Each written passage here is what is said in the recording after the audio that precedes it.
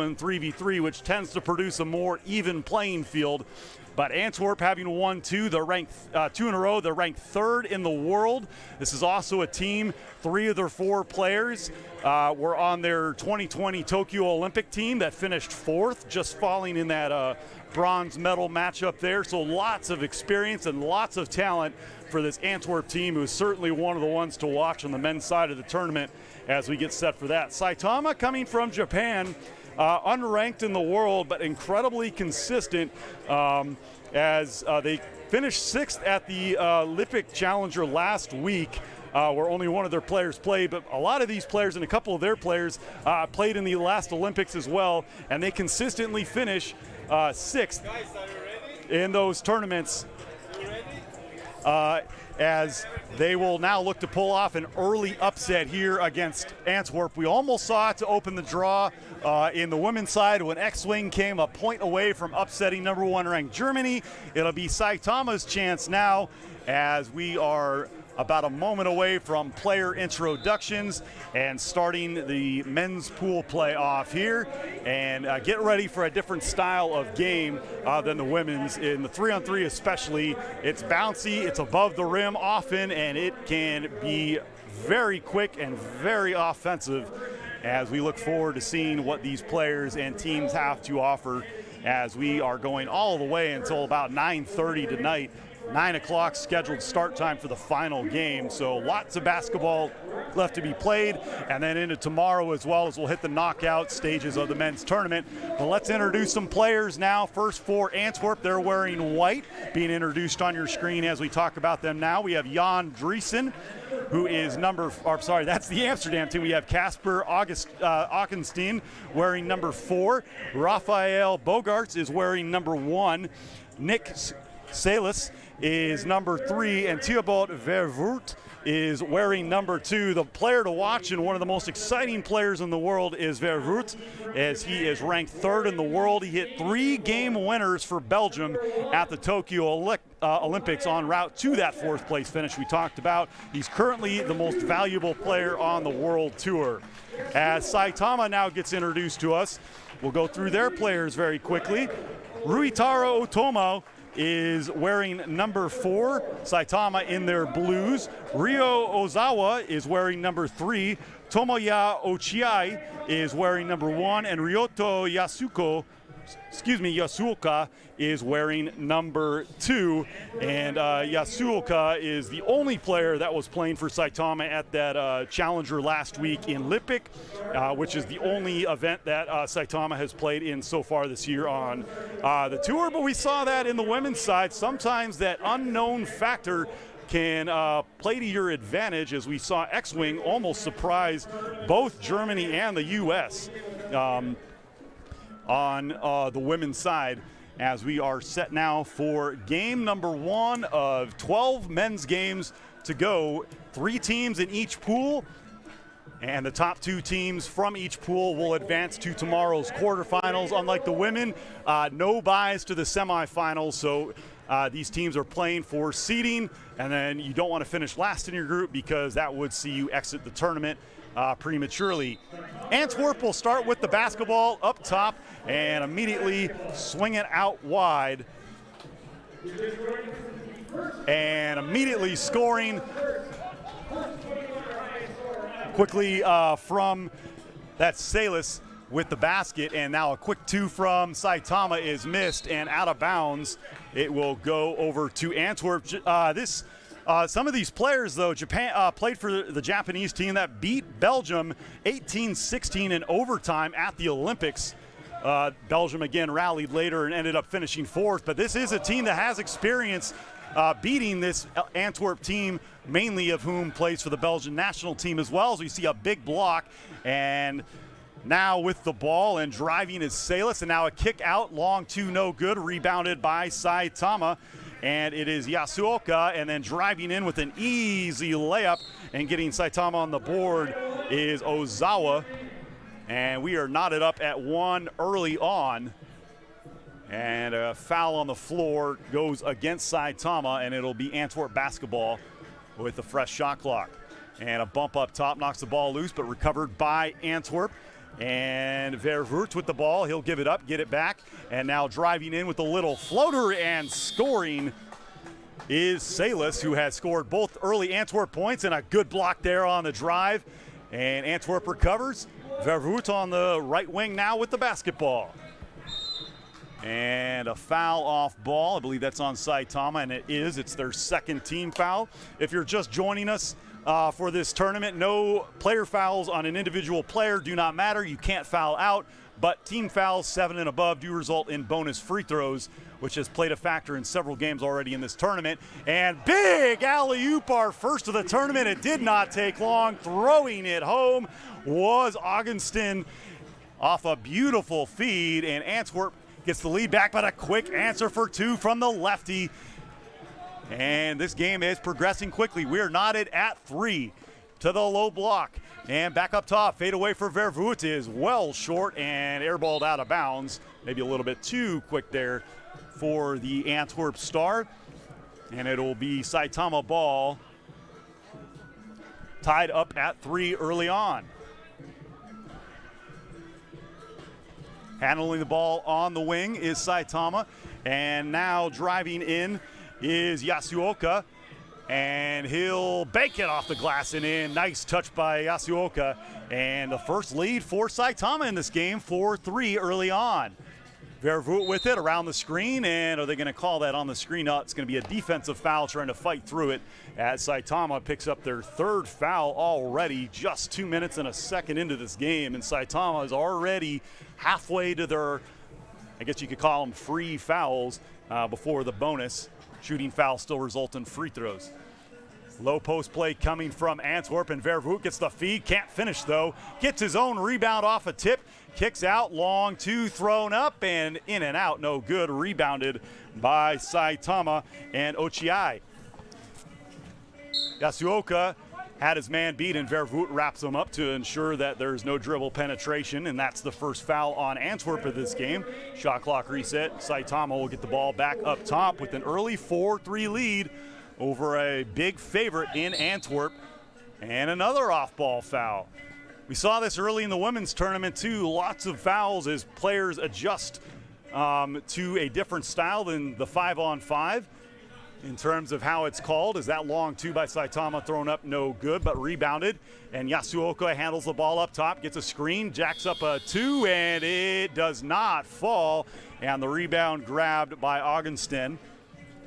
And Antwerp has the ball back. Salis gives it up, and driving in, and a big strip for Saitama as they stopped what had been an open drive. That ball knocked out of bounds, but it will stay with Saitama. And no shot clock reset on that, so they have 6 seconds to shoot. Ball goes to the right elbow and tipped away and then turned over again. Both teams turn it over, and we have a shot clock reset off a kicked ball, and that will be Saitama basketball. A slow start for the Belgians from Antwerp, trailing Saitama early 4-3. 2 thrown up and airballed by Ozawa, who had a hand in his face, had to throw it up as the shot clock was expiring. Tough look for him, trying to shoot over Vervoort. And the ball goes out of bounds as we hit our first media timeout of this game. 6:54 to go. Saitama leading Antwerp early 4-3 as we get a look at some of our early highlights. Big block there. And a nice give and go, and a find there for Saitama's Ozawa. And a nice start for the Japanese team, again featuring players that beat the Belgians, of which 3 of these Antwerp players were on in the 2020 Tokyo Olympics. Vervoort with the ball on the left wing, gets a screen, takes a drive, now kicks it wide open, 2 from the right wing. Air ball, but right to Vervoort. His rebound shot is blocked, but tipped in. Just too many big bodies down low as Augustin puts that back home, and Antwerp has tied this game up at 4-4. Floater in and out for Saitama, and the rebound goes back to the Belgians. Ball works itself up top to Augustin. Now Vervoort with the ball. He'll pull up for 2 off the screen and bounce off, and that tip ball is off Augustin's hands. and out of bounds. It will turn over to Saitama, still tied up at 4-4. Again, if you're just joining us, the game will end either when a team reaches to 21 or the 10 minutes expired. If there is a tie at the end of that 10 minutes and neither team has reached 21, we head to sudden death overtime. The first to 2 wins. And 2 at the buzzer, jacked up, missed, but the same rebound for Saitama. Now it's kicked out. And on the wing is Ochiai, and he'll drive in, flip it off the glass. No friendly roll, though. And the ball comes back to Antwerp. Up top, ball is held by Salis. They give him space. He'll take the shot, and he'll miss it. They gave it to him for a reason. And Antwerp struggling on all facets of offense right now, and an off-ball foul to prevent a layup. Fouls before the shot, though. That'll go on Antwerp. That's their 3rd team foul. Both teams with 3 fouls early on. Everything knotted up. 4-4 on the score, 3-3 on the fouls. As the team from Japan showing a lot of fight early on, but missing a open layup was Otomo. On the dive, here's Vervoet with his basket, and his first basket of this tournament is an easy layup. And then he commits the foul off the ball. And that'll be Antwerp's 4th team foul, and Saitama will reset up top. Antwerp leading 5-4 as we approach the halfway mark on the clock. Nowhere near the halfway mark on the score.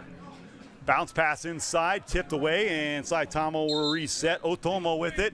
And we have an offensive foul called on Saitama's Ozawa. Right in front of us, the push off on the much bigger Augustin. And Antwerp will check the ball up top. Bogarts with the ball. Vervoet handles, gets a screen.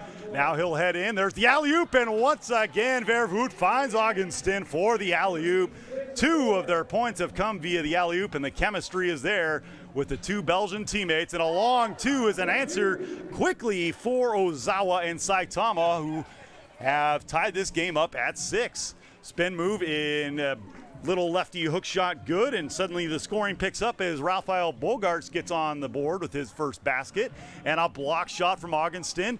Antwerp throws the ball away, though, and Saitama drives, and a foul on the floor drawn by Ochiai as Vervoet picks up that foul. It's a good thing that there's not player fouls, because of the 5 Antwerp fouls, he has 4 of them. To the right elbow goes Saitama, now back up, they work it around. Ochiai with it, now it kicks corner, behind the back pass is intercepted. Now a fight and scramble for the loose ball. Players go rolling, we get a jump ball, and we get a shot clock violation anyways. Good hustle by both players. Shot clock, even a bigger factor when you consider with the loose balls and a 10-second shot clock, that can eat up half your shot clock in a scramble, and it turns over to Antwerp and the Belgians. Vervoet with the ball on the right wing, dribbles in, almost throws it away. The long arms of Salis saves it. Now Vervoet finds Salis on the dive. Nice find by Vervoet, who's known for his scoring, but his distributing has been his best part so far. That's his 3rd assist. Ozawa drives, and he will travel as he was stood up by Salis in the low block. And pardon, that is Yasuoka who traveled there. It's good defense by Antwerp. Stops what could have been a relatively easy shot down low. Ball will head out to the left wing for Antwerp. Vervoet with it up top. Now he's wide open with the slam as he throws it down and gets his own points. Antwerp on a mini run now. They're up 9-6 on a little 4-0 run. Saitama needing an answer. They drive in, shot up, no good. And the tip rebound eventually finds Vervoet. And they'll kick it out. Augustin with it. Vervoet handles, gets a good screen, and he fades away. 1 foot fadeaway by Vervoet. And the Belgians are starting to put some distance between it. Vervoet from the right wing this time, and he hits back-to-back 2s. And Saitama is on the ropes, trailing 12-6. As we get an inside the arc warning. Again, if you're just joining us, as we get a look at that nice fadeaway shot there by Vervoet. You cannot deny an exit pass from inside the arc. You get 1 warning, so any other violations on Antwerp in this game would result in a technical foul. Saitama would still have their 1 warning if they should suffer the same thing themselves. But 12-6 lead now for Antwerp after a 5-4 Saitama early lead and a stagnant offensive start for the Belgians. They have really picked it up, and the dribble drive in the screen with Vervoet and Augustin especially has been impressive, leading to a couple of alley-oops and then some wide open kickouts as well. It'll be Saitama ball up top. Yasuoka hands it off and now gets it back on the right wing, launches a 2, no good. Good look, but no luck on the basket, and the Belgians have the rebound. Bogart's with it, now he hands off. Nice move by Salis as he reverses in on the shot fake and scores with the right hand. And Antwerp starting to run away with this one a little bit, leading 13-6. Nice drive-in basket as Saitama gets a huge and necessary bucket as Yasuoka scores, and we thought we were going to get a timeout. We do not, just a change over in possession as Augustin will enter the ball for Antwerp. He'll find Vervoet on the right wing, looks for a screen, eventually finds one by Salis, but good defense fights through it. Now Vervoet works his way around, stop, turns it off. Shot did get off in time, but was no good by the Belgians. And immediately Saitama back, but Augustin swats that away. Vervoet, nice pass underneath, and he finds Salis. Vervoet had an open look, but finds his teammate who had a size mismatch down low, and Antwerp up 14-7. Layup missed by Saitama, and right back to the Belgians, and a foul on the floor as Salis draws the foul. Foul is on Ozawa, and that is the 5th on Saitama. Both teams now at 5 team fouls, 1 foul left to give on each side. Antwerp up 14-7, 2:24 to go. Our opening matchup of the men's pool, and we have a lot of action. We'll talk about that shortly and what is to come. 2 from the wing, launched and missed by Antwerp, and the ball turns back over to Ozawa, who promptly turns it right back over to the Belgians with a mistake they cannot make, throwing the inbound pass out of bounds. And Antwerp will get the ball up 7, and with 2:12 to go, very close to putting this first game in Pool A to rest. Vervoet with the ball, gets it down to Salis. Just above the left elbow, he'll work. Vervoet, right wing, he doesn't hesitate, launches the 2, no good. Rebound, though, comes right back to Antwerp. Bogart's with it. Working inside is Salis, he'll give it back up to Vervoet. Cross over to the left, step back 2 is no good. Good look, but no shot fall as Saitama pulls down the rebound. And out of bounds. So the player stepped out of bounds, and Saitama will turn it back over as Otoma couldn't quite keep his feet in bounds trying to save that loose ball. Antwerp ball up top, Salis to inbound. Salis to the right wing, gets it back from Augustin. He'll get the screen, just take a step back 2. Oh man, halfway down and it bounces out, and Antwerp started to go a little bit cold. Can Saitama take advantage and find their way back in? 2-point basket, no good. That was one they needed. But they do get the offensive rebound and work it right back up top. They'll attempt another 2, again in and out, and again Saitama gets the offensive board, but this time illegally. And the foul on the rebound will give the ball back to Antwerp, and that is Saitama's 6th foul, so any defensive foul here on out will put Antwerp on the charity stripe. From the right wing, Antwerp enters. They'll give it off. Now left wing 2 for Augustin is in and out, no good, and Saitama with the rebound. Bringing it back out is Yasuoka. 2-point shot launched and again missed. Saitama cannot find the range. That time, shot is missed by Ozawa, and off the tip, it will stay with Saitama. And they will inbound from there, desperately needing a bucket, down 7 with a minute and change to go. Ozawa hands the ball off. And a long 2 launched and missed, and an offensive rebound opportunity missed. And the ball tips out, and this one looks to be all but settled in game number 1 as Antwerp, after being down 5-4, has gone on a 10-2 run to all but guarantee themselves a tournament opening win. Vervoet with the ball, left-hand drive. He'll kick it over, finds Augustin with his length. Back out, long two for Salas, right wing, no good. Belgium still cold, but still with the lead. Inside to the low post goes Vervoet, back out. Two launched by Augustin, and also no good. As we enter Brick City in the last minute. Mishandled up top, but recovered by Saitama's Yasuoka. Hands it off for a long two that's airballed. And with the shot clock expiring, Yasuoka throws up a prayer that goes out of bounds. And you can see the frustration set into Saitama, who just didn't have the depth to go toe-to-toe with Antwerp for the course of the game, as Vervoet will inbound the ball. He'll take a screen, now move on to the right wing. Give it up top. Here is Bogarts. He will find Salas for a little runner that falls. 15-7 Antwerp with just over 10 seconds to play. Nice dish there, and Saitama finally breaks a long scoring drought as Ochiai scores. It'll be academic, though, despite the missed bunny by Bogarts and the long two missed by Ozawa, and that will end game number one. Antwerp coming away 15-8 winner. Saitama was in it early, but the two-time defending 3v3 title winners from their last two tournaments, Antwerp, start play with the victory, 15-8 over Saitama. They move to 1-0 in pool play and put one big foot into the quarterfinal round as they will play later on today.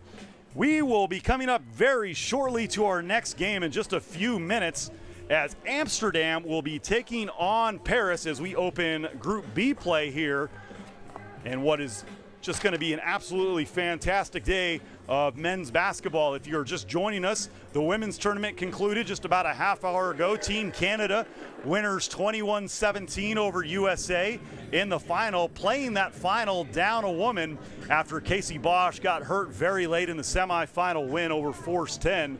So a very impressive win for Canada, who goes undefeated, and Michelle Plouffe, the local girl, hits the game-ending two as Canada walks off tournament champions as we get set now for our next game of play. We're going to step aside for just about 2 minutes, and we'll be back on the air for Amsterdam and Paris, scheduled to start at 4:10.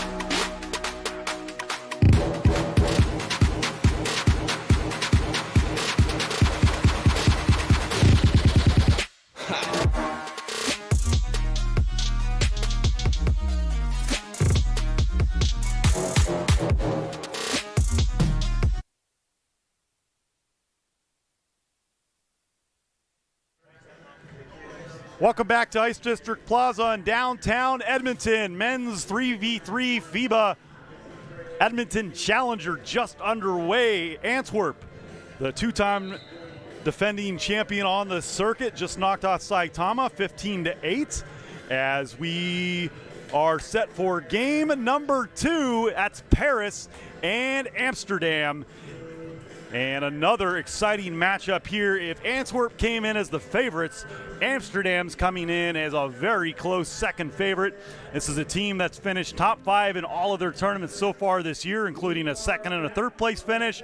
They feature all 4 of their players in the top 42 of the world, including 3 in the top 20, and they will take on a very game Paris team that has a combination of players that have played overseas as well as in the NCAA tournament, as we get set to introduce our players for the first time from these squads.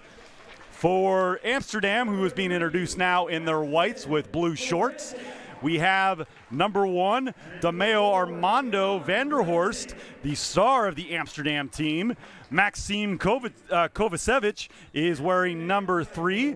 Julian Dimitri Yaring is wearing number 2, and Jan Drijssen is wearing number 4 for Amsterdam, again wearing the white with blue shorts. And they're all blues, about to be introduced now, the team from Paris. Number 1, Paul Giocco, who has played in Division I in the NCAA in the U.S. as well as overseas. Number 2, Vincent Fausch, who has played his career overseas.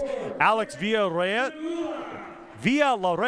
is wearing number 3, and Frank Patrick Rene Seguela is wearing number 4 for Paris as they come in to this tournament looking to make an impact. A lot of these players have been playing for a bit but new to the 3-on-3 circuit, as we'll talk about these teams as we move along individually. But Paris was something to prove here against a very game Amsterdam team who, again, all 4 of their players ranked inside the top 42 in the world. Merksem Kovacevic is a Serbian who has joined this Dutch team, and if you know anything about Serbian basketball, especially on the 3v3 circuit, they own the 3v3 circuits, because Kovacevic, at 35 years old, makes his way over to Amsterdam and is providing them with a veteran presence, and he actually gets the game started as Amsterdam will have the ball to start our second game here, first game of Pool B. And Kovacevic with the quick shot fake at the buzzer does not get that shot to fall, and Paris will have their first offensive opportunity. Working on the left wing now, and inside an easy basket there for Seguela as Paris draws first blood. A quick answer for Kovacevic and Amsterdam. 1-1 early on, quick start, off-ball foul, and they call it on the offense. That foul goes on Yaring of Amsterdam. First team foul for either team.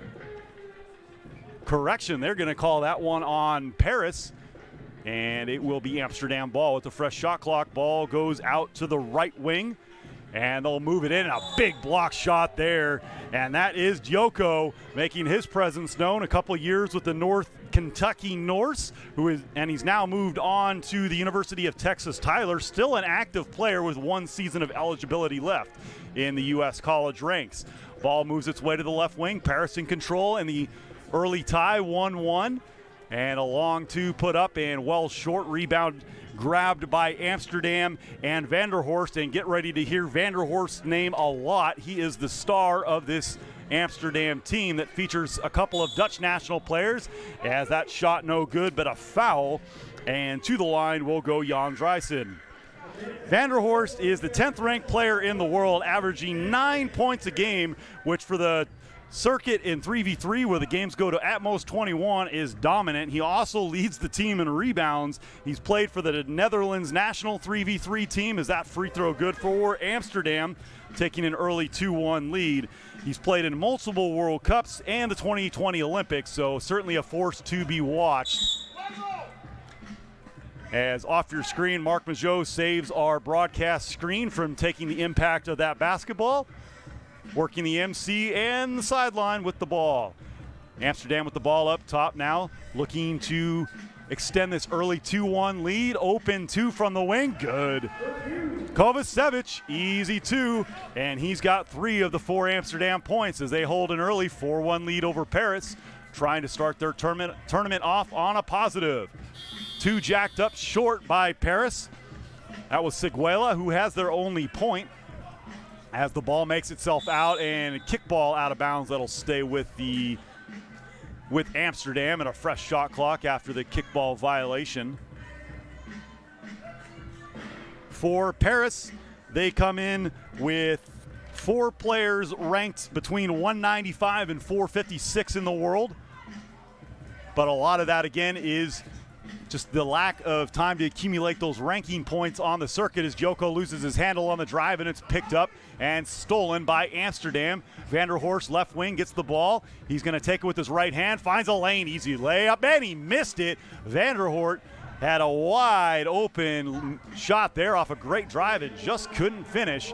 And a good steal there by Amsterdam, and Jaring prevents a wide open layup pass on the other side. Now down low, Dreisen with the shot, no good. He gets his own rebound, throws it back up and scores.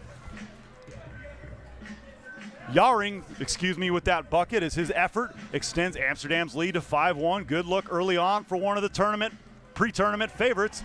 Answered right back by the French and Siguela, who has both of the Paris points early on. 5-2 our score in favor of Amsterdam. Paris has 3 fouls, none on Amsterdam so far. Again, all fouls, defensive fouls 7 and above, result in bonus free throws, much as it does in the 5v5 game. There is no individual player foul outs. As a long 2 thrown up at the end of the shot clock nearly falls. Van der Horst had the rebound, lost it, and it finds its way into Paris's hands as they'll set up their offense from the right elbow. Now it comes up top and knocked away. Siguela's asking for possession, and I think he's going to get it, and he will, as the French team will retain possession of the ball. Siguela with both the points, the 169th ranked player in the world, second in France. He is the highest ranked player on this Paris team. He plays his club basketball for Stade Rochelet in France's top division. Last season he averaged 9 points and 4 rebounds a game, and again, those are 5v5 stats there, and one of the better teams in France's top division. The long 2 at the buzzer, no good. And we will have a turnover of possession, but also a timeout on the court as the players get a little bit of a breather. Amsterdam, the early 5-2 lead, and their defensive chops have shown up as much as their offensive chops here early on, as Paris and their team huddle discussing what they can do offensively, because outside of Siguela, they've had nothing going for them on the offensive end. First, they're going to have to play some defense, though, as Amsterdam will inbound the basketball. Jaring will throw it over in the wing, and Van der Horst on the low block gives it up. Kovacevic wide open 2 in the corner, no good. Good look, but it doesn't fall, and Joko grabs the rebound and will clear the ball. Nice pass inside, and the layup is good. Layup knocked down by Villeret, and off a good pass from Joko, and the first non-Siguela player scores for Paris. Nice spin move, and Van der Horst with the answer, his first bucket of the tournament, and we get a stoppage in play as the ball rolls away and out of bounds. 6-3, the early score for Amsterdam, just under 6.5 to play. The opening game for both teams in Pool B play. Again, top 2 teams move on to tomorrow's quarterfinals. The team that finishes third is eliminated. Nice shot there, falls, and Villeret gets his second bucket. He's got 2 points as well, the 195th ranked player in the world, number 5 in France, and a longtime member of Bordeaux, also in France's top division, averaging just a little above 12 points a game. He was also a member of the France national team of the recently completed 2022 World Cup. France finished third at that tournament. Van der Horst with the ball up top. Big shot fake, gets Joko in the air, but he recovers, but Van der Horst too good. Gives himself a self and one, and Amsterdam extends their lead back to 3, 7-4. Knocked out of bounds, good defense there by Jaring, as Amsterdam's making it awfully difficult to get the ball inside. Paris trying to get the ball inside, but they do have a size disadvantage at almost every position on the court. Joko will restart play. Nice little head fake. He'll drive to the lane, tries the reverse. Blocked, though, by the Dutch. That was Driessen with the block, and now he drives with the left hand on Joko and scores. Nice drive by Driessen, and that's his first bucket of the tournament as well. Backdoor pass. Paris answers very quickly on the hands of Fauché. His first bucket as well, and an off-ball foul on Paris. That's their 5th team foul. Paris finding a little bit more success on some backdoor cuts as we get a look at the nice drive there by Driessen, and then the follow-up by Paris's Fauché as the Dutch team will inbound. Vanderhorst hands it off. Kovacevic from the left wing finds a diving Vanderhorst, and he'll score. Would have been a charge if not for the fact that the Parisian's feet, Seguela's, was inside the charge arc. Good draw there, just unfortunate foot placement, and the basket counts for Amsterdam. But Joko answers with the quick 2 from the left wing, and Paris hanging around, down 9-7. 5 minutes to play, and a 2-point Amsterdam lead. Vanderhorst, a nice head fake, and I believe he took one too many steps. Yes, he did.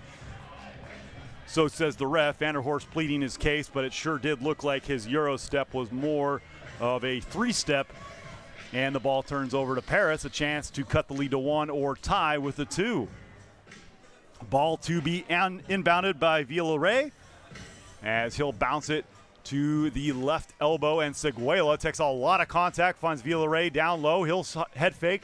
Now give the ball out onto the wing. Behind the back dribble. Now Villeret from the corner, and it's good. We're tied at the shot clock buzzer. Villeret quiet early. He's got 4 of the last 5 Paris points. 9-9. We're tied. 4:35 to play. Ball comes up top. Vanderhorst loses the dribble, gets it back, throws up a shot at the shot clock buzzer, and draws nothing but wind. And the ball will turn back over to Paris. Sure looked like an Amsterdam runaway early, up 6-1.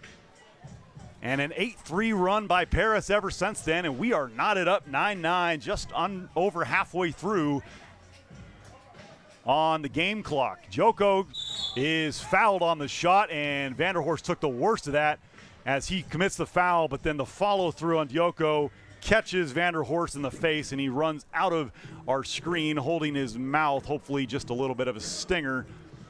And he is asking for something. But yeah, he definitely took a shot on the follow-through.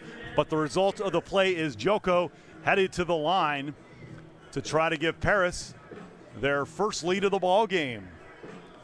Game was last tied before now at 9-9, was last tied at 1-1.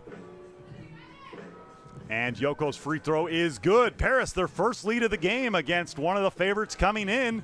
A good effort for this side against 4 of the top 40 in the world. Entry pass draws a foul, and here's where Paris is going to have the problem. That is their last foul to give, their 6th team foul. All free throws, or all fouls, will result in 2 bonus free throws for Amsterdam from here on out. Kovacevic, nice bounce pass inside, and it will stay with Amsterdam. You can see the frustration on Jaring and some of these Amsterdam players' faces as maybe getting a little bit more than they bargained for. Vanderhorst checks back into the game. Good to see his was nothing more than a little shot as he recovers, and he'll take his place on the right wing. Nice pass, and it finds a wide open Jaring who blows the layup. Chance to tie, missed, and Paris holds the lead and the ball. Ball kicked away and stolen, though, and it ends up in the hands of Jaring. He'll hand it off on the wing. Dive pass is a little bit too long, intercepted by Paris. It works its way out. Villeret from the wing, no good, and the rebound pulled down by Amsterdam. And Kovacevic with the ball. Off the rebound, keeps it himself, drives in, misses the layup. Good defensive pressure from Villeret. But Kovacevic will tell himself he should have made that, and we have a foul off ball, and I think that's going to be Amsterdam's foul and their second foul. And Jaring frustrated with it, but we hit a media timeout on the court with Paris showing the surprise package early on. 10-9 lead over Amsterdam as we take a look at some of the highlights. Vanderhorst's drive for his 1 bucket so far. And an answer there as well, as Amsterdam again coming in heavy favorites in this tournament along with Antwerp, but getting more than they bargained for, I believe, in this Paris team. The third team in this group is Fribourg. We'll see them later on today, as they will still have to play both of these teams. But the early win for whoever comes out of this puts a big leg up in these three-team pools on trying to make the quarterfinals, as a nice backdoor pass results in a basket and a 2-point lead for France. Fauche with that basket, his second of the game, and balance is being showed by Paris. Nice dive pass, though, and another layup blown by Amsterdam. Yaring is really frustrated right now. He guards Villeray on the low block, and he'll poke the ball away. But frustration written all over the face of Julian Yaring of Amsterdam right now, the 18th player ranked in the world, third for the Netherlands. He was the captain of the Netherlands national team in the most recent World Cup, where they finished 5th, and a bank prayer answered for Paris, and they take a 4-point lead. At the buzzer, a prayer thrown up, as you see it there on the replay, and Villeray knows that's not how you draw it up, but they count just the same, and this run continues. Amsterdam has found no offensive success since the beginning of the game. Van der Horst fade away, no good. Paris with the rebound, and Seguela will pull it out. On the left wing, it's dove down, and a nice alley-oop pass finds Joko as he lays it in off a beautiful feed, and Paris has a 5-point lead over one of the best teams in the world. And they just turned the Dutch team over again, and Amsterdam is visibly frustrated. 14-9 Paris. It was 6-1 Amsterdam. Joko drives, spins, nice move, and the former North Kentucky player lays it in, and Paris is up 5. Now a 2 is short by Amsterdam, and the rebound pulled down by Villeray. Ball works its way out to the right wing. Here's Seguela, who was the offense early on, been quiet lately. Joko, nice little hesitation, gets a shot off, but no good. Yaring bothered him. Van der Horst works the ball out for Amsterdam on the left wing. He fakes the pass. Nice bank shot, and the Dutch team gets a much-needed basket as they cut the lead to 5. 15-10 Paris, just under 2 minutes to play. Time and score a factor right now, as Villeray hits that shot at the shot clock buzzer, and Paris back up 6. Nice feed inside. Yaring, though, too long. He'll pull it back out. Van der Horst launches a 2, and a friendly roll home. Had a couple unfriendly rolls earlier, gets the makeup there, and pulls Amsterdam within 3. Van der Horst has 3 points, much below his 9-point average. And a pull-up 2 for Joko, well short at the shot clock expiration, and ball turns over. Critical juncture right now for both teams. Ball is launched and missed by Kovacevic as Yaring takes it deep, and a nice interception there by Seguela. Trying to find Van der Horst. Seguela takes it, misses, gets his own rebound, and scores. All effort from Seguela, who's got 4 points in this one, and that's the difference in the game right now. Paris up 16-12. Van der Horst spins into the lane, shoots off glass, no good. Joko with the rebound, and an intentional foul in some senses of the word by Amsterdam, and frustration setting in to one of the best teams in the world, getting a big early contest from Paris. We saw this on the women's side. Germany in the initial game got all they wanted from X-Wing before eking out a 1-point win. Canada ended up winning that women's tournament just a little bit ago, victorious over the U.S. 21-17 in the final, despite playing short-handed after Casey Bosch was injured late in the semifinal. So congratulations to Team Canada. And there's a few Canadian squads vying on the men's side to join them on the podium, as we'll see them later. A team from Winnipeg and a team from Edmonton that qualified for the main draw just earlier this morning, beating out teams from Okotoks and Saskatoon. And we've got some discussion going on here on the court with the officiating staff and the scores table, so that is the reason for the momentary pause. Amsterdam probably very glad for it, a chance to regroup and refocus, trailing by 4 with under a minute to play. Ball to the right wing, and Seguela And now Villeray shot fake, fouled on the floor. And with just under 51 to play, Amsterdam picks up team foul number 4. And Paris will take the ball back up top to the low block. On the elbow to Seguela. He'll hand off to Villeray. Two-man game with them, who've been the best scorers for Paris. Kick ball out of bounds will keep the ball in possession of the French squad with 2 seconds to shoot. 16-12, 41.1 to go in this one. It looks like time rather than score will probably be the ending factor. Seguela holds the ball. A brief double team, gets through it on the right elbow, now above the arc, looking for Villeray. He'll hand off. Running time is the French team. Villeray launches a shot in for the second time at the shot clock buzzer.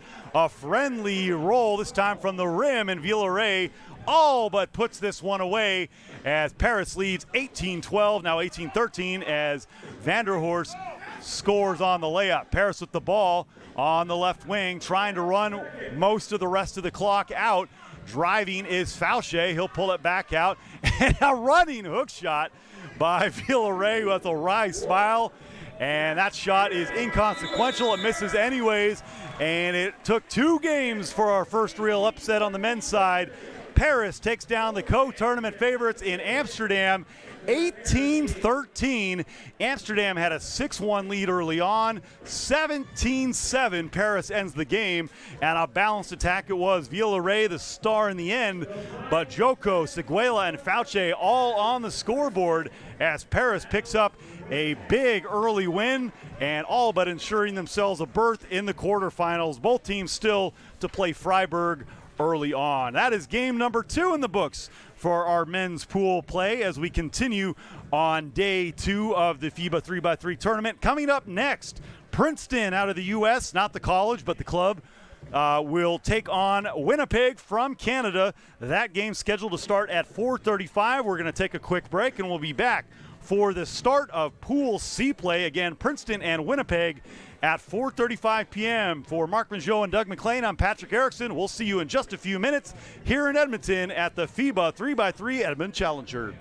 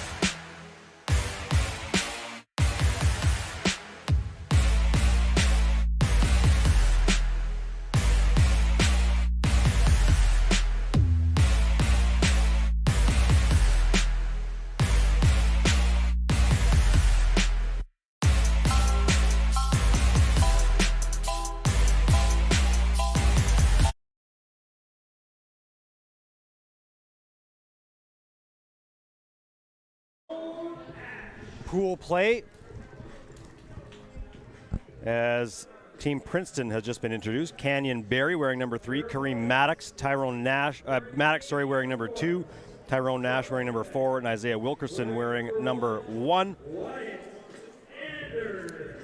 And for Winnipeg, Wyatt Anders wearing number 1, Stephen Wesley number 2, Brensley Haywood wearing number 3, and Paris Kyles will wear number 4. That is Team Winnipeg.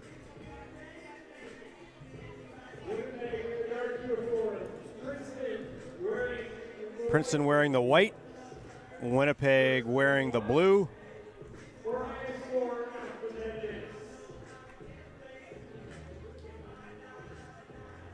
Just saw that last one, Paris knocking off Amsterdam, and the first game of this session, Antwerp, the number 3 ranked team in the world, knocking off Saitama. To get things going in pool play, men's play did get going this morning, as we've discussed with the qualifying round. Team Edmonton qualified out of that, and we will see Team Edmonton next. But first up, it is Princeton taking on Winnipeg. Kyles, 2 won't go. Rebound by Princeton. That's Wilkerson. Here's Barry. Step back jumper will not drop. Foul underneath on Winnipeg. That one will go on Paris Kyles, although as we've said, personal fouls not an issue. It's team fouls you have to watch for. Ball out of bounds.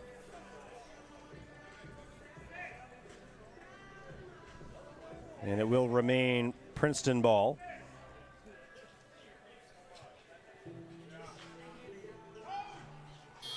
Shot won't go. Rebound by Winnipeg. Quick look there. Stephen Wesley knocks down the 2, the native of Spokane, Washington.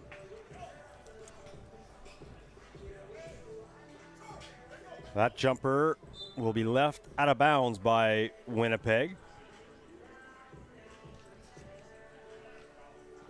And Kyles will put the ball back in play. Here is Wesley. Anders, that 2 well off the mark. It will be Princeton ball.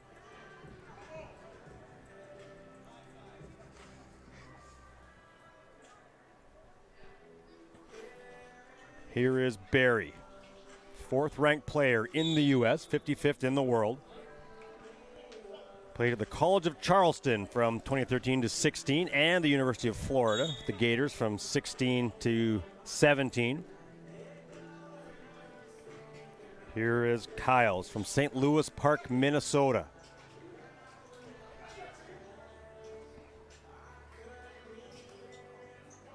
Princeton works the ball inside, turnaround, and that's going to be a foul on Wyatt Anders as Tyrone Nash spun baseline, draws the foul on the former Manitoba Bison, Wyatt Anders, who is the 8th ranked player in Canada.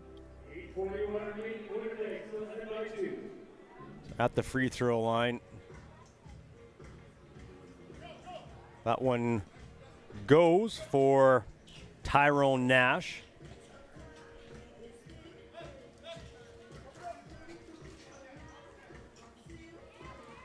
Bucket goes for Paris Kyles, putting Winnipeg up 3-1. Well defended there by Kyles. Rebound, he'll rip it down himself. Haywood leaves it for Kyles. No screen came. Here's Wesley. Step back 2, tough shot. Rebound there by Maddox. Barry. And a foul earlier on Winnipeg. Winnipeg already with 3 team fouls, under 2 minutes into this one.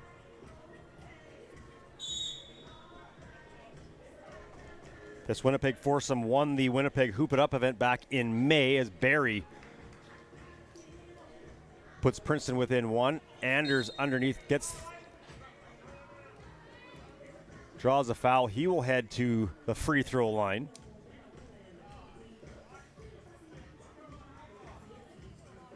And Wyatt Anders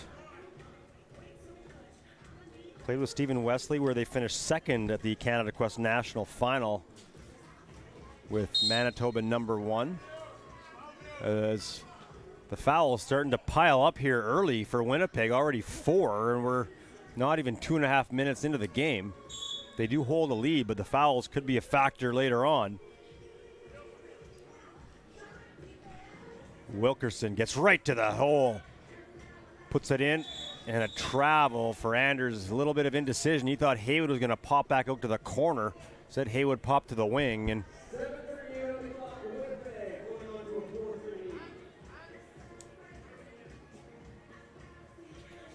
Wilkerson inside.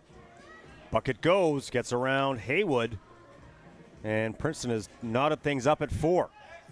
Haywood for 2, that one a little strong. Rebound, Kyles gets fouled, no shot on the ground.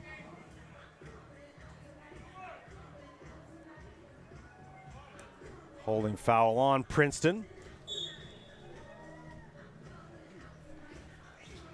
Anders, nice feed to Wesley, a little strong on that layup in tight, but Winnipeg will reset. Kyles back to Wesley. Puts that shot up and over Nash, will not go. And a hold first as Wesley grabs the jersey of Tyrone Nash.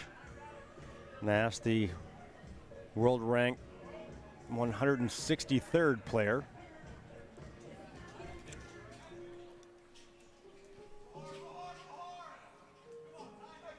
Ball lobbed inside, intended there for Nash, stolen away. Now Wesley, hard to the rim, draws the foul, and the bucket goes for Stephen Wesley. Former Winnipeg Westman, as mentioned, from Spokane, and we have the media timeout with 6:51 remaining here between Princeton and Winnipeg. Take a look at some of the early highlights from this one, as the heat continues to blaze down on these players in what is maybe, at least today, not the most appropriately named Ice District Plaza, because there's not a lot of icy feel around here right now. It is quite warm. Storms that we thought might come aren't. Looks like a perfect rest of the day into the evening to get through the pool play, but rain a little bit of a risk on Sunday as games get going at noon in the knockout stages. Stephen Wesley at the line. Free throw goes. 6-4 Winnipeg. Here's Barry. Gets right in on Anders. And that pass tipped away. Steal for Princeton. Chance to tie or take the lead.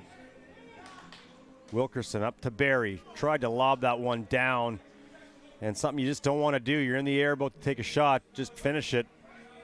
That indecision turns the ball over. Here's Haywood. Step back. Jumper goes. Nice take there. Brensley Haywood, native of Brooklyn Park, Minnesota. A lot of these players on the Winnipeg team have split time playing with Manitoba teams and Minnesota teams. Of course, relative proximity between province of Manitoba and the state of Minnesota. Again, people are trying to familiarize themselves, listening or watching these games from wherever you are in the world. Nice step back there for Princeton. Winnipeg located about a 12-hour drive east of us here in Edmonton. About an hour-and-a-half flight, and Wesley, another good take, as he had Maddox all over him. Barry. Bounce pass inside to Maddox. They're going to say it touched. I don't know that it did. They're going to say it touched Maddox.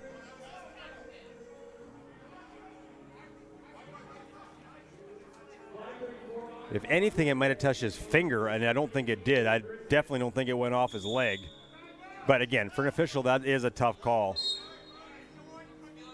And White gets a warning for that. And you've heard us comment quite a bit over the course of this weekend on the back talk to the officials. It's at times gotten quite severe, but the officials quite patient. We've seen very few warnings like the one we just saw called.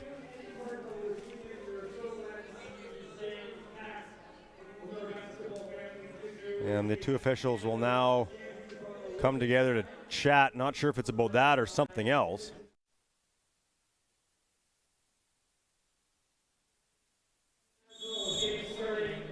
Ball is now back in play. I'll put my tongue back in place. Haywood for two. That one catches iron, and Maddox will get it up to Barry. Now to Wilkerson. Wilkerson backs in. Haywood gets the offensive board, and another one, and finishes it off.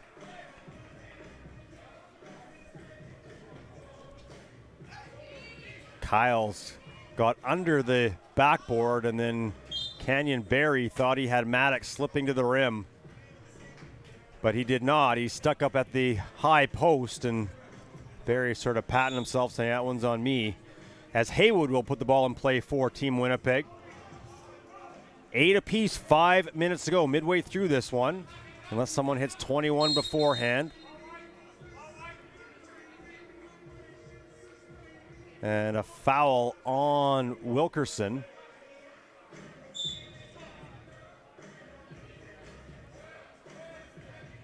Haywood finds Anders, who slipped down to the right low block as the ball tipped away. Haywood, quick release, gets it to go. Fired that one off in no time at all. Barry working against Kyles. Good footwork by Canyon Barry, but then the basket eludes him. Haywood again, that one catches a little bit of iron out of bounds. It will be Princeton ball. Brensley Haywood, 25th ranked player in the United States, though he is representing a Canadian city. Made his 3x3 debut 10 years ago with Minnesota in the New York stop on the World Tour. Wilkerson, shot won't go, rebound, Maddox dunks it home. 10-9 Winnipeg up. Anders working against Wilkerson, fadeaway jumper, won't drop. Two, a little strong there for Wilkerson. Wesley, quick look at a two himself. Ball will now work inside. Tyrone Nash, ball in and out, rebound by Wesley.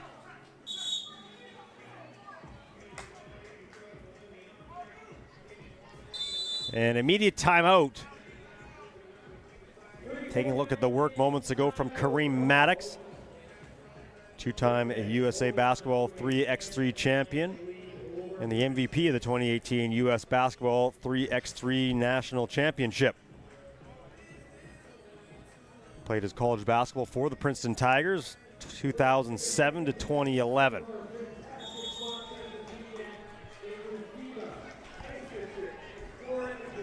Beautiful afternoon here in downtown Edmonton. Thanks for tuning in wherever you're watching from around the world for this exciting FIBA 3x3 Men's Challenger event here from Edmonton. But good crowds all day.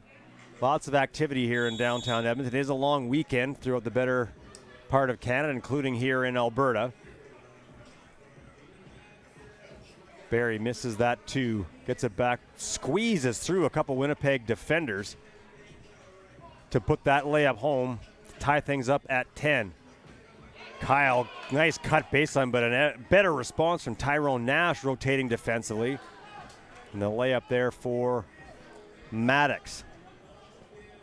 Haywood, tough pass as Kyle's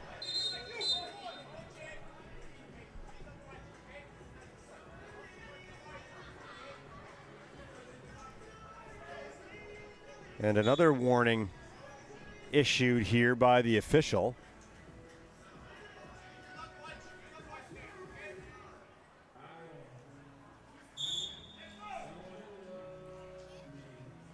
There's no, there is no coach contact. I'm not sure if that's what it was, some conversation there. And Maddox gets bumped, loses the ball. Back screen from Anders, tries to find Kyles, and again the pass sails wide. Winnipeg having a tough time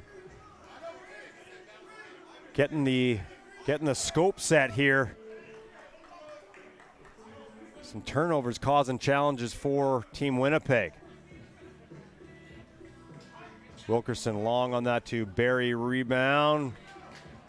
Good strong jump hook by him, puts it home. 12-10 for Princeton. Kyles back to Anders, now Wesley way off on that to rebound to Wilkerson.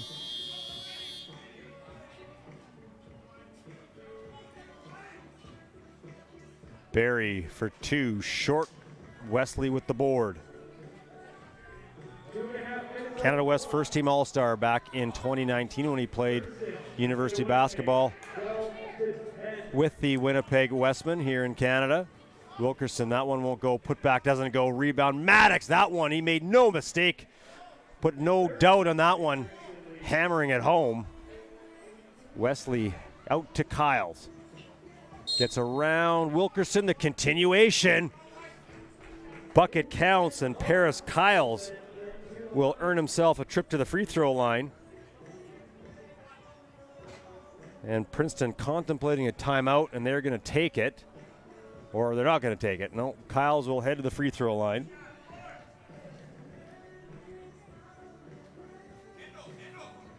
Free throw missed.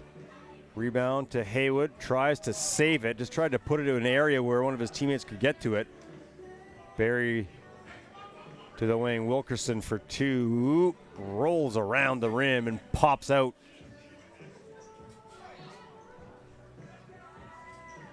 Haywood. Shot might have been deflected. They're going to say no. I think it will be Princeton ball, as Haywood a little bit off balance on that too.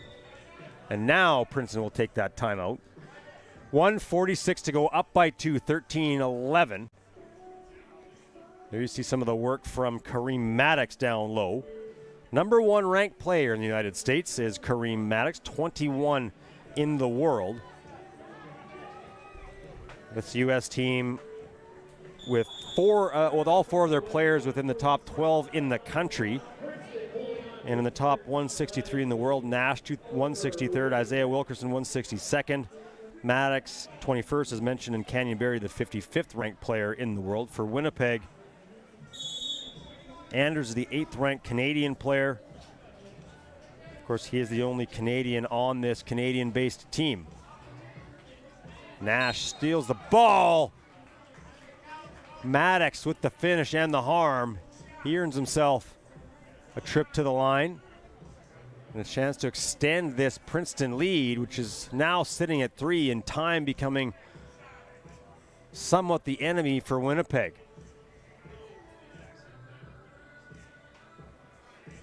That one rolls around for Princeton. Maddox, his first miss based on World Tour stats. Second one goes. 4-point edge. Winnipeg needs some offense quickly. Kyles to the rim, kicks it back out. Wesley for two with Wilkerson on him. Shot won't go. Rebound Nash. Now Wilkerson will calm things down. Try to use a little bit of the 12-second clock. Screen from Maddox. He slips. They got to get a shot off here quickly, and they will not do it. Shot clock violation on Princeton, but they won't, at this point, probably don't mind that too much. You can reset your defense. You got a 4-point edge with just a minute 16 to go. You know Winnipeg's a team that's going to have to get something off quickly. Anders working against Nash. Able to battle his way to the baseline, put the bucket home, 15-12. Now a steal, so Winnipeg, Kyles, and Anders didn't look at Kyles, who had an open look at a 2, but takes it himself to make it a 15-13 game. Here's Barry. Gets bumped on the penetration, earns himself a trip to the free throw line. And it will be 2 shots as Winnipeg is in the penalty. And you will see the unique free throw style of Canyon Barry.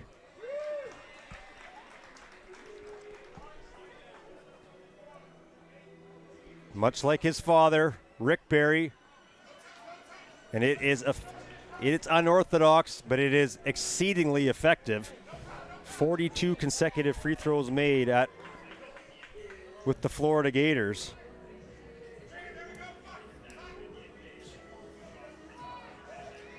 But a skill taught by his father, Rick. Under 30 seconds to go. Wesley contested by Barry. He'll go back up. Bucket goes. 17-15. Winnipeg needs a steal right away. Needs a stop.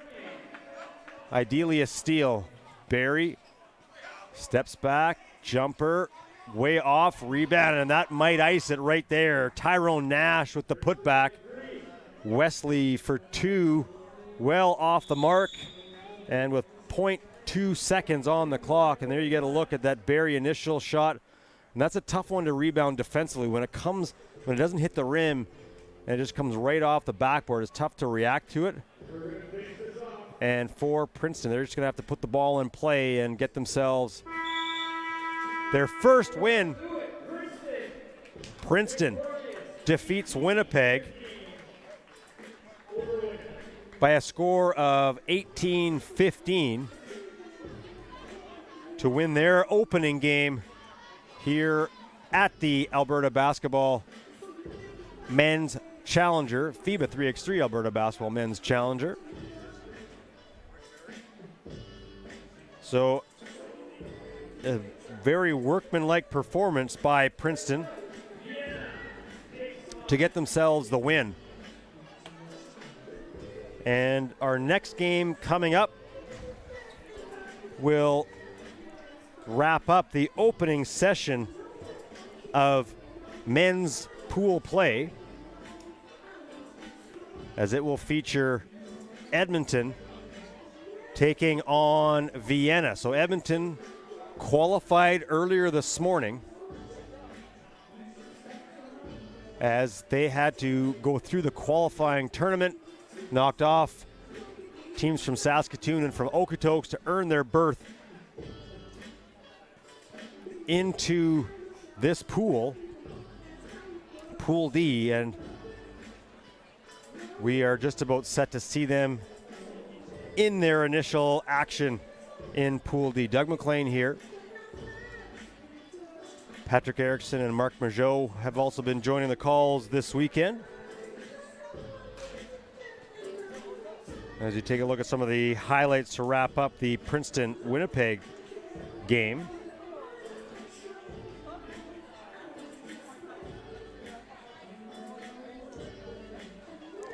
Two other games have taken place already in pool play action. In Pool A, Antwerp knocked off Saitama 15-8. Paris knocked off Amsterdam 18-13. And of course, you just saw Princeton over Winnipeg 18-15. So we'll now get ourselves set for Vienna and Team Edmonton.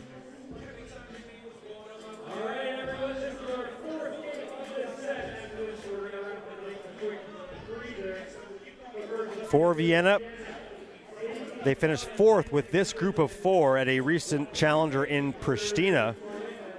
And they were also 5th in the Novi Sad Challenger in Serbia back in June.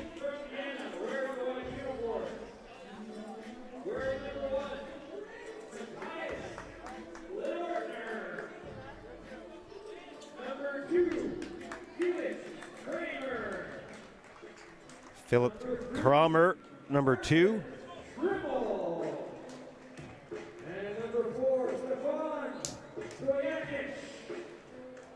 So number 1, Matthias Lenortner. Number 2, Philip Kramer. Number 3, Martin Termel. And number 4, Stefan Stojacic. And now for Edmonton, Denzel James wearing number 1. Chris Mooney will sport number 2. Lee Danderfer, number 3, and Ryan Coleman, number 4. The connection with these players, they all played with the MacEwan Griffins, a university right here in Edmonton. A few minutes from where we sit right now. They play as part of U Sports or university sport here in Canada. And these 4 did play together. Coleman and James from Edmonton, Danderfer from Grand Prairie, a city about 4 hours to the northwest of us here in Edmonton, and Chris Mooney from the Canadian capital of Ottawa. A little bit of 3x3 action that this team has played together. Part of Team Grand Prairie back in the 2019 FIBA 3x3 Edmonton Challenger, where they finished in 14th place.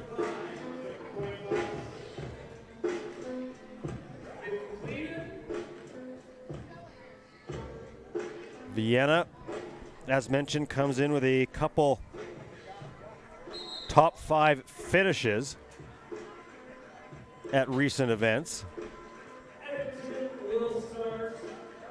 But it will be their first exposure to this space here at Ice District in downtown Edmonton, and what has been a blazing hot weekend.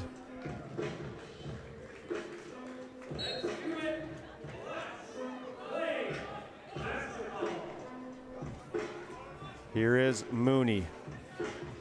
Little runner hook doesn't go. And we've got a foul on Mooney. So that will allow Vienna to inbound it. Cromer back up top. 2 goes. That's Matthias Lindortner. This Vienna team ranked number 9 in the world. We just saw number 7 ranked Princeton.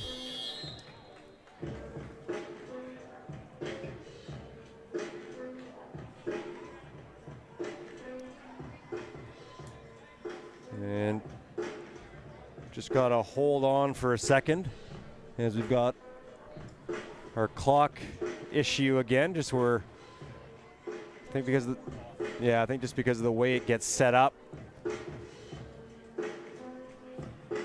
You've probably seen it from here, but the scoreboard is on the big screen that is just above the main entrance to Rogers Place, the 18,000 seat arena that's right next to us here in Ice District Plaza, and the scoreboard that they're using is right above that, this large video. There's video boards all over the place here in Ice District.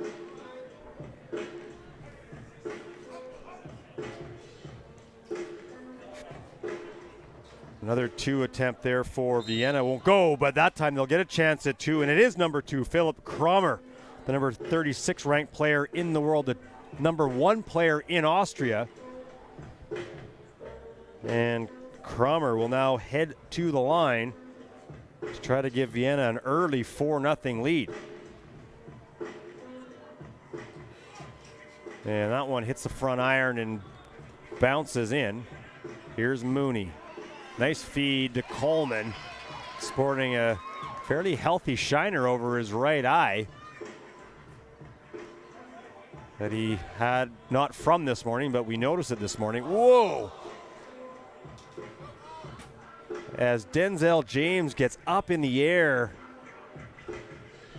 as Cromer with a great shot fake, and James up in the air, and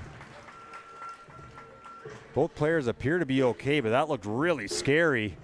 Because when you're up like that, and hey, I can't jump to save my life, but when you're up in the air like that and you have no control anymore, but it looks like both players are okay. James will take a seat momentarily, but subs are happening all the time, so nothing to read into there. Quick bucket for Vienna. That was Stojacic.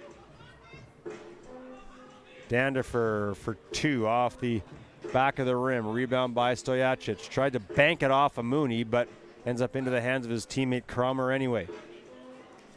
Danderfer deflects that one away to Mooney.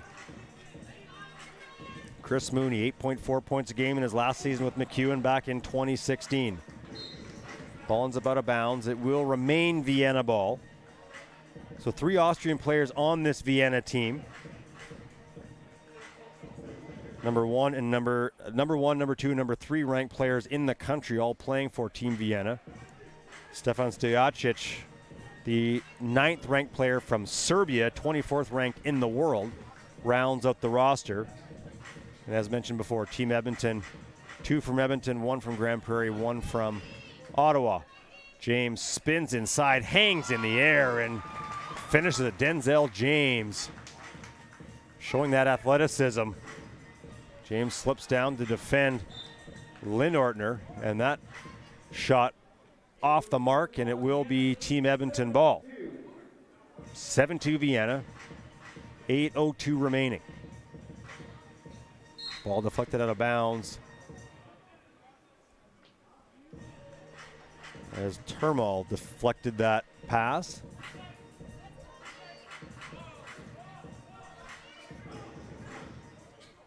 Here's James. Spin, turn around, and a little hook. Denzel James going to work right now on Matthias Linnortner.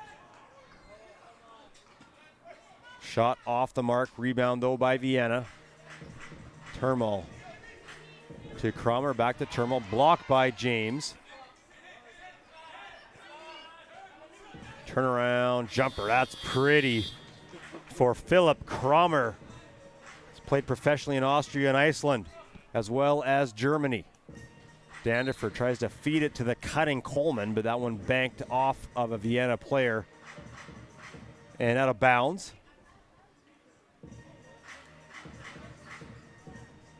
Coleman had a really strong performance this morning. He's slowed up, and that's going to be a lane violation.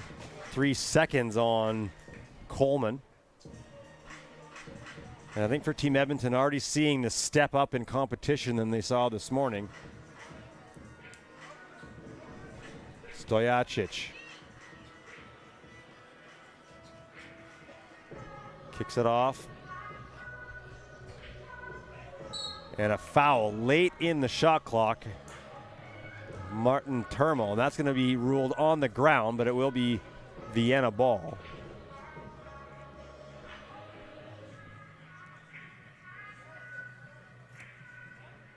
.7:03 left. Or unless we hit 21 early, and we may, with the pace that Vienna's on right now. Another 2 knocked down by Matthias Linnortner. James, a step back jumper doesn't go. Rebound Vienna.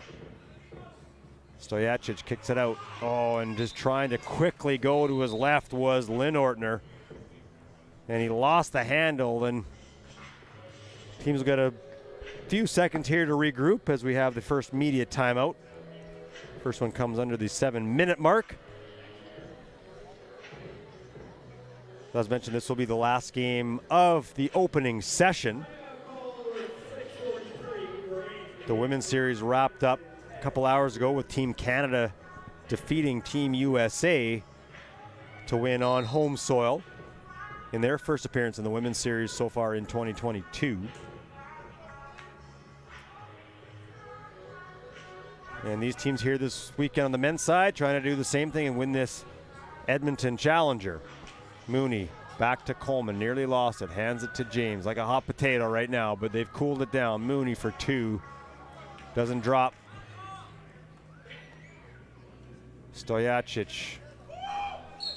Oh, and they had the matchup down low that they wanted, but could not quickly enough get the ball to Cromer. But there's a foul first on Mooney, and that is 5 team fouls on Edmonton, none so far on Vienna.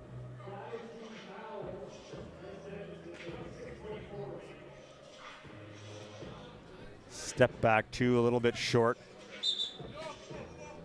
And Mooney with a pretty healthy shoulder on Stojacic. Mooney's been feisty all day long, right from this morning.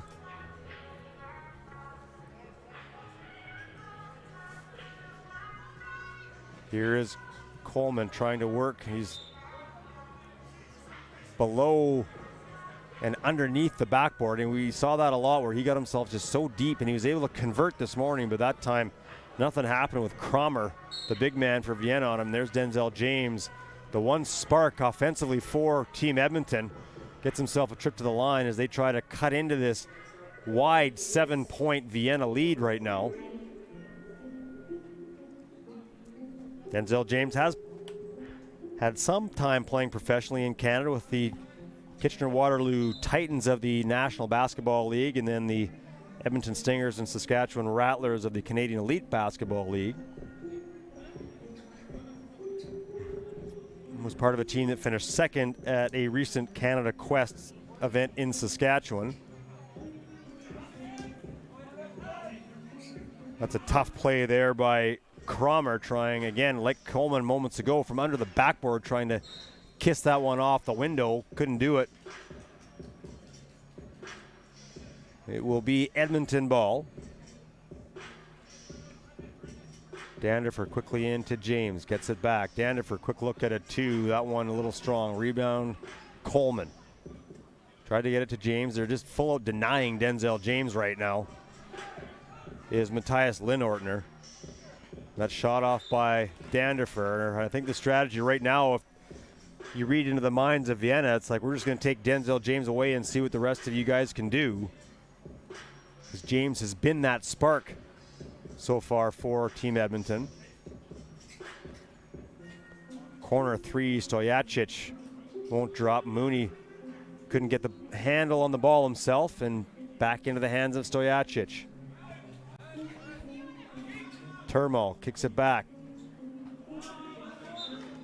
And not a great pass there by Linortner. Trying to get it to the corner, but ends up crossing the baseline first. Edmonton ball.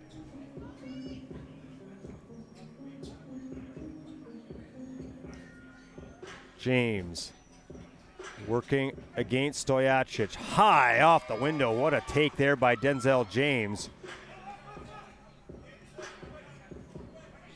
Former high school star in Edmonton with the Jasper Place Rebels.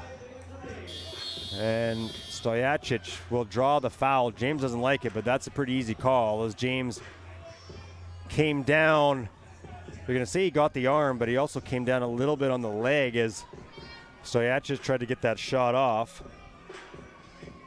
Stefan Stojacic, gold medal in 3x3 at the 2018 World Cup with Serbia as he hits the first free throw, and then also 3 gold medals on the 5-on-5 side with some Serbian junior national teams. So a well-decorated Serbian player is Stefan Stojacic. He is from Novi Sad, Serbia, so would have played at home in that Challenger in June that they were part of and where they finished 4th. And the foul from behind by Stojacic, as Mooney would have had an easy layup, will be Edmonton ball. Second team foul on Vienna, 4:42 left.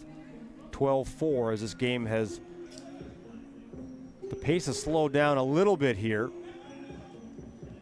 Mooney on the floor, spins back, jump shot goes for Chris Mooney, and they're going to need more of that. They're going to need some offense and some quick offense if Edmonton's going to claw back into this one against the number 9 ranked team in the world. Linortner for 2. Stretches that lead to 9. It's 14-5. James, jumper. That one catches iron and into the hands of Martin Turmo. And a foul now on Denzel James. That puts Edmonton in the penalty, so Vienna at the line for 2 free throws on every Edmonton defensive foul from here on in. And a timeout called, I believe, by Vienna, because we're not quite at the media timeout spot yet.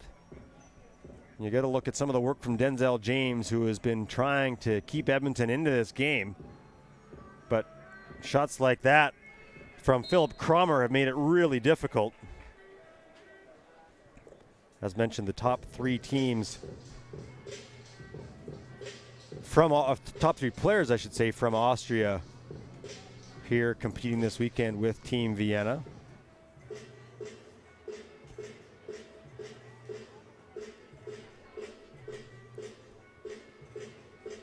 At the line, the first one knocked down by Martin Turmo.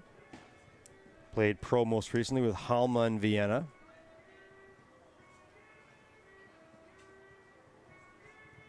Second one rattles down, 15-5. Edmonton trails. Lob into Coleman. Coleman working against Stojacic. And a nice take there by Coleman just to get up and over Stojacic. Now quickly to the arc is the aforementioned Stojacic, and left wide open for two. That one won't drop for him. Rebound by Cromer. And Cromer, that's going to be an offensive foul for the hook.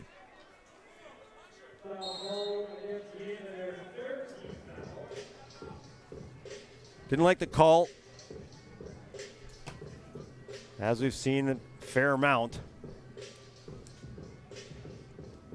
And now the media timeout, 3:41 to go, 16-6, Vienna up on Edmonton.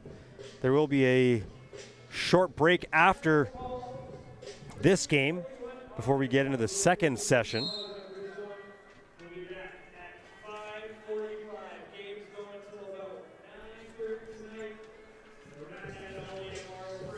And coming up next at 5:45, it will be Antwerp taking on New York Harlem. Harlem making their debut here at this tournament in Edmonton. They are familiar and have had some success here in Edmonton. That'll be followed by Amsterdam and Freeburg out of Switzerland. Princeton and Merksem making their debut from Belgium. And then Vienna taking on Chicago. James deflected that pass, but right back into the hands of Vienna. And then Lynn Ortner with another two.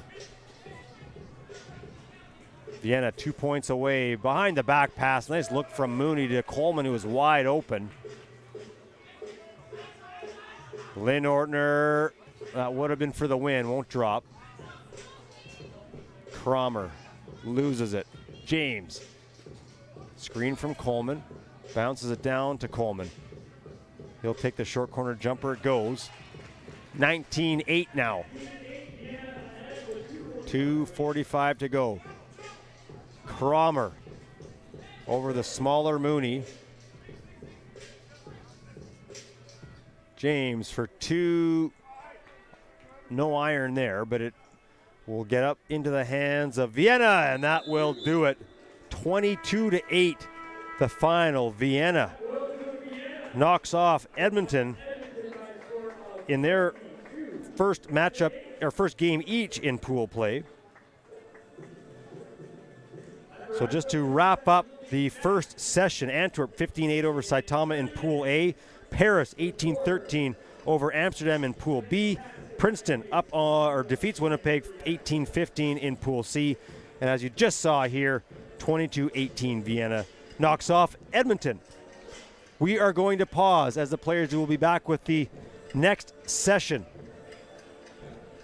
Coming up from Ice District here in Edmonton, the next game, Antwerp and Harlem, will tip off at 5:45 Mountain Time, so in about 28 minutes. Thanks for tuning in to the FIBA 3x3 Alberta Basketball Men's Challenger from here in Edmonton. We'll be back in about 25 minutes with the second session of action here on the opening day for the men. But this ain't a game, no, they playing with lies. I'm holding on something, ain't playing with mine. You playing with yours, you run up on mine. Ain't nothing funny, cause everyone bleeds by the sword. I already lost one of my G's. The other was running and ducking police. Guess cause we grew up round all of the streets. My brothers some alligators. Snap out these chickens, do show they rate us. Run out these brothers, you know they haters. Ain't no food in my gang, no, we all obey. There's no debating. My brothers some alligators. Don't on these roads, don't need validators. Savage the mo, no, we overtaking. Getting rid with the toast, coming like the bacon. Ain't no faking. My brothers some alligators. Snap out these chickens, you show they rate us. Run out these brothers, you know they haters. Ain't no food in my gang, no, we all obey. There's no debating. My brothers some alligators. Alligators. Alligators. My brothers some alligators.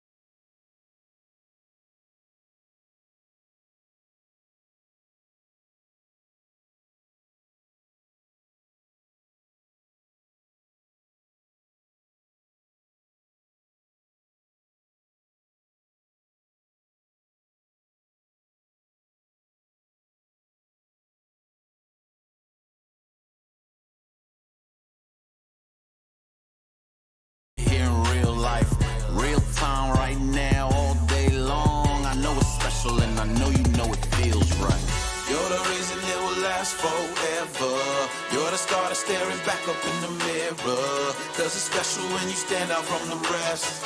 When you know that you're the best. I know you're unstoppable. I know you woke up feeling nothing is impossible. You got the key, I know.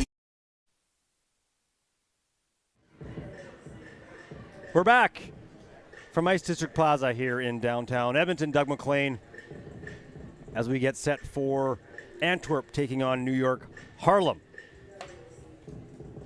Antwerp, the world's third-ranked team, won their opening game as they knocked off Saitama 15-8. And for New York Harlem, this is their first appearance at this tournament, but they have had success in Edmonton as they won the two previous Edmonton Challengers back in 2018 and in 2019 with largely the same lineup that you're going to see here today. So different place back in 2018 and 19. The event was played in September at West Edmonton Mall, so an indoor venue. So this is definitely different in terms of their experience at Edmonton, but they've had success here.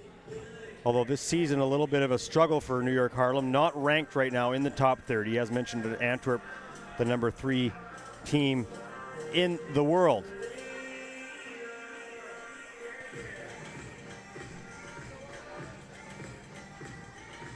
So Antwerp trying to punch their ticket further along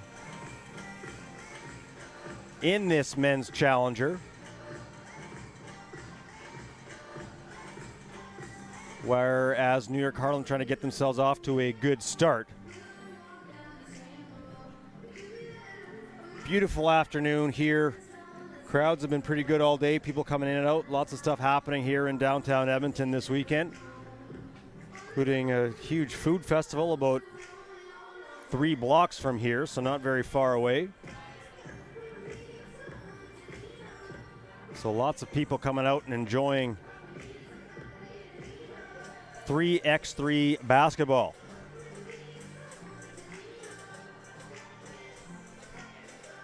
Top 2 teams in each pool will move through to the quarterfinals, which go tomorrow starting at noon. Winner of Pool A will take on the second place from Pool C. That's the first one at noon tomorrow. The winner of Pool D will take on second place from Pool B. First place in Pool B will take on the second place from Pool D, and the top team from Pool C will take on the second place squad from Pool A. So that's for tomorrow, but that's what these teams are aiming at, trying to finish in the top 2. If Antwerp were to win here in this one, they would secure their spot in that first quarterfinal at noon and give themselves the most amount of rest possible. And now we'll introduce Team Antwerp, wearing number 1, Raphael Bogaerts. Number 2, the third-ranked player in the world, Thibaut Vervoort. Wearing number 3, Nick Salis from Antwerp. And there is Dominique Jones. Sorry, just to wrap up for Antwerp, Kaspar Augustinen wearing number 4 for New York Harlem. Dominique Jones wearing number 1. Antoine Morgano wearing number 2. Kedani Brutus number 3. And Marcel Essenwounier wearing number 4.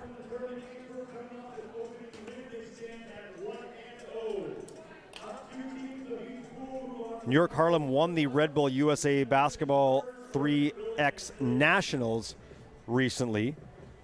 And for Antwerp, they have won the last 3 events that they've been in: the Pristina Challenger, the Pro League Utrecht Stop, and the Bordeaux Challenger. We've mentioned it a few times over the course of the weekend. 4th at the 2020 Tokyo Olympics, where Vervoort, Salis, and Bogaerts played. Kasper Augustinen is the second-ranked U23 player in the world, the 63rd ranked player overall. It will be New York Harlem in blue and Antwerp will wear the white.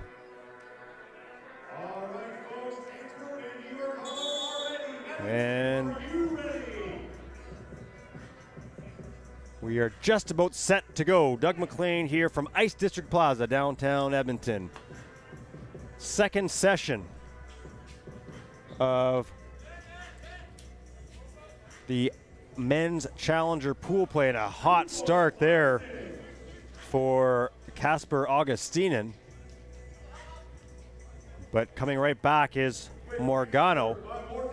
Gets them on the board, 2-1 Antwerp. Saitama lob to Augustinen, just a little beyond his reach as he tried to stop, put himself in a position where he could go up and score. But that ball sails out of bounds. It will be New York Harlem ball. Here's Dominique Jones. Indecision going up, thought about passing it to Morgano, but went up himself, shot wouldn't go, and that one fired up quickly just to beat the shot clock for Brutus. And a shot clock violation against New York Harlem as that shot from Brutus, the native of Bronxville, New York, did not touch iron. Vervoort into Saitama. Saitama, the 7th ranked player in the world right now, so this is a stacked Antwerp team. Kick it out, 2 goes for Antwerp. That's Raphael Bogerts. Jones tries to answer back and does. Dominique Jones, the top player in FIBA 3x3 World Tour action back in 2019, the regular season MVP. And there's a quick look at an errant layup by Bogerts, who hammered that one off the backboard. And Jones gets it to fall, throws up the prayer, draws the foul on Bogerts. Bogerts misses the layup and then picks up the foul, and Dominique Jones now a chance to give New York Harlem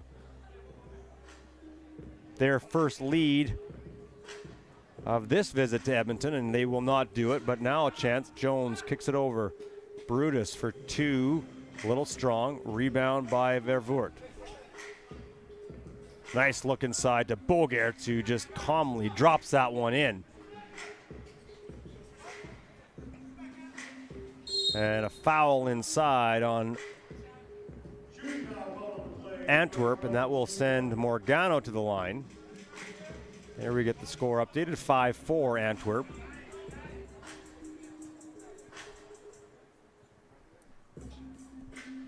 Free throw goes for Morgano. Saitama to Bogerts, quickly on the floor, has the ball stripped away by Esenwunye. Morgano step back, that one a little bit strong. Brutus has his shot blocked by Augustinen, who's out of bounds. And it will be New York Harlem ball.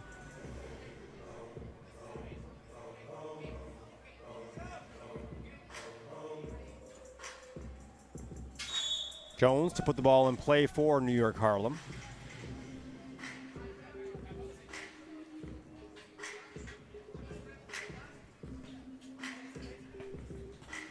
Here's Saitama, spins in the lane. Nice take by Nick Saitama to put Antwerp up 6-5. Shot short, deflected out of bounds. It will be Antwerp ball.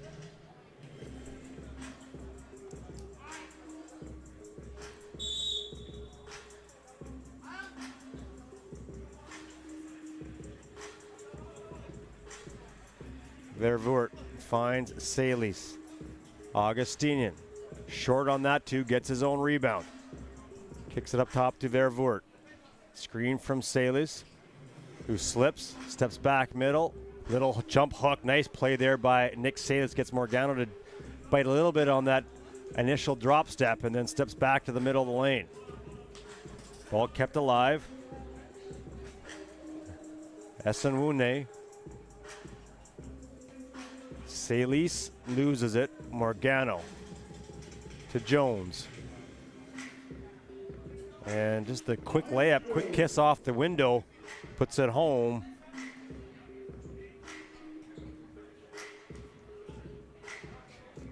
Shot will not drop for Augustinen. Vervoort will try his hand at a 2, and it goes. Thibaut Vervoort, 36% from 2-point range. And we've got media timeout. Thought we might have had a technical foul called, but as a conversation between the officials and Dominique Jones continues. But we'll head to the media timeout. Antwerp up 9-6 on New York Harlem.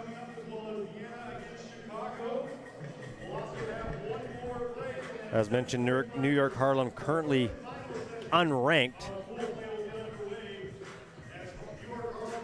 whereas Antwerp, number 3 in the world. Morgano and a hold on Kasper Augustinian.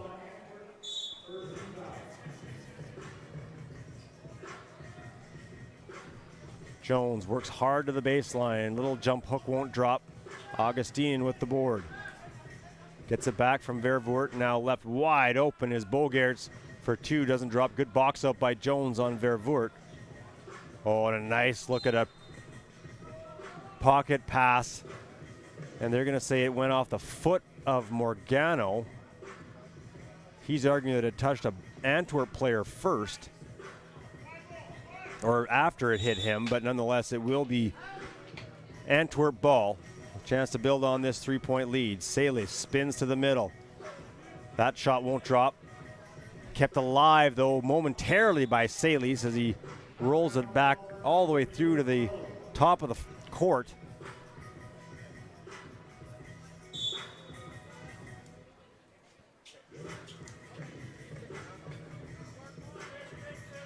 Jones.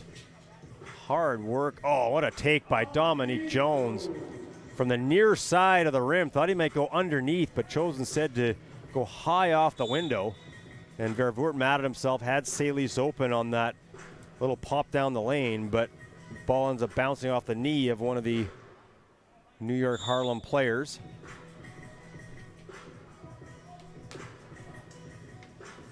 Vervoort left open at the top, puts the ball on the floor, works to the rim, blocked by Esenwune.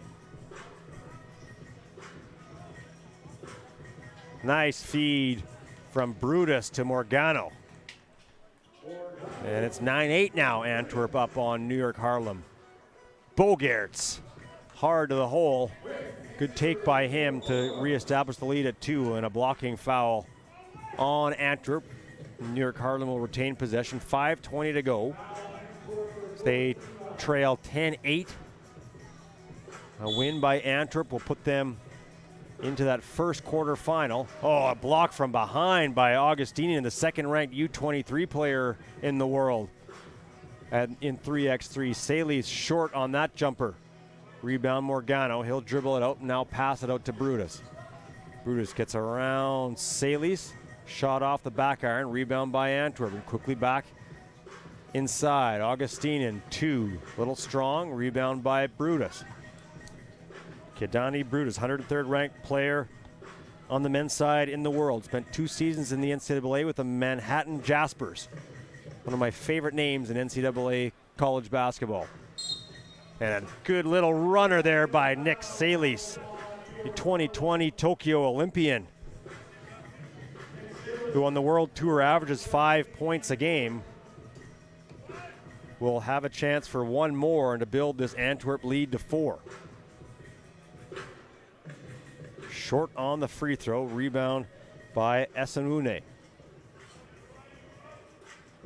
Gets the bounce pass from Jones. Nice feed from the 2019 regular season MVP on the World 3x3 Tour. Then an offensive foul on Antwerp. So New York Harlem trailing by 2, the chance to get closer tie.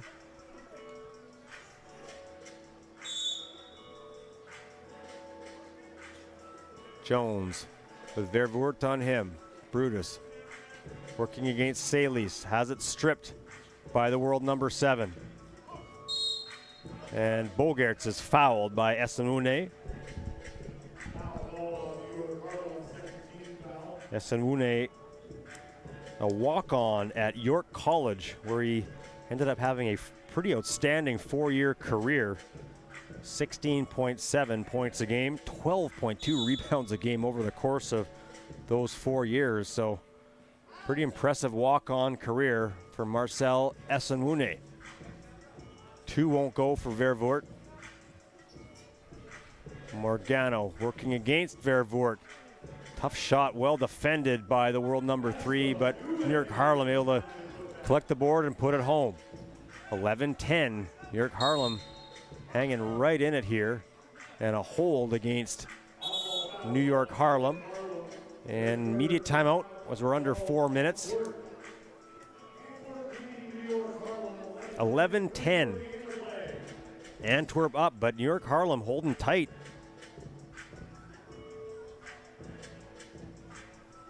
Looks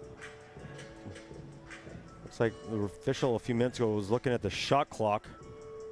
Not sure if it may have sort of popped loose from its frame, not sure, but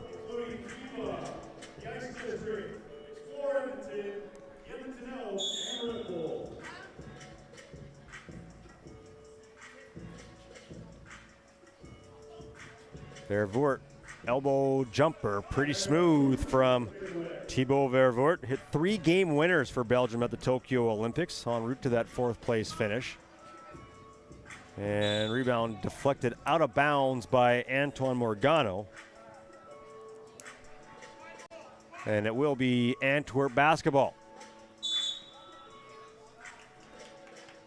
Thanks for tuning in wherever you're watching from around the world.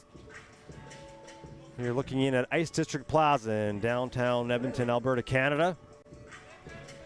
Site of 2 FIBA 3x3 events this weekend. The women's series event, which wrapped up earlier this afternoon, and now this men's challenger event. 13-10. Vervoort finds Salis. Left wide open. Had a pretty clean look from about a meter out. Jones now guarded by Augustinen. Steps back for 2. Strong gets his own rebound as Augustinen didn't box him out, but he does recover with the block shot. Rebound by Esenwune, kicks it out. Brutus for 2, hits it. 14-12, 2:35 left. Lob inside, Vervoort to Augustinen. Kasper Augustinen, 2 appearances on the World Tour for Antwerp. But he is making his presence known here with the big block shot moments ago, and then that alley-oop dunk. Shot won't drop for Brutus, deflected out of bounds. And it will be New York Harlem ball.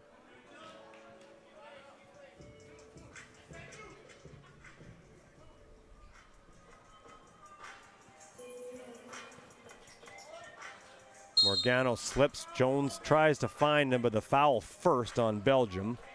On Antwerp of Belgium, of course. 6 fouls they have committed, so every defensive foul here on in. 2 shots for New York Harlem. And in a tight game like this, that could matter. Just 3 team fouls so far for New York Harlem. Brutus for 2. Off the mark. Offensive rebound as Antwerp falling asleep a little bit. A couple times on the box outs.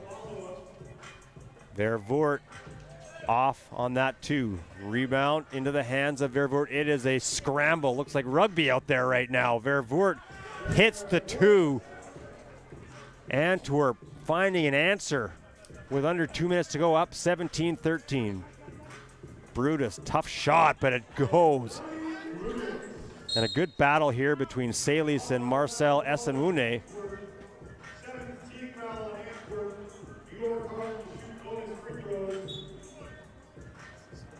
And a bit of a discussion between the 2 officials as a timeout is called by New York Harlem. Don't think Dominic Jones knew they'd called a timeout because he was shaking his head. And we're going to come right back into play here.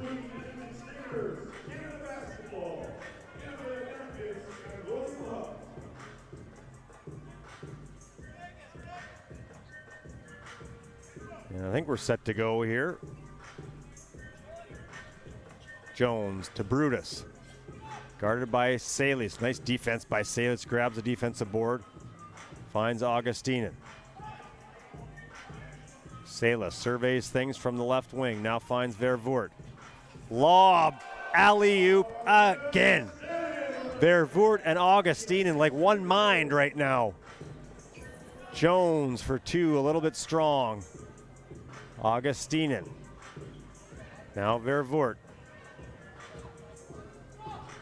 Thought he might have Augustinen slip, but that time Salis on the nice cut from the opposite wing, but couldn't convert. Shot block there by Augustinen. And it will be Antwerp ball. 1:03 to go, 4-point Antwerp lead, 3 points away from a victory.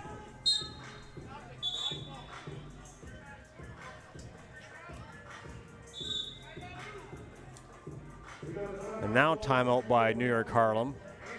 And there you get a great look at the alley-oop. Vervoort to Augustinen.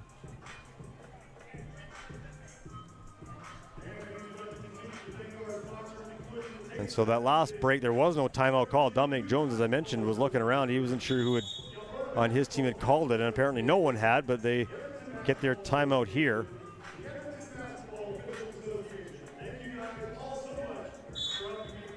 And Bogaerts to put the ball in play for Antwerp. Vervoort to Bogaerts, screen from Salis. Then he could not slip, got tied up a little bit with the two defenders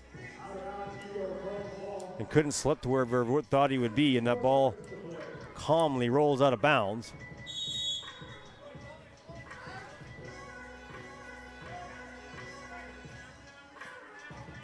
Jones spins middle. Puts up a tough shot, and he just does not get the friendly roll that time off the back iron.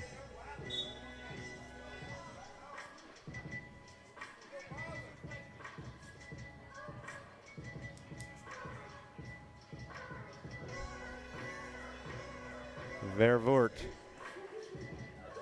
to Bogaerts. Sets the screen for Vervoort. Now double teamed up top, and that shot doesn't get off in time, so some poor clock management there by Antwerp. They had a 2-on-1 basically down low as they doubled up Vervoort up high. And one of the rare mistakes we've seen from this Antwerp team. Jones, quick release on that two, doesn't drop. Vervoort with the board. Over to Salis, left alone. And another lob. As no one comes to defend that pass, it allows Augustinen basically a free path to the rim, and Brutus comes back with a two. 19-16, clock's gonna wind down here on New York Harlem. Antwerp does take a shot, but it's not gonna matter, and that will end it. 19-16, Antwerp will get the top seed in Pool A as they finish 2-0 with a win over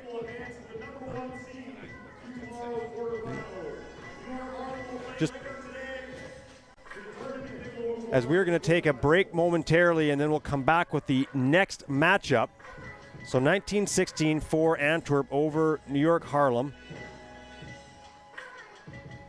And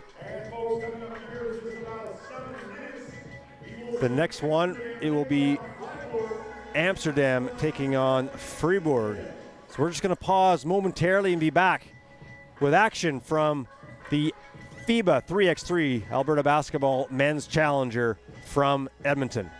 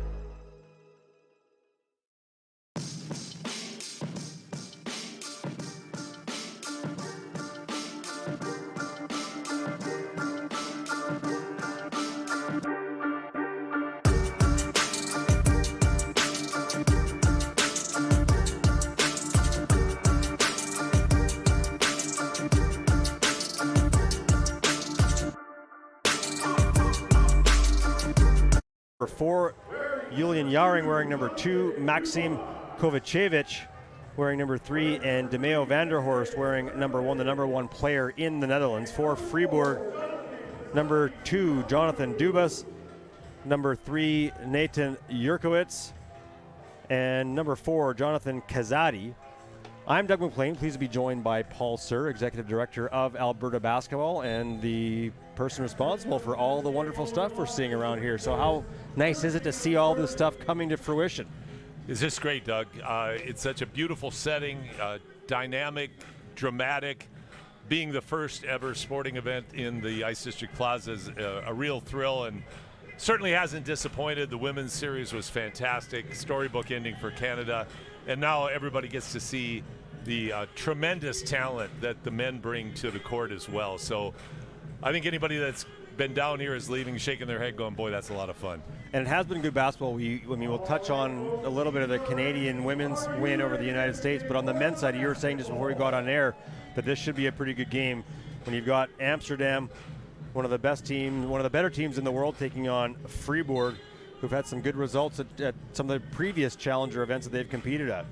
Well, and with Amsterdam losing the first game, there's a lot on the lines for them. I mean, it's do they play tomorrow or not? So certainly Freeburg only has 3 players, but they haven't played a game, so they have fresh legs.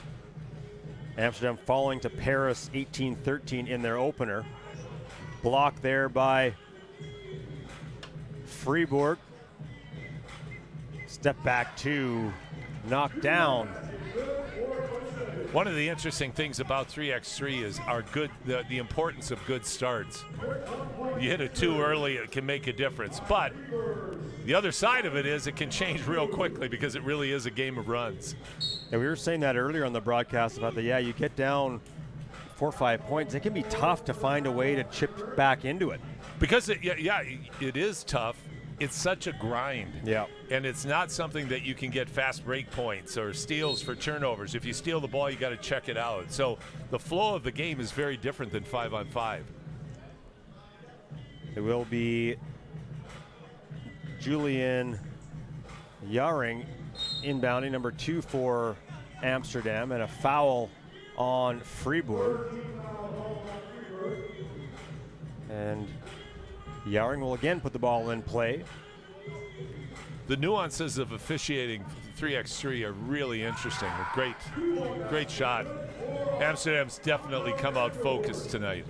Demeo Vanderhorst, as mentioned, the number 1 player in the Netherlands, knocks that one down. He's the world's 10th ranked player. Vanderhorst is a veteran and tough competitor. Lots of different ways to score. And we've seen a couple right there. So there's one. We saw him hit the long ball earlier. And here is Kazadi for Freeburg. He's one of those guys, when you see him from a distance, you think, oh, that guy's 6'2", 6'3". He's 6'5", 6'6". He's a big man. And Kazadi gets right to the rack around Kovacevic. So a couple teams with 1 Serbian player, Vienna and Amsterdam, and there is Kovacevic, 13th ranked player in the world. Dubas backing in number 4, Driesen, and draws the foul. Amsterdam on the World Tour has played with Serbian players the last couple of years, and that's something in 3x3 that even though you're playing for a particular country or in a city in a country, bringing in foreign players is not an unusual occurrence, and it's becoming more and more common on the World Tour. Now at the line is Dubas for Freeburg, 4th ranked player from Switzerland, 68th in the world. Freeburg team has emerged on the scene this year in almost a surprising way, and every year you see that where teams, and Antwerp was one of those a few years ago where people just didn't expect out of Belgium. And Vanderhorst knocks down another 2. And yeah, if you look at some of the results for Freeburg, 4th at the Olympic Challenger, 2nd at the Pristina Challenger, 10th in Hamburg, and 6th at the Poitiers Challenger. So some pretty decent results here over the course of this year. Absolutely. Vanderhorst has come ready to play. He's very focused, and he, again, as I mentioned earlier, he knows what's on the line. And the shot clock expires. 12 seconds goes real quickly. Goes really quickly. One thing you don't see in 3x3 very often are guys dancing with the basketball like you might see in 5-on-5. You have to be very purposeful all the time in every possession.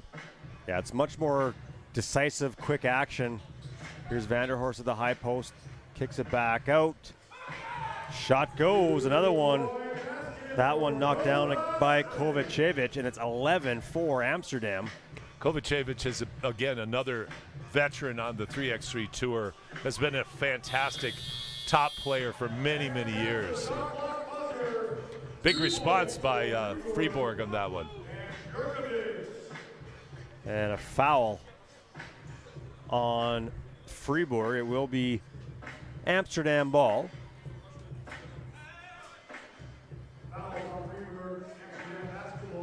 As we'll just delay getting the ball in, and now we're good to go. Ball deflected out of bounds. Will remain Amsterdam ball. Amsterdam themselves have had a pretty successful season. 3rd at the Pristina Challenger, 2nd at Ultra Novi Sad Challenger, 4th at the World Tour event in Utsunomiya, and 5th at the Poitiers Challenger. So Amsterdam, of course, another one of the top teams here in Edmonton this weekend. Shot miss. Here's Kazadi. Guarded by Vanderhorst. Amsterdam over the years has emerged as one of the more most serious-minded programs in the world. Literally, they train year-round. They're dedicated to 3x3. More and more countries are figuring out that it's very, very difficult to play 5-on-5 and then just parachute in and play 3x3 at an elite level. It's just such a different game in terms of conditioning, style of play, execution. Mentioned on the earlier broadcast that I heard an interview with Nick Salis where he said that he had dropped down, he'd playing at a lower division professionally in Belgium, partly to allow himself more time to concentrate on the 3x3 game. Absolutely, because if you're dedicated to a 5-on-5 at an elite level, they demand all of your time. Plus, they don't want you playing on another team and risking injury. Right. So, I mean, you're a valuable asset at any level you play. But you in 3x3, you have to spend the time on the 3x3 game to be ready to compete in tournaments like this. Because, and we saw this in the women's series, Doug. One or two mistakes, 1 or 2 twos at critical times, that's all the difference in the world in a game. Yeah, I mean, back to the women's game, if anyone watching didn't catch that one, Team Canada winning on home soil, defeating the Americans, trailed 6-0 early in that game and then came back to win 21-17. And of course, 2 Edmontonians on that team in Michelle and Catherine Plouffe, so pretty nice for them to be able to win this event in their home city. Heard them say as well, it's the hottest tournament they've ever played in, and who would have thought they'd come home to Edmonton to play in the hottest tournament ever? Isn't that crazy to think about? But we did select the hottest weekend of the year. Hopefully, we're gonna be selecting one that didn't have any rain like the last few weekends. Tomorrow doesn't necessarily look as friendly as we'd like it to look. Lob inside there by Jurkowitz, but a foul as on the hold initially as Dubas tried to slip to the rim. And now Kazadi will inbound. 5 team fouls apiece, so we're not even 4 minutes into the game. There's a good take by Dubas to get Freeburg back to within 4.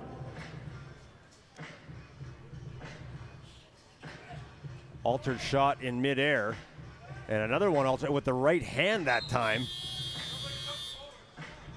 And tough looks. As we'll go back to that play moments ago from Dubas. Dubas has a nice back to the basket game. One of the factors, and I know you've probably commented on this many times, Doug, about 3x3 is just how physical it is. It's incredibly physical, and people wonder why if the officials blew every bump, every push, every touch, that you would never play the game. No, you would never, You'd have 50 fouls. Yeah, it would just be free throws endlessly. But that's what makes it so great, is that physical element to it, and the fact that players have to play and make plays through physical contact. Driesen sets the screen for Vanderhorst, guarded by Dubas. Jump hook, will not drop. Grabs the board. Kicks it out. Two. Does not rattle home. It was thinking about it, but then changed its mind on the way down. Jurkovic out to Kazadi. Kazadi in a bit of trouble, but found a pretty reasonable shot. Here's Yaring. And a hold as one of the Freeburg players got a grab of Jan Driesen. This is awfully early in the match to be going into bonus. Now, with the rule being in FIBA, when you get to 7 fouls, you get 2 free throws automatically. That makes it tough. It definitely changes the game in terms of, and we saw it yesterday in one of the women's games early where X-Wing out of Japan was, every time they got a match that they didn't like, they were fouling, and it ended up sending Germany to the line late in that game, so it backfired a bit. Big time. And Germany was very lucky to win that game. They were. And they knew it, because X-Wing actually outplayed them, but the free throws were a big factor in the ultimate outcome. Ball ends up in the bleachers on the right of your screen.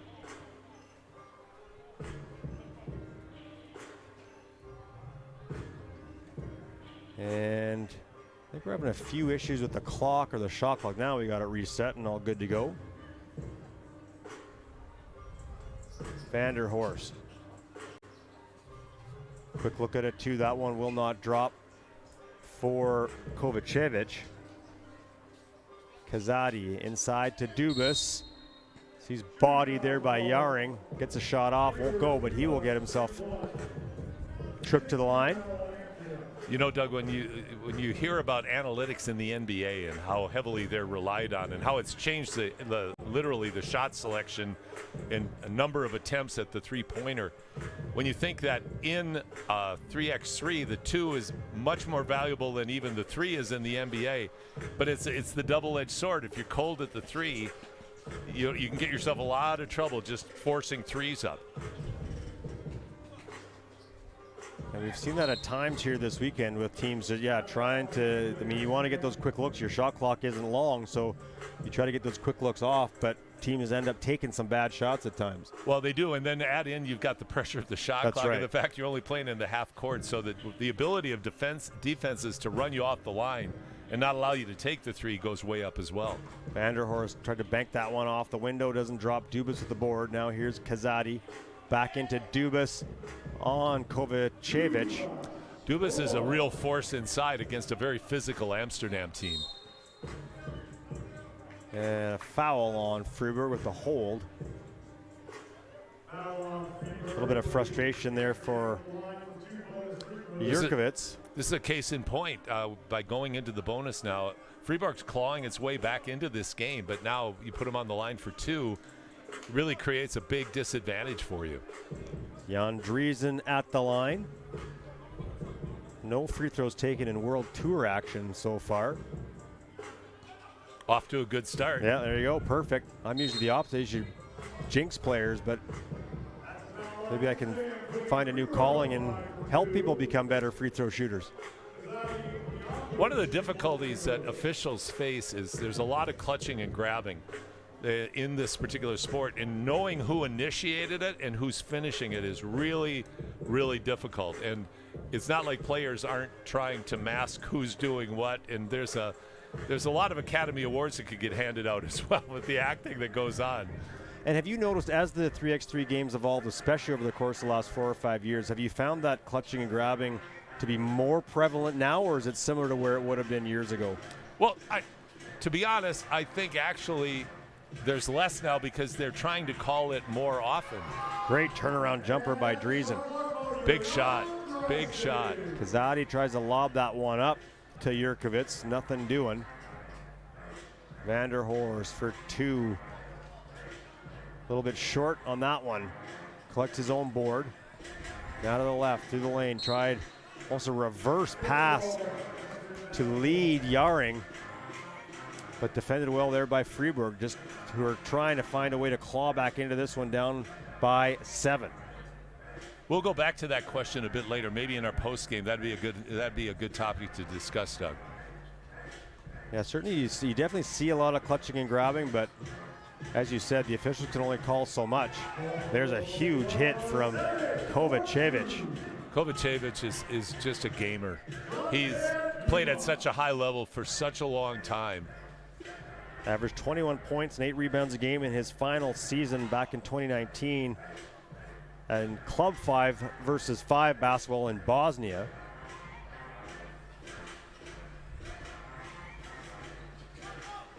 I know you've talked about some of those former Yugoslav republics and how strong their professional leagues are, be it Serbia, be it Croatia, Bosnia, Herzegovina. So it's a pretty strong place to play. The strong place, the skill level is real high. Physical, absolutely every trick in the book is used, but they're so good. They're just so sound fundamentally, and they drill that into their youth basketball players, and it carries through into their professional league. So then you get into the pros, and it's that combination of physical skill and just basketball IQ.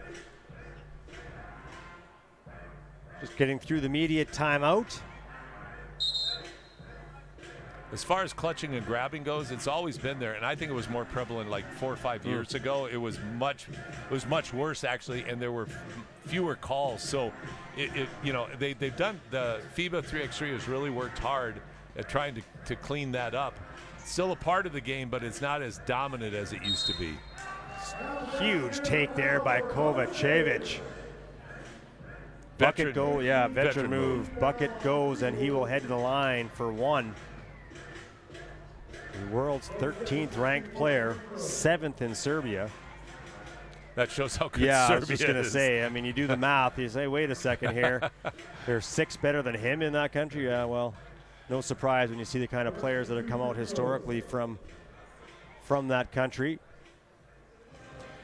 A consistent quality is their toughness.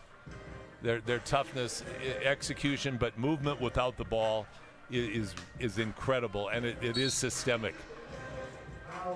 And Dubas draws the foul as Amsterdam, with Kovacevic on the line, had a chance to finish the game off. 1 point away. It's going to take a big run here by Freeburg to get back into this one, as Dubas is at the free throw line.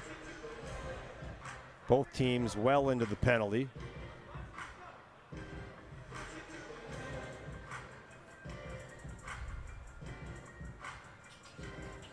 Both shots go. Driesen to Vanderhorst, trying to finish things off. Gives Amsterdam their first win and even their record at 1 win and 1 loss. Rebound to Kazadi. Jonathan Kazadi. Shot is short. Quickly out to Vanderhorst. Zips it over to Yaring. DeMeo Vanderhorst to Yaring. Oh, it just will not drop. Kovacevic almost jumped out of his shoes and just about did it again, thinking that they're going to end this thing. But Freeburg staying alive, down 20-12. Good drop step there. And the shot fake from Nathan Jurkovic. And now a turnover. Dubas off the window, a little bit strong. Rebound Vanderhorst. Vanderhorst, and it will be a foul. I think this is going to go on Freeburg. So that will send Amsterdam to the line for a pair and a chance to finish this game. The official under the basket is Glenn Tewitt out of Atlanta, Georgia. One of the veteran FIBA 3x3 officials, and one of the driving forces to bring up the numbers of 3x3 officials in North America. And 2 Canadians were just named to the 3x3 officiating training crew. So Glenn does a phenomenal job. Well, and on top of what he does, a phenomenal job done there by Amsterdam as they defeat Fribourg 21-13. So a huge win for Amsterdam to, as I mentioned moments ago, even their record. at 1-1. So puts them in a decent spot. Freeburg will next take on Paris. Paris knocked off Amsterdam, so that could put us into a tie-breaking procedure. And what is the tie-breaking procedure, Paul, if we have 3 teams even at 1-1 through the pool play? Points scored. Okay. Yep, points scored. So just straight points scored. So as we look down quickly the numbers, Paris having scored 18, Amsterdam with 21, so that'll help their cause potentially if they're able to knock off Paris in their next, if that will help their cause, I should say, if they end up in a 3-way tie. Freeburg with those 13 points will need to not only win, but have a pretty decent offensive performance. That's right. So that's going to do it for Amsterdam and Freeburg. 21-13 win for the team out of the Netherlands. Next up, third game in our second session. This will be Princeton, who knocked off Winnipeg in their opener 18-15. They will take on Merksem out of Belgium. We'll have that game momentarily. I'm Doug McLean. He's Paul Sir. Thanks for tuning in. We'll be back in a couple moments with the third game here in session number 2 of the FIBA 3x3 Alberta Basketball Men's Challenger from Edmonton.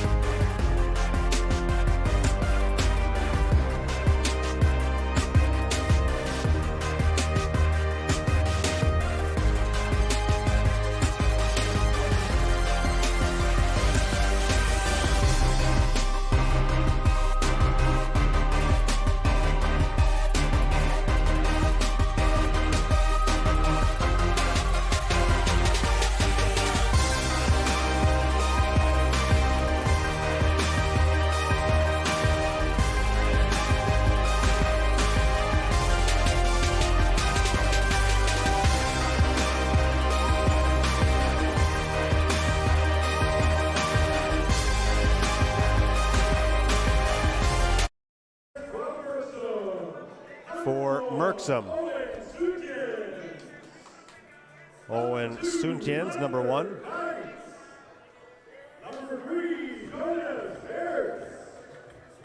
Lander Kite wearing number 2. Jonas Forts wearing number 3. And Maxime Depoit wearing number 4. Belgium as a nation has made a big commitment to 3x3, Doug. And to have 2 Belgian teams qualify for this event is indicative of the commitment that they made and the quality of teams that they're putting together. Well, one thing among a few others that you and I share in common is that we both lived in Belgium for a period of time. That's right. You, if I'm not mistaken, in Ostend, me in Brussels. And when I was there 20 years ago, yeah, you did not, I got playing on a roller hockey team, and in our gym there was some basketball, but not much. It was pretty rare. So what was it like for you playing professionally over there? Well, since I played there, times 2 of what you're just describing there. The league they had a really good pro league, but it just was nothing like soccer. I always remember when I got over there, I looked through their sports page, and it was soccer, cycling. Yeah. And then at the back end on the 8th page in the bottom left, there was something about basketball. It's come a long way since then. Belgium is a very good basketball nation. Yeah, it's good to see, and of course they've become they've been but a good soccer nation for a long time, but one of the world's best right now on the men's side at least. And a good start for Merksem, up 2-0. Princeton's an interesting story because they're one of the great programs really over the long term in 3x3. Started with a group of guys that played together at Princeton, and it's evolved from there. And a chance now for a 2-point play. Tyrone Nash drew the foul, and the score counted. So Nash will have a chance here to tie things up, and he does just that. Tyrone Nash, 163rd ranked player in the world, 12th in the U.S. Played for the Notre Dame Fighting Irish from 2007 to 2011. But another huge 2 for Merksem. Backdoor cut to Canyon Barry. Nice find by Isaiah Wilkerson. Ball tipped away. Quick look again. Great eyes from Wilkerson to Barry. Barry's an excellent cutter, so if you have a good point guard with that kind of vision, he's going to get a lot of looks around the hoop. Here is Barry sporting the bright red shoes. And he will take a seat. Second team foul on Merksem.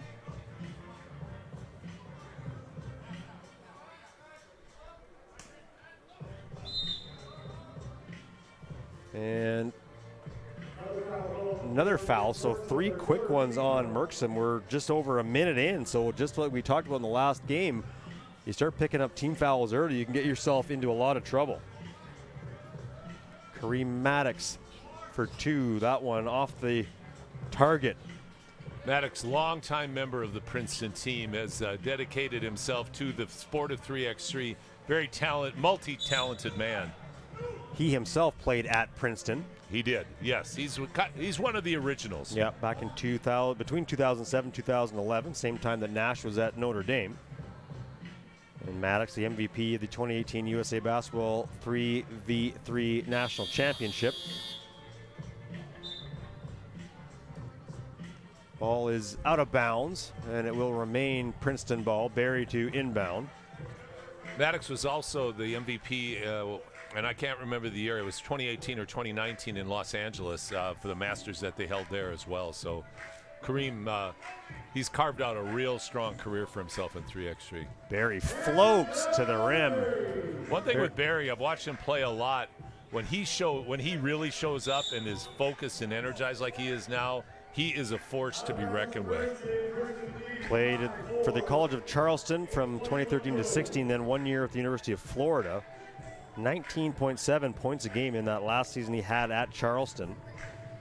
Member of the G League's Iowa Wolves currently, so still playing 5-on-5 at a very high level. He helped lead the USA to a FIBA Americas Championship in Miami last November. Another 2 for Merksem. who are getting it done early from long range. And a foul called. And that will send Nash back to the line. Nash plays club basketball for Rasta Vecta in Germany. He's also played in Germany, France, Dominican Republic, Israel, Turkey, Lithuania. All over the place. A lot of tacks on the world map. Yeah, absolutely. Might need a few more tacks.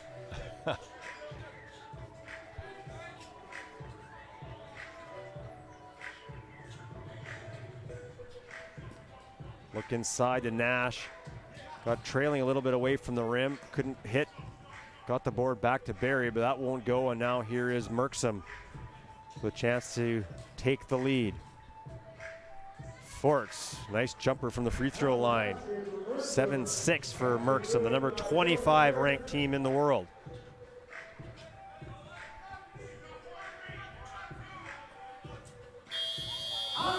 Jumper. Tough shot by Nash. Well defended, just great offense beats great defense. Shot blocked by Wilkerson, so it will be Merksem basketball. With just 3 seconds on the shot clock. Wilkerson is a real nice point guard. He's physically very tough, great court vision, and really digs in on defense. Jonas Forts, number 8 ranked player in Belgium, has to get that shot off. Does. Oh, it just about dropped for him too. Maddox to Wilkerson, swings it across the left wing to Barry. Barry drops. Great feed by Maddox, and you said it, Paul. Great cut by Canyon Barry. There you saw what I would call the vintage Princeton system in action. Princeton noted for its back cutting. Nice swat by Kareem. And then the foul picked up by Merksum, and we have the first media timeout. We'll take a look at some of the work done. There's that great backdoor cut by Canyon Barry, and Maddox finds him.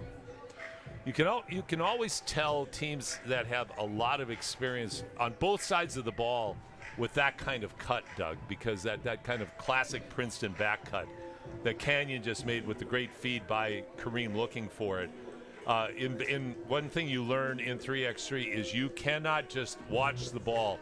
You always have to have that ball man mindset in defense, because otherwise, with all the space you have out here with just 3 players, you're going to get killed. Is that why it's always been such a good development tool, is just those little pieces that a young player can start to build onto their game? Oh, absolutely. The Princeton system, the attention to detail on cutting and screening and floor balance is just incredible.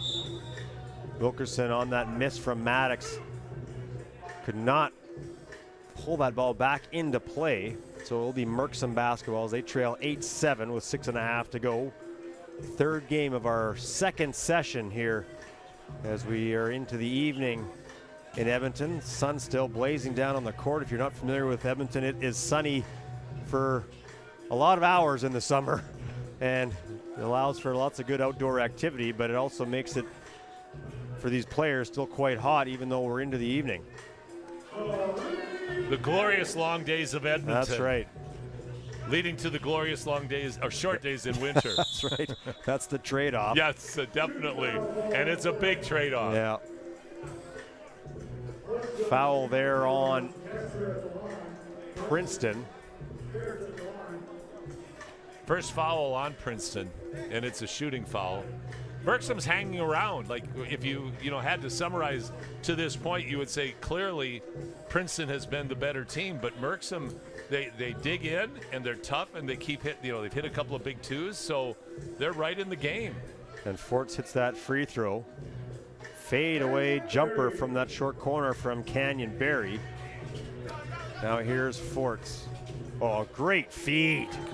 Great vision, and that's a tough pass to make if you're looking straight ahead along the baseline, but to do it around the back, pretty impressive from Jonas Forts. That 2 won't go for Wilkerson.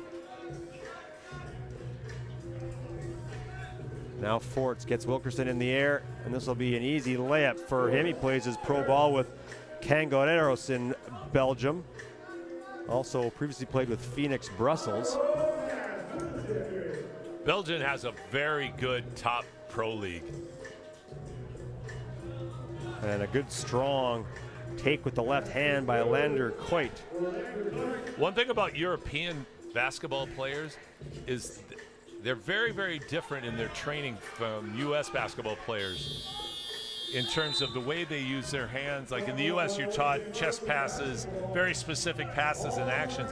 In a lot of European countries, you're taught a much wider range of using left hand on the right side, right hand on the left side, and passing with one hand. And consequently, they become harder to guard when they master those skill sets. Forts swings it across up top. That's Suntien's. That shot off the rim will end up out of bounds as Forts could not chase it down. And halfway through the game, Doug, not only is Merksum hanging around, they're right there with an 11-11 tie. Princeton, if with a win, would secure a berth in the quarters tomorrow and the top seed.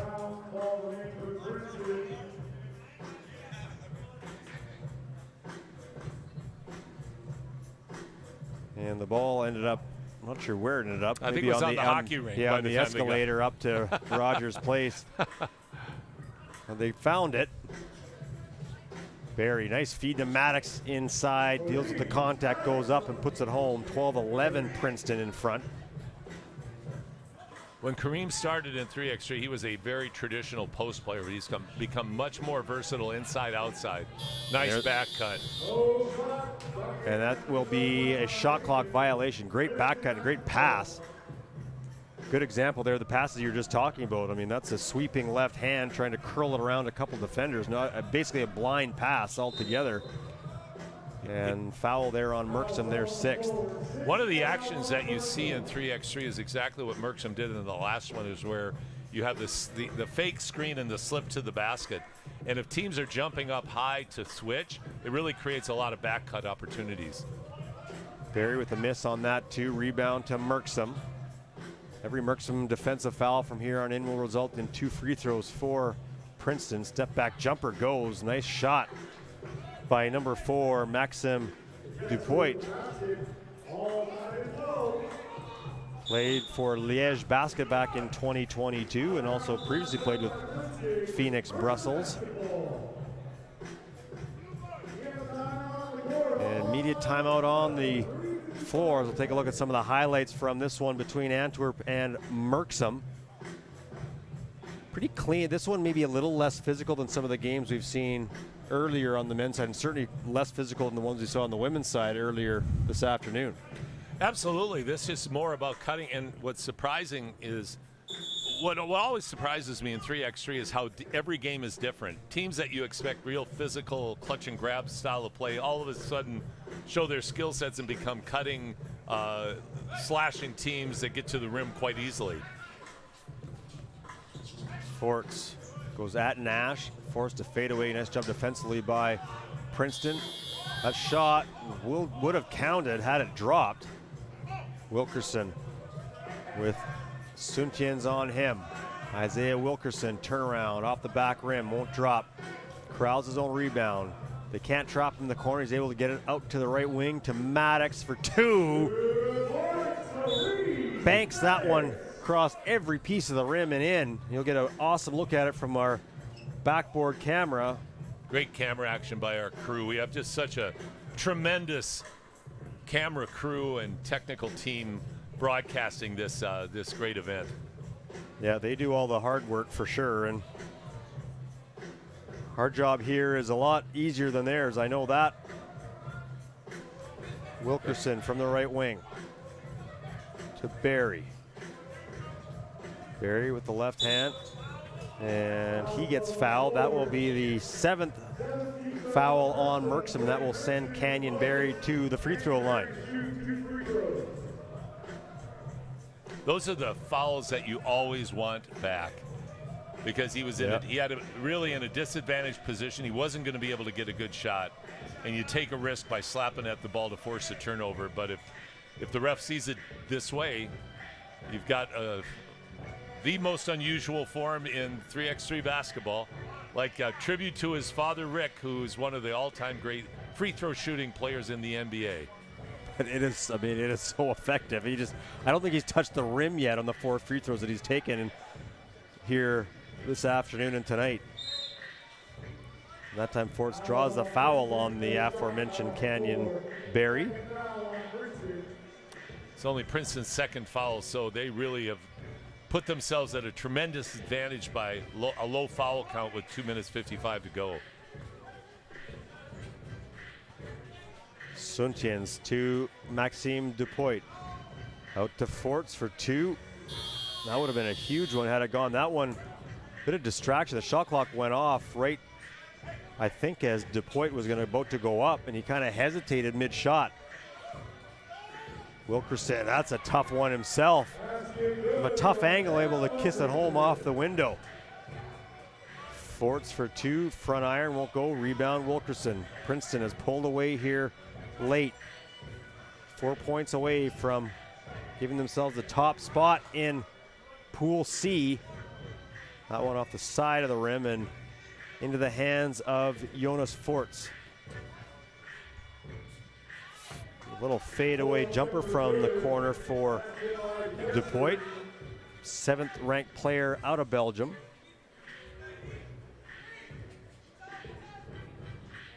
In and out for Maddox. The top ranked player in the United States, 21st in the world. He grabs the board on that errant 2 from Merksum. Nash inside, working hard for that bucket, would not go. Forts with the board. And then a foul on Wilkerson. And for Princeton, I mean, that Wilkerson knew he was beat, and with only 2 team fouls, that's one you can take. Yeah, easy decision to make. One thing that you see that's unique about 3x3 as compared to 5-on-5 is shooting percentages. Because you have to shoot so quickly, you'll see a lot more air balls, and you'll see lower shooting percentages oftentimes, particularly from excellent shooters. But just the dynamics of the play, the way people are crowded on the court, the way that, like I said, the 12-second shot clock forces you to make fast decisions. You see a lot of rush shots. Well, even if you leave the 2 players that have played on World Tour events, those are some of the stats that we have in front of us here. For Kareem Maddox, 25% from 2-point range, and Isaiah Wilkerson 1 for 8 from 2-point range, just 13% in his 5 World Tour appearances. So there's a good example. 100%, and yet, like in Kareem's case, he's got to take every open shot he gets. Yeah. And 25% in World Tour is not unusual. And a shot blocked as Maxime Dupoit, who's come alive here in the last couple minutes, drove baseline and had the shot blocked, but the official rules there to be contact on the arm, so that will send Dupoit to the free throw line. Played in the 2022 3x3 World Cup for Belgium, where they finished 4th. Ball ends up out of bounds. Looks like it will remain Merksum basketball. So 17-14. Within striking distance, though time not on their side. With just a minute 20 to go. This is where the 2-pointer can make all the difference in the world, or not. And that one may be a little forced as Forts was off balance. Wilkerson for 2. That's a big one. That's the game changer. The swing of 4 points just like that. And Merksum trying to answer back. Time ticking away, and for Princeton they can win it.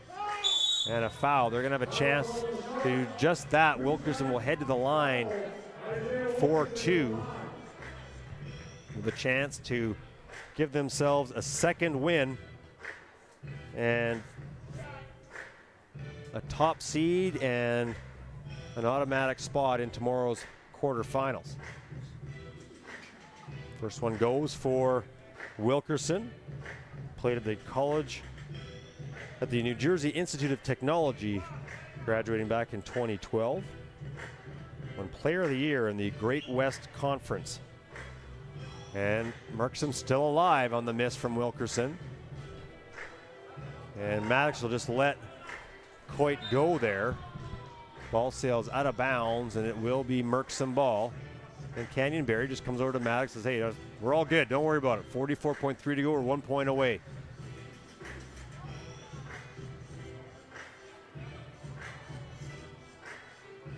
The other thing you see with 3x3 is that because stuff happens so fast and mistakes are going to happen, the good teams seem to be the ones that can put those aside. Hey, I made a mistake, forget about it. The teams that struggle are the ones that worry about a mistake or get frustrated with a foul that wasn't called, and those dwell with them. And you can't have that happen in 3x3. But it's a great observation, Doug. You just absolutely cannot get involved. You have to be moving on to the literally next split second.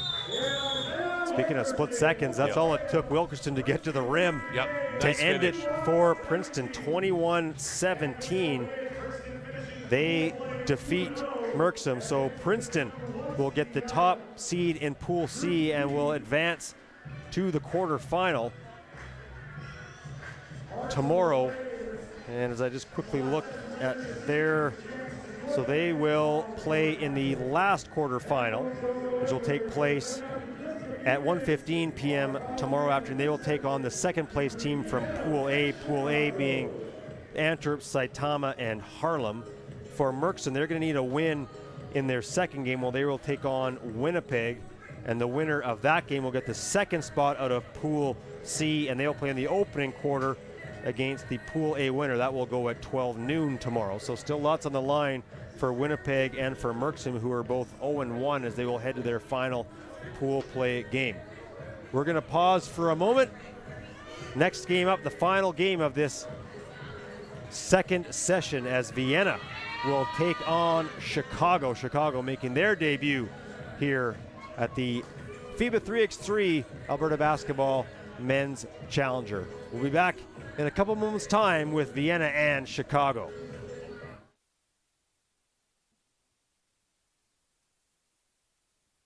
Ball tipped away. Quick look again. Great. He helped lead the USA to a FIBA Americas Championship in Miami last night. The chance to take the lead. Forks.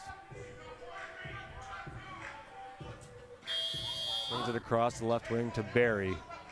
Barry drops. Great feed by Matt, even though we're into the evening.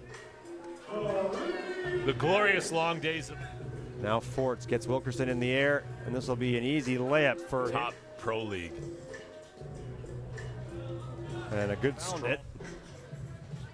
Barry, nice feed to Maddox inside. The defensive foul from here on in will result in 2 free throws for Princeton. Step back. They can't trap him in the corner. He's able to get it out to the right wing to Maddox for 2. And he kind of hesitated mid-shot. Wilkerson of Jonas Forts. Maybe a little force as Forts was off balance. Wilkerson for 2. Still alive on the miss from Wilkerson. And Maddox, and those dwell with them, and you can't have that happen in 3x3. But it's a great observation, Doug. You get involved, you have to be moving on to the literally next split second.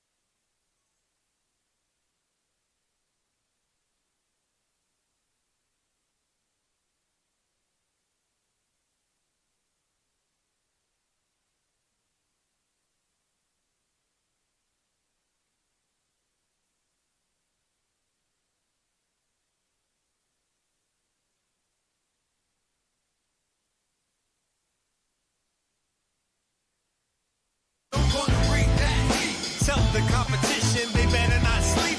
What we gonna do? Gonna break that heat. What we gonna do? Gonna break that heat. What we gonna do? Gonna break that heat. You better tell the competition they better not sleep. What we gonna do? Gonna break that heat. Come on. Bring it, break that heat. Come on. Bring it, break that heat. Come on. Bring it, break it,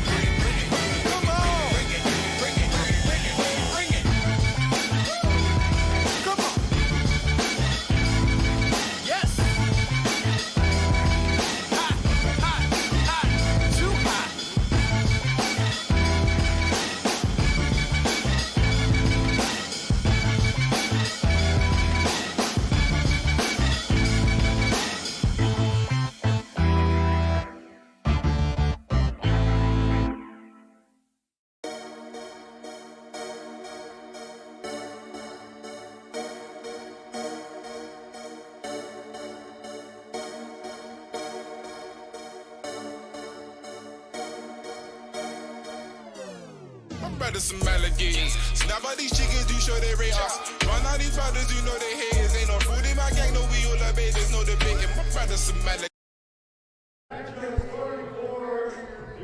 Final game of this second session here in Edmonton for the men's challenger. Chicago will take on Vienna. Chicago's first game, and for Vienna, their second and final game of the day. Vienna knocked off Edmonton 22-18 in their opener. It'll be number 1 Matthias Linortner, number 2 Philip Kramer, number 3 Martin Turmal, and number 4 Stefan Stojacic. And for Chicago,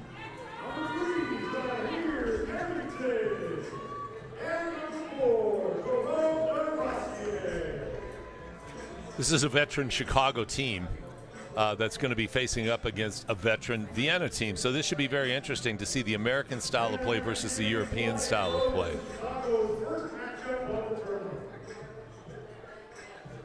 For Chicago, it'll be Jerome DeRosier, King Leroy McClure, Craig Moore, and Zahir Carrington. Craig Moore is a real leader in 3x3. He does a lot of coaching for, he was the head coach of the X-Wing women's team. Oh, okay, yeah. Earlier today. Yeah. And then the Chicago team actually is part of an organization involving both Princeton and Chicago. It's a developmental kind of club organization for 3x3 to try to grow participation in the U.S. And we're underway. Vienna in white, Chicago in blue.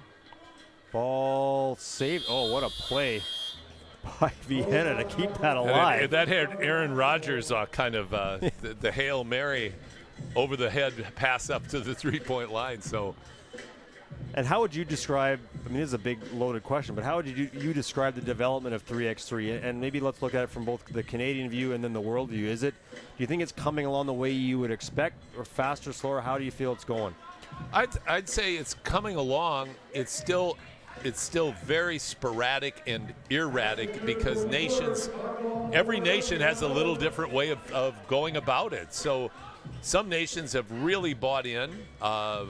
Others are, still trying to figure their way along. So it's uneven. Let me put it that way. It's a very uneven, but it's going to, that's to be expected when I take a step back. This is a new world of basketball that's trying to figure its way out. And that certainly wouldn't be unusual in the world of sport. You can pick just about any sport that's growing and developing across the world, and that unevenness will come about almost no matter what. No matter what. Yeah, it's got to find its own way, and then over time, nations are going to get more organized. Pro leagues are going to start cropping up. Yep. Some are going to fail. Some might succeed. So there's a lot of things happening in the world, but like I said, it's very individual. McClure with a couple opening buckets for Chicago to put them up 2-0 on Vienna. Again, Vienna with a win over Chicago would automatically punch their ticket. There's a great back cut, just like you. The Princeton. Yeah, exactly. I was just going to say, there you go. Yep. That Princeton back cut, dribble at your defender, and then you set your man up and you back cut like that, and it's amazing how many times you'll beat your defender.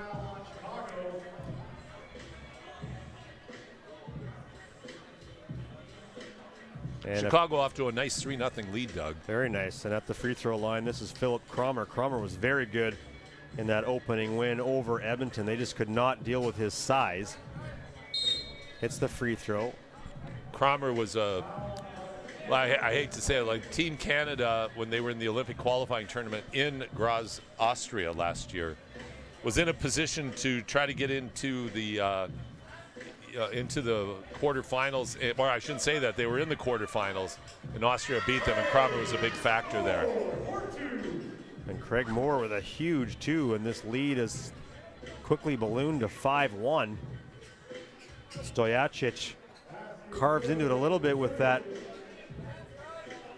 floating layup, and Moore a quick look down low to Zahir Carrington, and that's a foul on Stojacic. There you get the layup, sorry, Paul, from Stojacic. No, I'm sorry. Stojacic, Serbian. playing for Austria. Yep. Again, the formula, bring a Serb Right. into your program because they're really great players and they're really great at 3x3. And they do it both to be better and competitive on the World Tour events, but also to raise the level of their own players and get them more accustomed to playing effective 3-on-3 basketball. So on that discussion, maybe just give viewers, if they're not aware, there's the World Tour, there's these Challenger events. How do those interplay and intermix? At the top of the food chain is what's called the World Tour or the Masters. You get the most points, you're the best teams. You have to qualify for those, and it's based on similar. Let's say tennis. You're playing in the qualifying rounds to get to the certain levels of the ATP. It's the same system. Then you go into what are called quests, super quests, up to the Challenger, and then up to the World Tour.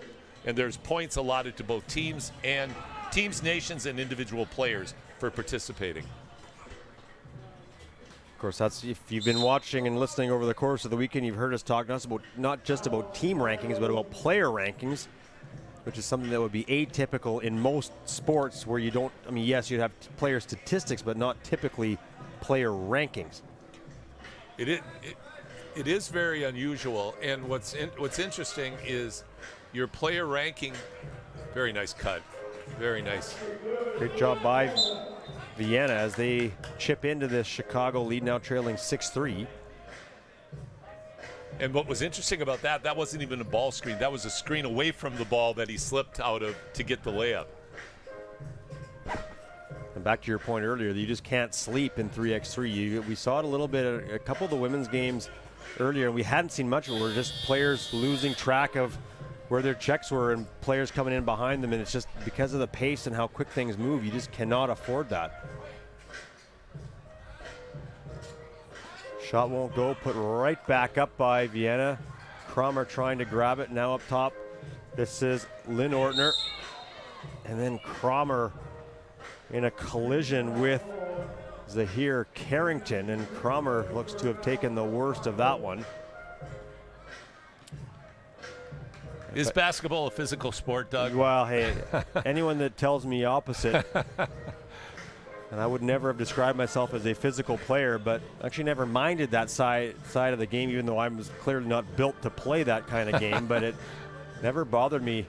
Air ball on the free throw from Cromer. But yeah, I think people that, whether you're talking 5-on-5 or 3x3, people that say, basketball is, it's not a physical game. Just come play it for a few minutes and you'll get a pretty quick sense. Well, and when you look out here, these are big human beings that are playing, and they have their noses into the player, their defender on every play. 5 team fouls already on Vienna. We've got 7:25 to go. 3 already on Chicago, which would be a high enough number, but that Vienna number is something to watch for as they trail 6-3. Ball turned over into the hands of Vienna. Here's Cromer.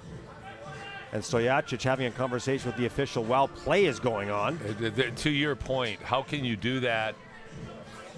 And now he's going to get a foul in an N1 because he's over emotional in terms of reacting. And you know what? He may have a valid point, but it doesn't matter. Yeah, it doesn't matter. And I always thought, one of the things you always teach shooters is you have to have the mindset of a shark. You're just thinking about the next meal. That's right. And that's how you have to play in 3x3. You just don't have time to get distracted. Well, there's really no point having a conversation with the official while the play is going on. That doesn't really work. It didn't work there, that's for sure. Miss on the free throw. Lynn Ortner for 2. That one back iron and down. We're going to get a hold on Chicago. That will go on McClure, who will come out for Moore. And the thing, once again, is you can't keep dwelling on what you perceive to be something that was unfair. Now you have to get right back get your mind right back into the game. Yeah, I thought the German women's team did such a good job of that during their competition as Lynn Ortner knocks down the 2, 7-5 now Chicago. I just thought Germany, you could just tell whatever bad happened, fouls, missed calls, missed shots, it didn't matter. They ultimately did not win the tournament, but I thought it was evident to me watching that's how their mindset works. 100%, and the best teams do. And I would tip my hat to the Canadian women. And in the last game where they had the adversity with Casey Bosch being injured and having to just go with Michelle and Catherine Plouffe and Paige Crozen, they kept their focus. They never wavered even when they were down 6-0. That's right. Yep. That was a remarkable comeback and a remarkable game to be down 6-0 with 3 players in this heat and end up winning 21-17 against a very good United States team. Well, Patrick Erickson and I were saying when we both kind of looked at each other when it was 6-0, and we'd said in the opening to that game that the issue for Canada was probably going to be Alexis Peterson with Bosch out, I'm thinking wrong person. Lene Harper is who I'm trying to say. And Harper, we thought would be a factor in terms of her ability to penetrate against the bigger Canadian players, yet she hit 3 twos and was unable to get to the rim. And Canada able to get back into that game. Harper was outstanding, but Canada just found answers as that game went on. They certainly did, and I think the length of the Plouffe and Page bothered Harper. In some respects, it actually worked out better. Just because Catherine and Michelle are so athletic and their footwork is so good that even a smaller, quicker player has a hard time scoring on them. Stojacic finds the slipping Cromer. They're a good example of those slips you talked about, Paul. They've clawed their way back into this. They really have. Stojacic for 2. And it rattles home. Shooter's roll. Absolutely. Off the back iron, high up above the top of the backboard. And there's that back cut that you mentioned, Paul, as in that case it was Carrington dribbling away and then finding the cutting teammate with the ball a little bit. Just led him a little bit too far. A little bit too far. And here's Cromer. Back to Stojacic, left alone again for 2. Big battle there between Carrington and number 1 for Vienna, Lynn Ortner. That shot won't go for Chicago. Here's Lynn Ortner up top, now to Cromer. Step back, Lynn Ortner. That did not quite get the shooter's roll. Stojacic zips it back inside, and a hold coming here on Zahir Carrington. Now we're at the phase of the game, 5:17 left, where conditioning becomes a huge issue. Conditioning, ability to play in heat. These are the little things that over the course of a 10-minute game that can make a big difference in the outcome. Finally starting to cool down, but Cromer is not. Hard take to the rim, draws the foul, and Vienna up 9-7 on Chicago, and every foul for both teams here on in will result in 2 free throws. With 5 minutes, 9 seconds to go, again, talking about that's a big factor. 2 free throws in a tight game are such difference makers. Missed free especially throw, if you make them. Yeah, absolutely. That does help. But Cromer did a great job of getting his own rebound on the end, and they end up with a layup, so they net out. Cromer just a 43% free throw shooter. Moore floating away, thought he got hit on the arm. Cromer rebound, puts it right back up and over top of Moore. He has been physically dominant. I think he has put literally the team on those big broad shoulders and brought them back. 11-7. They have started to pull away from Chicago. Vienna, the number 9 ranked team in the world. I think the score was 7-3 at one point, so I think Vienna has rattled off 8 straight. And Chicago looks tired, quite honestly. They do. Just not a lot of jump right now, and it's just their first game. Stojacic for 2, a little strong. Rebound, though, and the other thing that you're starting to see Vienna get into those offensive rebounds and getting second chance opportunities. Carrington working hard. Shot won't go. Cross-court pass, Stojacic. Left alone, but then Carrington comes out of nowhere, blocks that one away. DeRosier now to Moore. And Moore finds a wide open Jerome DeRosier. 12-8. Shot won't go. Another offensive rebound for Vienna. Stojacic with DeRosier on him. To Cromer. Lost the ball, stepped inside. Chicago thought there might have been a travel. DeRosier for 2. Front iron won't go. Now Stojacic. He's a little long. So offense going cold here both ways, and a foul on Cromer. So that will be the 7th on Vienna. Chicago now shooting 2 free throws, and we got immediate timeout.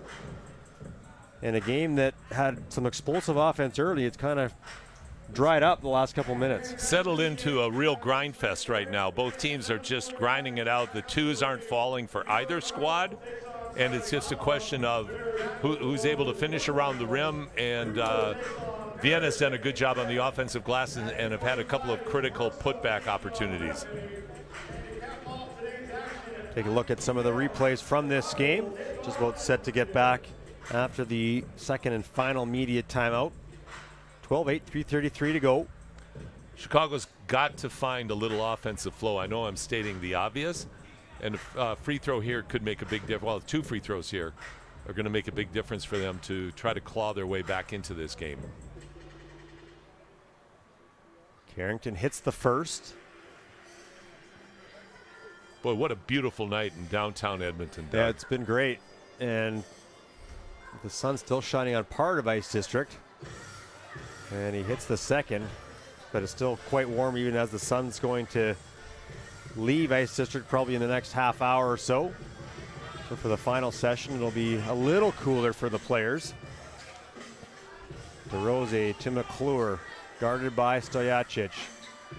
And a nice soft touch there by McClure, and they're going to pick up the warning, will Chicago, for defending in that semicircle. You have to let teams collect the ball, and then you can defend beyond that. That's that quasi full court press you can do. And there's a big 2 for Vienna, now up 14-11. Chicago had made a mini run, and now, unfortunately, Craig's pass goes out of bounds to his cutting teammate. So Chicago had a nice run, and that's where that 2 free throws really made a difference for them. But a big, big 2 for Vienna. That 2 won't go, but a putback there by Lynn Ortner. Oh, and a ball comes through from the practice court, I believe. First time we've seen that all weekend. That's a new one. That is a new one, which is tough to do considering all the stuff that's over there. I don't even know how that happened. 15-11 for Vienna. Carrington to McClure. DeRose battling inside. Rebound Carrington. Goes up, puts it home. 15-12. I believe Carrington's played for Team Princeton in the past and now has made the switch over. Nice cut. We talk about cuts, face cuts like that. Now both teams are kind of letting guys shoot layups and looking to try. Vienna's trying to finish this off. And they're getting closer, 4 points away from a win. Still a lot of time left, but Chicago still is, right now, just physically they look like they're suffering. And right now Vienna looks to have the conditioning edge. Yeah, I'd say you're right. Lots of grabbing the shorts and leaning over for Chicago. We've had to wait basically all day to play their first game. Moore, layup. Would have counted, I think. A little stutter, but Lynn Ortner drops that one off the glass and in. Moore for 2. Won't go. Lynn Ortner up top. And again, left wide open, gets around DeRosier. 19-13, Vienna, couple points away. DeRosier drops one in. Lynn Ortner, this would finish it off the front iron. Rebound, Cromer. Oh, nice feed while in the air as Cromer blew past McClure. Moore for 2. Lynn Ortner keeps it alive. Stojacic well off the target, 20-14, and we'll get a look at that pass. You see Lynn Ortner and McClure just let him go, and that's one of those examples where you just can't fall asleep even for a second because those kinds of things can happen. Well, they can, and I think what this game clearly demonstrates is, at least for this game, and who knows why, but Vienna's conditioning and their cutting has been much, much crisper, much, much sharper than Chicago's. Chicago just has not been able to keep up defensively over the 10 minutes. And you talk about, when I talk to people oftentimes and they say, well, how long is the game? And I say, well, 10 minutes. They go, that's all? Go out there, play 2 minutes, and come talk to me. Yeah. If you're not subbing, if you go longer than 2 minutes, and that's why it's so hard to win with 3. Yeah. If you go longer than 2 minutes at full speed, you can't pace yourself and be really effective in this. Oh, DeRose, good work against Cromer. Gets a bucket, draws the foul. That's big for Chicago. Chance to add 2 more. Well, we saw that earlier in the qualifying round with a couple teams, and I know we're put together somewhat last minute, but with only had 3 players, and that certainly made it difficult on them this morning. The team that got through was the team that had 4. Absolutely, and that's one of the things to again sing the praises of Team Canada. They won with 3. With Casey going down, and in this heat, that's a remarkable accomplishment. Yeah, it really was. Lynn Ortner, shot won't go, rebound for Termal. Martin Termal. Lynn Ortner, that one won't go either. And I was waiting for the players to come right through us. Now, here's an interesting dynamic, Doug. Why take 2s when you have 20 when a layup will win it? The reason is points count. That's right. In terms of seeding. So you want, if you can get 22, you want to get 22. And they've got a 4-point lead and some time to play with, so they're taking 2s. That's right. No real risk. Lynn Ortner. To my point. Yeah. And also to my point about air balls. Yes. There have been a few of those here, too. There have been a few, yep. So Chicago hanging around, time not their friend, however. 35.3 to go. McClure looks at a 2, a little bit strong. Rebound for Termal. Stojacic, 2 doesn't go. Rebound Moore. Chicago's got to get some shots off quickly. Moore tried to bank that one home, won't go. Now Termal. This is not exactly a clinic from long range. I'm afraid it isn't. And Moore, DeRose puts that one back up. 2017. I'm not laughing because, I mean, everybody who's played this game knows how hard it is to hit it too. Yeah. But I'm just laughing because, like you said, it isn't a clinic. It's a strategy. Yeah. And right now the strategy isn't working. No. The shots aren't falling. And all of those were pretty quick shots. I mean, Chicago, of course, having to get some shots up quickly. Yeah, and I don't mean to sound disrespectful either to any of the players on those misses, but I know they would expect more of themselves as well, and that free throw ends it. Vienna punches their ticket into the quarterfinal. They will take the top seed in Pool D. So as we look ahead for them, Vienna, as the top seed in Pool D, will play the second quarterfinal tomorrow. They will play the second place Pool B team. So that would be one of Paris, Amsterdam, or Freeburg, depending on what happens in the next session. So we've got one more session to go. First game will be at 7:45. So in about 20 minutes time, that will feature New York, Harlem, and Saitama. Saitama following in the opener to Antwerp 15-8, and then Harlem falling to Antwerp 19-16. So the winner of this next game will get themselves a trip into the quarterfinal. That will go at 7:45. So about 20 minutes from now, we're going to take a break. Hope you'll come back in about 20 minutes to catch the first game in the final session here in pool play for the FIBA 3x3 Alberta Basketball Men's Challenger from downtown Edmonton and Ice District. I'm Doug McLean. He's Paul Sir. Thanks for tuning in. We'll catch you in about 20 minutes time.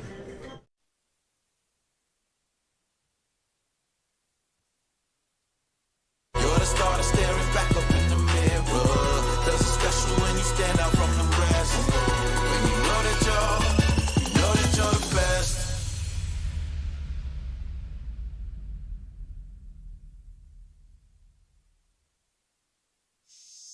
Standing on the stage, got the whole place rocking. It's popping, no stopping. Standing on the stage, got the whole place watching. Vacation, hotel hopping. I'm a big deal, I'm a big deal. I'm a big deal, I'm a big deal. Standing on the stage, got the whole place rocking.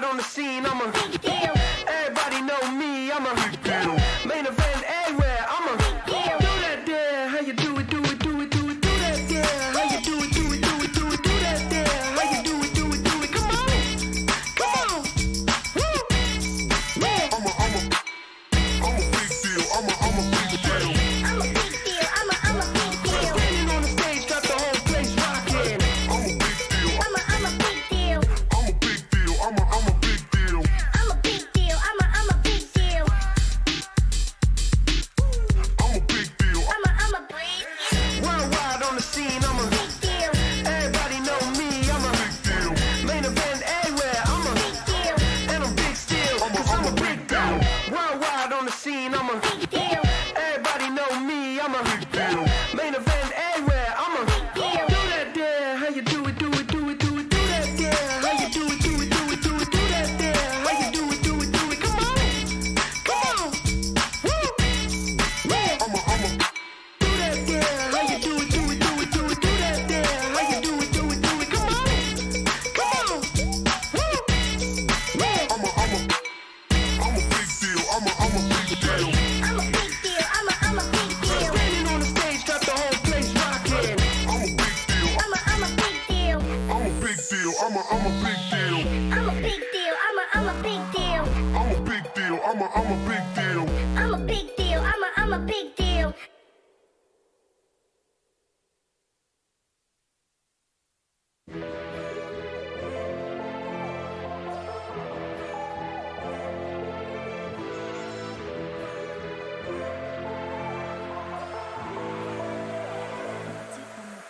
Yo, man, pull up, ain't talking a reload. Bust doors, no need for a key though. Man, I take aim, but this ain't a free throw. No man, I bustin' if you're coming at me though. Bustin' if you're coming at me though. Bustin' if you're coming at me though. Man, I take aim, no free throw. No man, I bustin' if you're coming at me though. Man, pull up, ain't talking a reload. Bust doors, no need for a key though. Man, I take aim, but this ain't a free throw. No man, I bustin' if you're coming at me though. Bustin' if you're coming at me though. Bustin' if you're coming at me though. Man, I take aim, no free throw. No man, I bustin' if you're coming at me though. Bustin' if you're coming at my head though. Fuck sexual innuendos. At the door like I'm coming for the rent. No, man's not running like I've got no legs. No, me, I'll bring it to you first. Not a coroner, but I bring it to your hearse. Man, I'm on full, man, I put you in the dirt. Man, plotting on the best and I bring it to your worst. Always had a comeback, no banter. I'm known as a serial ranter. Means I don't hold back, nothing put hands up. My emotions might lead me to snap up, wrap up, something, no gift, not Santa. Do you know where you're from, don't matter. Anyone can be food, no platter. Have you wet man, let the thing splatter. Try no man, don't play that, don't play that. Been like that since way back. Man, roll around and spray that. Man, miss you, let's spray that. Yo, man, pull up, ain't talking a reload. Bust doors, no need for a key though. Man, I take aim, but this ain't a free throw. No man, I bustin' if you're coming at me though. Bustin' if you're coming at me though. Bustin' if you're coming at me though. Man, I take aim, no free throw. No man, I bustin' if you're coming at me though. Man, pull up, ain't talking a reload. Bust doors, no need for a key though. Man, I take aim, but this ain't a free throw. No man, I bustin' if you're coming at me though. Bustin' if you're coming at me though. Bustin' if you're coming at me though. Man, I take aim, no free throw. No man, I bustin' if you're coming at me though. Bustin' if you're coming, no put it out. Get a pun, but I mean no tricking out. Meaning if it's on, then it's on, stay looking out. On-site gas, so it's fire, no cooking out. Run, you insane, no bolting. Book for the wall, you're coping. You're a pump, only right, you're soaking. Not off the loud, brother, ain't smoking. Don't know what you're chat for. Why you front, have you running for the back door? Man took offense, why you thinking that's a tap for? Man, I leave more holes in you than a crack ball, too raw. That's how the beef come. Know it well, and that's how the beef done. There's no rules, though, that's how the street run. Man, I get light, see sun, let the week done. Try no man, don't play that, don't play that. Been like that since way back. Man, roll around and spray that. Man, miss you, let's spray that. Try no man, don't play that. Been like that since way back. Man, roll around and spray that. Man, miss you, let's spray that. Yo, man, pull up, ain't talking a reload. Bust doors, no need for a key though. Man, I take aim, but this ain't a free throw. No man, I bustin' if you're coming at me though. Bustin' if you're coming at me though. Bustin' if you're coming at me though. Man, I take aim, no free throw. No man, I bustin' if you're coming at me though. Man, pull up, ain't talking a reload. Bust doors, no need for a key though. Man, I take aim, but this ain't a free throw. No man, I bustin' if you're coming at me though. Bustin' if you're coming at me though. Bustin' if you're coming at me though. Man, I take aim, no free throw. No man, I bustin' if you're coming at me though.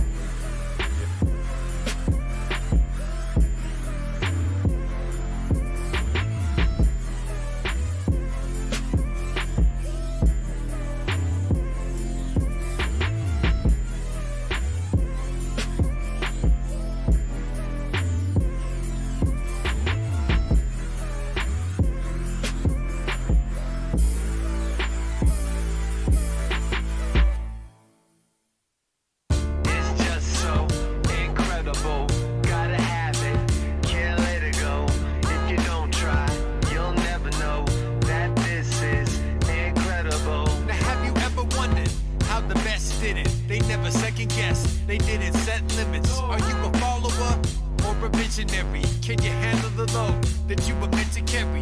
Cause we're on a mission, listen, it's beyond description. We don't wanna fit in if we're living in a contradiction. We need a brand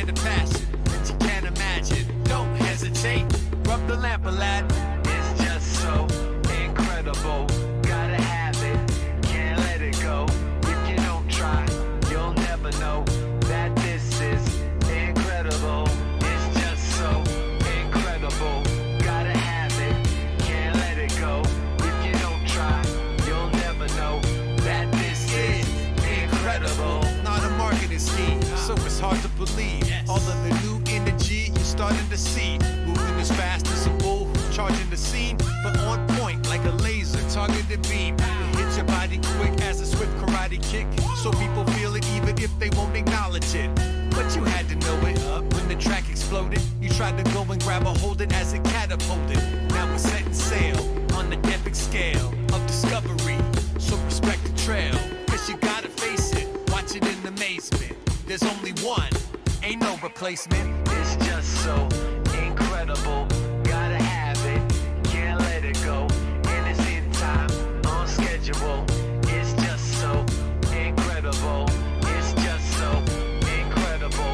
Gotta have it, can't let it go.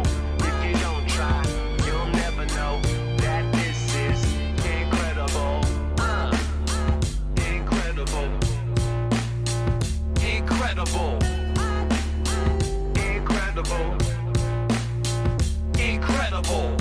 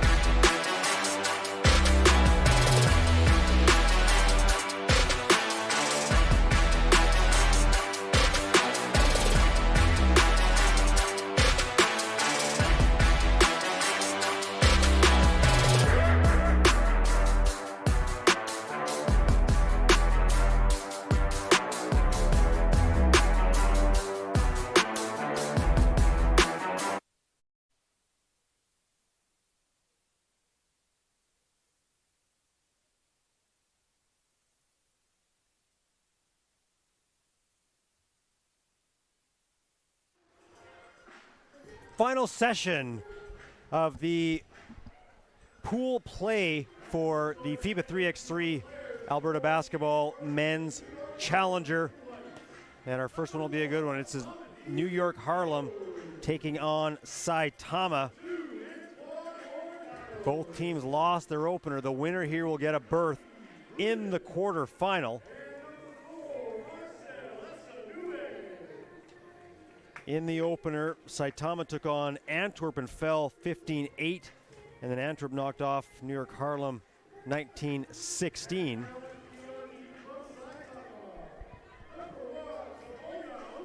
Now you'll take a look at Saitama. We'll get to the lineup for New York Harlem.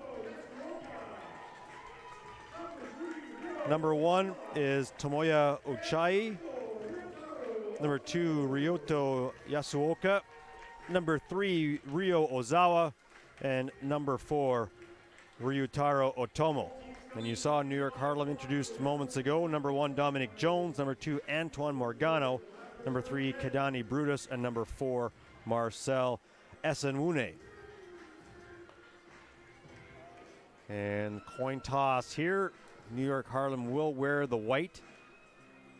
They have won twice the Challenger events in Edmonton, looking to make it a third time a charm, and they will need to knock off this Japanese team from Saitama. A couple players that played at the Tokyo Olympics for Japan last year. Those players will be Tomoya Ochai as well as Ryuto Yasuoka. And Jones will get things underway here to Morgano. This New York Harlem team, a veteran team, they've played together for a long time. Rebound out for Saitama. Quick turnaround, shot won't go. Morgano with the board, and he'll bring it back out. Quick look at a 2. That one goes. A little bit of sunlight still in the court, reflecting, the sun reflecting off of the Stantec building, just to basically right behind where you're looking right now. So still some sunlight. It is 7:45 in the evening here in Edmonton, Mountain Time. And a foul on Morgano.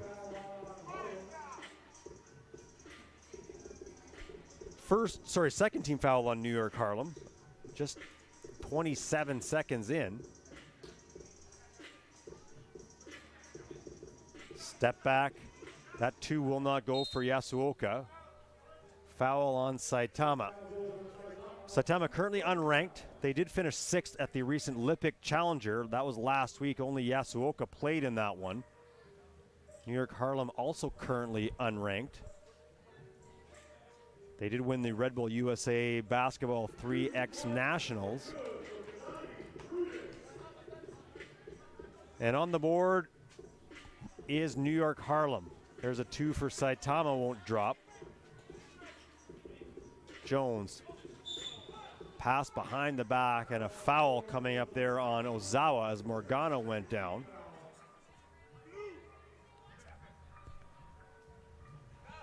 Doug McLean along with Paul Sir. Final session. It's been a busy day of basketball, Paul. And a busy day, busy few weeks for you. Look at that. We got a little highlight film there from Dom doing the 360. Dominique Jones still flashing it here in Edmonton. That was the horizontal 360. It wasn't the Michael Jordan dunk over right. you. That's right. But it was a great shot by like you said, former player, world player of the year. Yeah. Just a phenomenal talent and incredible basketball IQ player. I think I noticed in his profile on the FIBA 3x3 site as Ochai knocks that one down, I think it says heart, not height. So a focus, obviously words that he tries to live by. And you've never, it doesn't bring a lot of height, but I'll admit the times I've seen him play in the previous challengers, you kind of ignore the fact that he doesn't have a ton of size by the way he plays. Oh, absolutely. He wows you with his skills. Now, Saitama is not to be slept on. These guys can play. And Bucket goes foul, though, on New York Harlem. So the bucket will count. Yeah, Saitama boasting 2 Olympians from last year's Tokyo Olympics where they finished 6th. That's no small accomplishment. It was in their home country. So there was a tremendous amount of national pride put into their 3x3 program. Well, here, I'll run you some numbers here in a second that'll start to show you why the number 6 has become so important. Nice look down. Ochii, that lefty won't go off the window. Here's Jones. Gets a screen from Morgano. Loses it, and it will be Harlem ball. So look at this. Ryoto Yasuoka did play in the Olympics last year. They finished 6th. He's the 6th ranked player in Japan. Last week he played at the Olympic Challenger where Saitama finished 6th. He was with Japan at the 2022 FIBA 3x3 Asia Cup. Guess where they finished? 6th.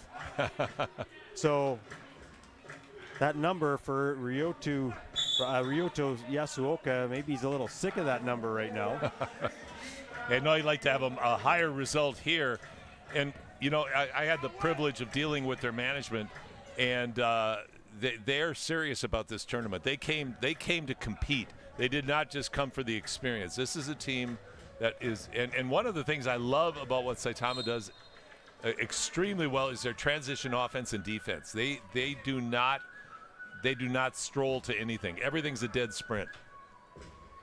And with 7:28 to go, Harlem already with 6 fouls. So going forward, Saitama will be shooting free throws. And that 2 will not drop. Came close, but Saitama now down 6-3.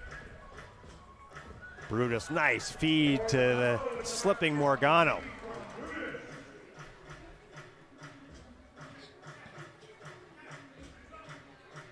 There's a look at a 2 for Saitama. That one won't go.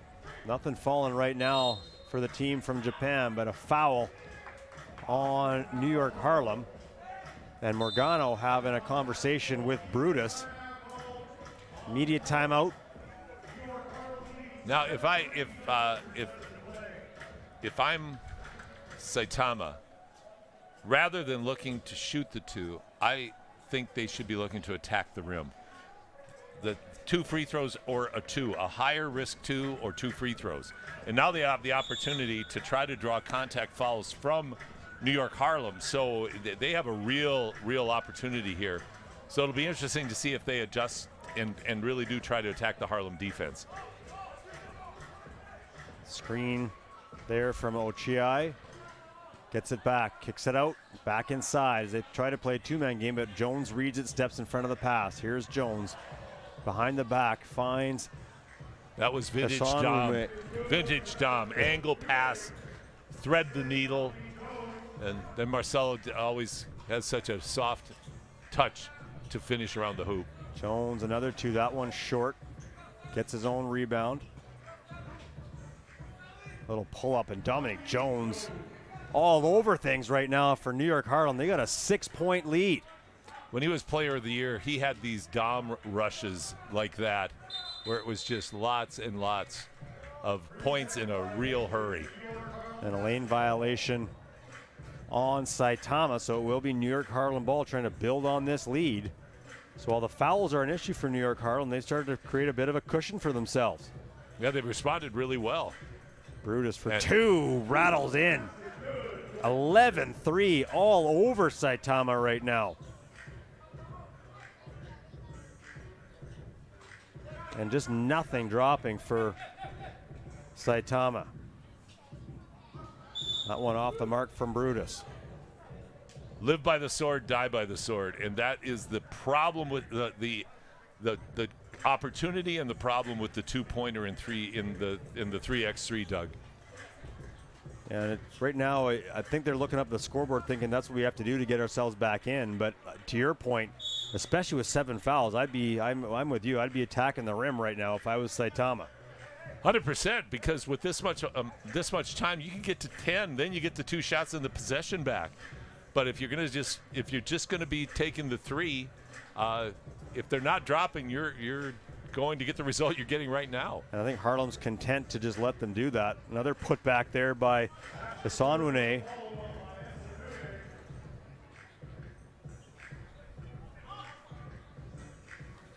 And there's one that finally drops for Ozawa. Brutus, 2. That one catches nothing. And there you get a look at from the basket cam, that one where they clearly had the lid off it as it had been on securely before for Saitama. Batten down the hatch.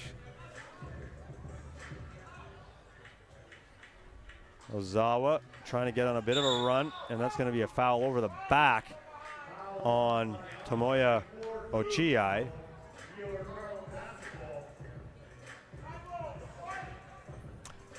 In 3x3, if you fixate on one aspect of the game as the way you're going to play, in this case, how Saitama is fixated on 2s, you're going to pay the price. And right now, New York Harlem is just killing them on the offensive glass. Yeah, just all over it. And Morgano, another one, cleans up, puts it home. And the ball ends up out of bounds as no one from Saitama came to collect it, so they will put the ball back in play from the top. It'll be Ryo Ozawa, a native of Tsukuashi, Ibaraki Prefecture in Japan. A nice touch there off the window for Ryoto Yasuoka. Esanwune kicks it out to Jones. Bounce pass Morgano, lost it off the backboard. Shot drops in. Marcel Esanwune. Nice look at Marcel's. Normally you see Marcel finishing right at the rim, around and at the rim, but he has a nice mid-range pull-up. You never see him take a 3. He's such a great role player. He slips, he does all the dirty work. Been such a great player for Hall. An offensive foul. That one's going to go on number 2, Ryuto Yasuoka, 333rd ranked men's player in the world.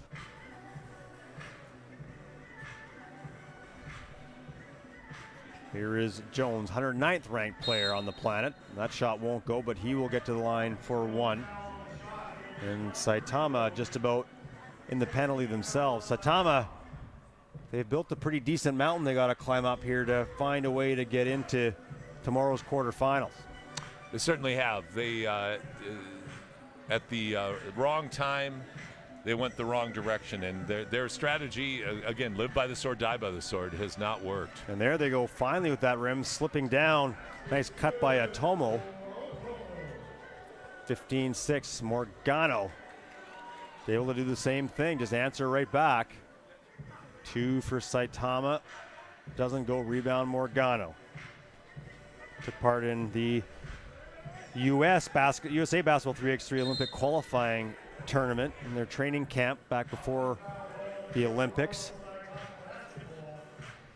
And Saitama, after getting those 7 early fouls forced on Harlem, only 1 since. So to your point about not attacking, that has been the case as we were under 4 minutes, so the second media timeout. Well, and now Saitama's in the position too where they're going to lose that advantage because their next foul will be a shooting foul for Harlem.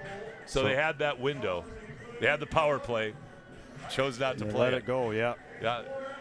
So some work ahead, not done. Lots of time left, just under 4 minutes to go for Saitama, but a mountain to climb as it has been all New York Harlem and from all over the place. It's been Jones, it's been Morgano, 2 of the veterans of this team. Absolutely, with Marcel cleaning up as well. They just have, and Brutus has hit a couple of nice 2s, so they've gotten productivity from everybody in the lineup.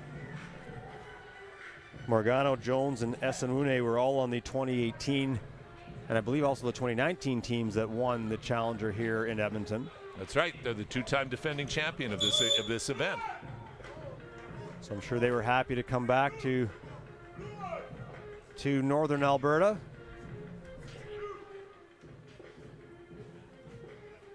And it will be Saitama to put the ball in play. Here's Otomo. Kicks it over to Yasuoka. Big 2 there for Saitama. 16-9.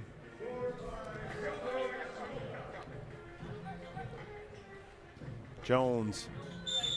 Shot goes and the foul. Dominic Jones And you can tell Saitama just feeling, hey, we just don't have an answer here right now, as he goes right into the body of Otomo. And Jones will head to the line.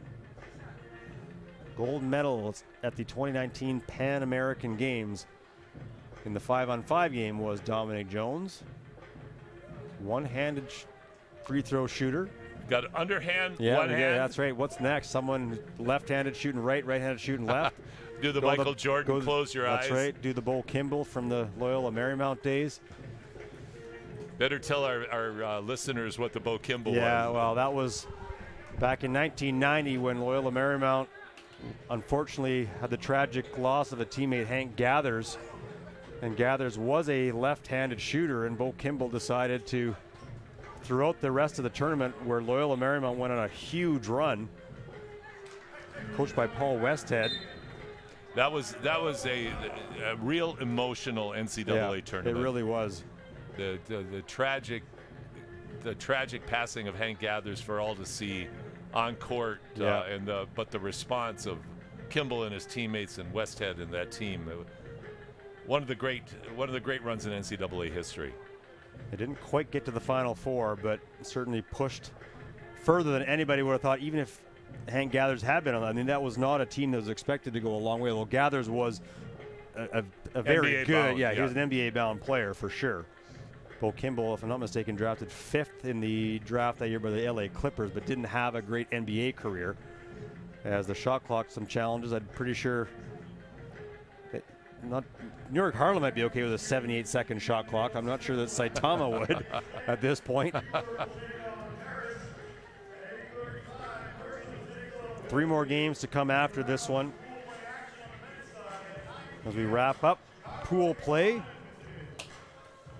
What a beautiful evening in Edmonton. Yeah. I don't think you could not custom order a more beautiful evening to play 3x3 basketball in the Ice District Plaza in downtown Edmonton. No, for those of you looking from around the world, I mean, yeah, we get all 4 seasons and all extremes of all 4 seasons here in this part of the world. But yeah, when you summers in Edmonton where you get the sun out until 10 o'clock at night, and you can sit out and it's warm and not humid. Yeah, it's hard to. I mean, I'm biased. I'm born and raised here, but I mean, it's hard to beat it. Well, I'm born and raised in the Midwest U.S. and I love my home where I'm from in the state of Iowa and lived for many years in Minnesota. But the humidity, the summers in Edmonton are special. So are the winters. Yes. That's one descriptive special, usually with an expletive in front of it. But yeah, they're very. So we have 1 season plus 3. Yeah, that's right. It can change dramatically. So coming up after this Harlem Saitama game, Freeburg will take on Paris, Merksem will take on Winnipeg, and then Chicago will take on Edmonton. To wrap things up on day 2 of a great 3-day weekend of basketball, and Jones, again, does a great job getting his defender in the air. You see it right there. Goes up and under. Just like he scripted it out, Dominic Jones. Saitama has great effort. Unfortunately, they didn't have great strategy, and they weren't hitting their twos. And Harlem played extremely well and played well together. Here is Brutus. Goes for 2 and knocks it down. New York Harlem emphatically defeat Saitama 22-11. And New York Harlem will move on into the quarterfinals as they have a 1-1 record. New York Harlem, as the second place team in Pool A, will play the last quarterfinal tomorrow against the leader of Group C. And that is still to be determined between Princeton, Winnipeg, and Merksem. Or sorry, let me correct myself. Princeton is ahead, so they will play Princeton. That's my mistake. So we've already got 1 quarterfinal set. But a pretty impressive performance from New York Harlem. They look great. Now, here's the thing in 3x3. They look great against a team that did not defend well. And they took advantage of them. So you have to give New York Harlem all the credit in the world. And there's no slam on Saitama. It was just they were not physically able to defend Harlem the way that they needed to. But Saitama took themselves out of the game by relying and hoping that the two-pointer was going to keep them in the game, and they kept looking to it at critical junctures. We're going to pause just momentarily before we get going with our next matchup, which will feature Fribourg and Paris. I'm Doug McLean. He's Paul Sir. Thanks for tuning in. We'll be back in a couple minutes with our second matchup here in the third session of pool play at the FIBA 3x3 Alberta Basketball Men's Challenger.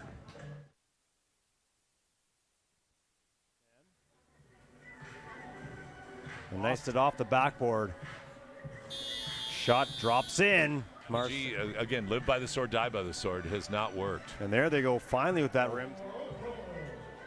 15-6, Morgano. Here's Otomo. Kicks it over to Yasuoka. Big Jones. Shot goes, and the rest of the tournament where Loyola Marymount went on a huge run. To wrap things up on day 2 of a great. Here is Brutus. Goes for 2 and not.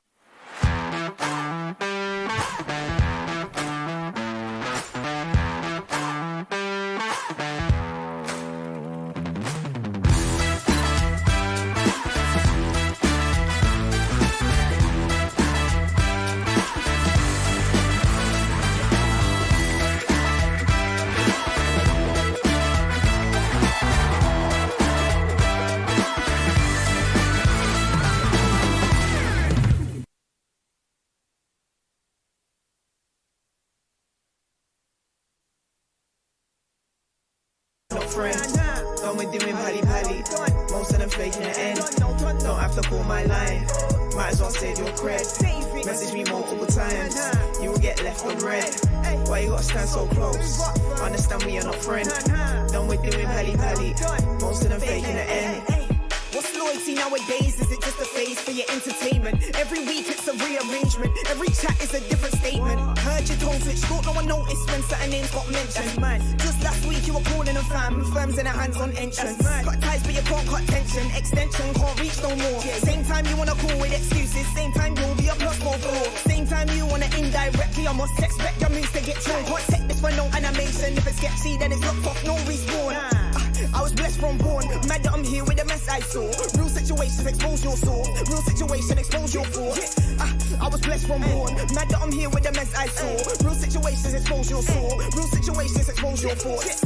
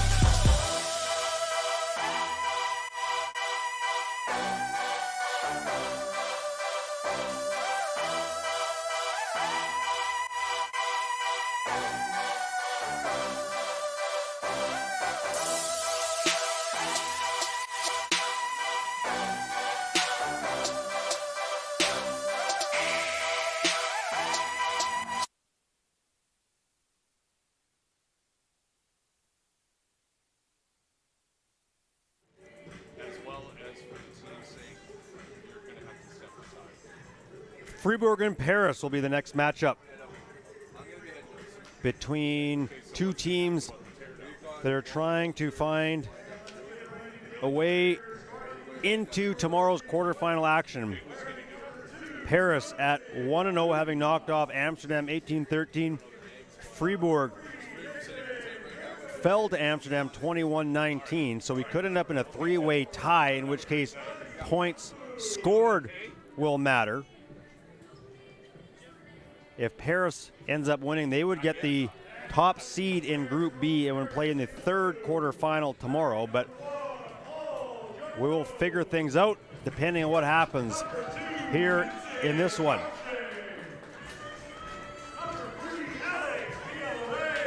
First up for Paris, number 1, Paul Dioko. Number 2, Vincent Fauche. Number 3, Alex Villare.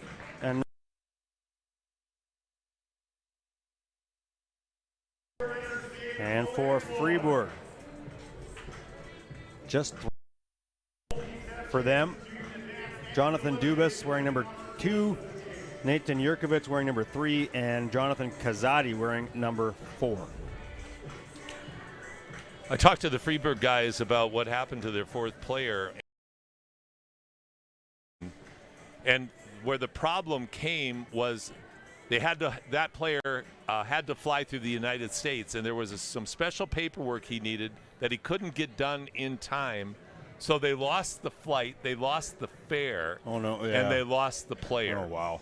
So, I mean, it was the trifecta of doom that happens so often right now, not just with airport and airline upsets and delays, but also with nations and COVID and the restrictions in travel. It's just such a difficult time to travel. It's amazing all of the players here got here.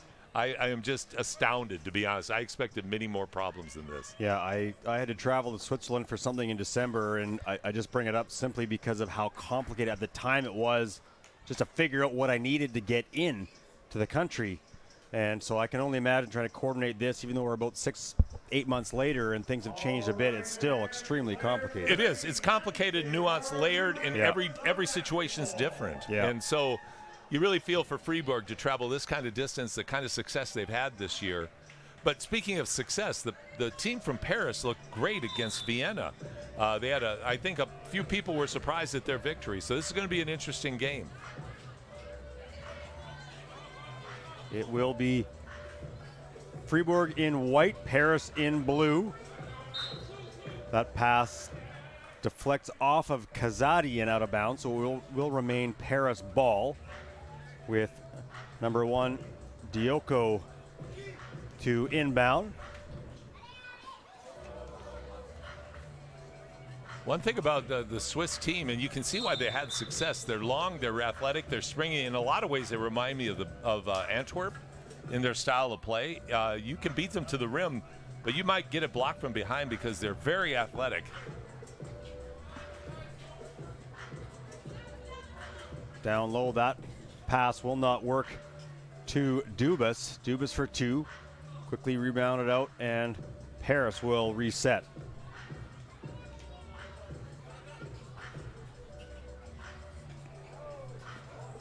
Hard take. That's Paul Dioko, 23rd ranked player in France.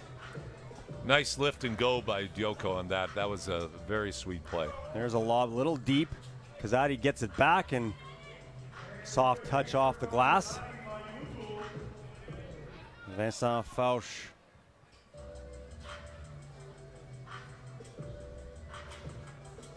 One thing that you're going to notice with the way that Freeburg plays is they're going to pick their spots on when they have to go hard.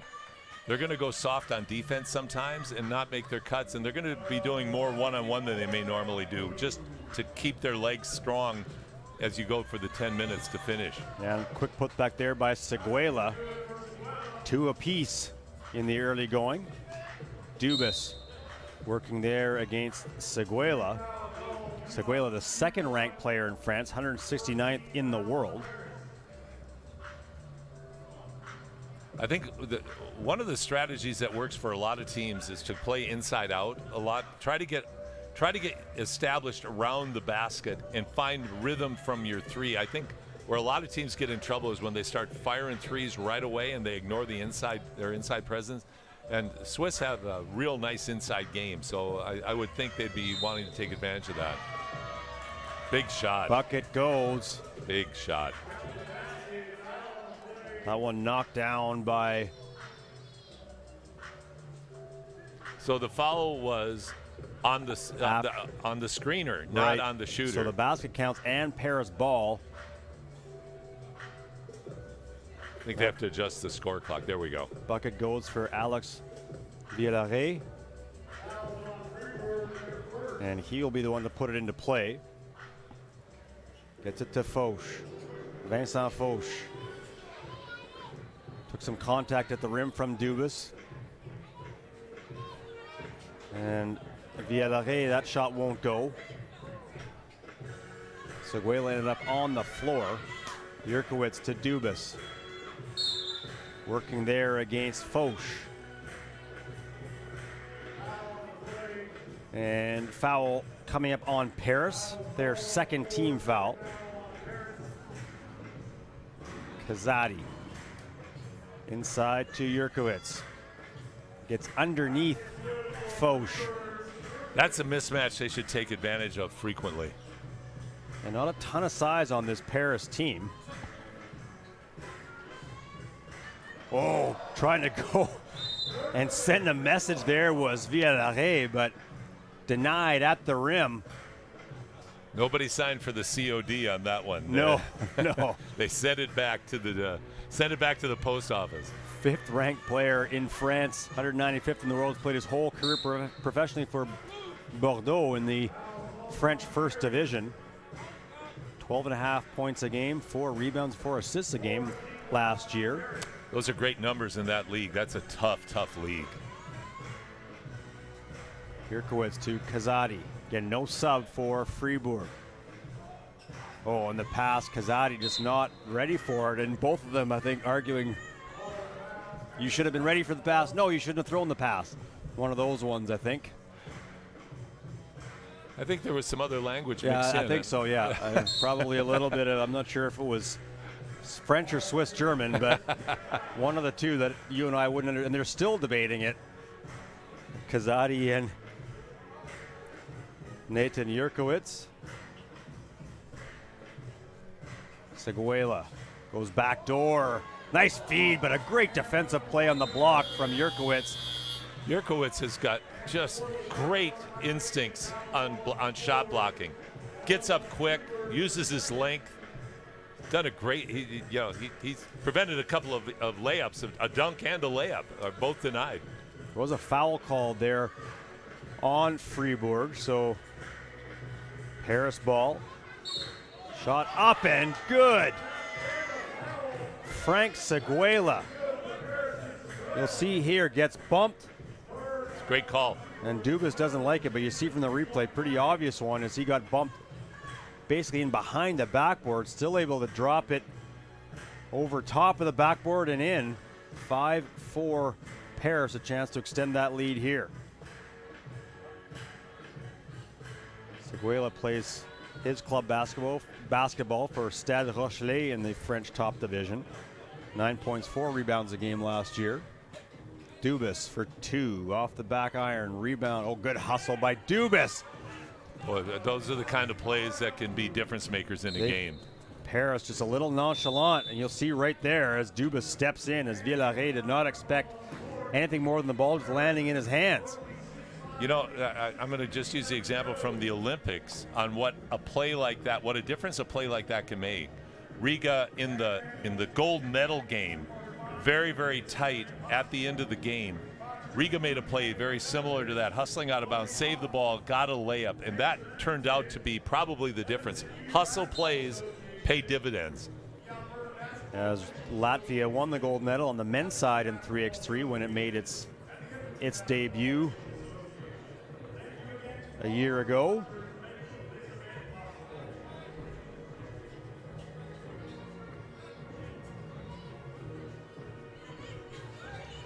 Big 2 there from Paris. Lead now 8-5. And a foul on number 2, Vincent Foch. It's real hard to maintain your focus on what your strategy should be in a 3x3 game. A lot of times you get caught up in the shot clock you get caught out front. Good defense can play a factor, but Freeburg has to emphasize their inside game. Kazadi working hard on Dioko. Shot deflected. Dioko with the board. Again, size advantage certainly to Freeburg, but Paris has not been concerned going inside here early. Slapped. White ball. They're going to say that went off of Paris. Off of Seguela, so the deflection from Jurkowitz pays dividends for Freeburg.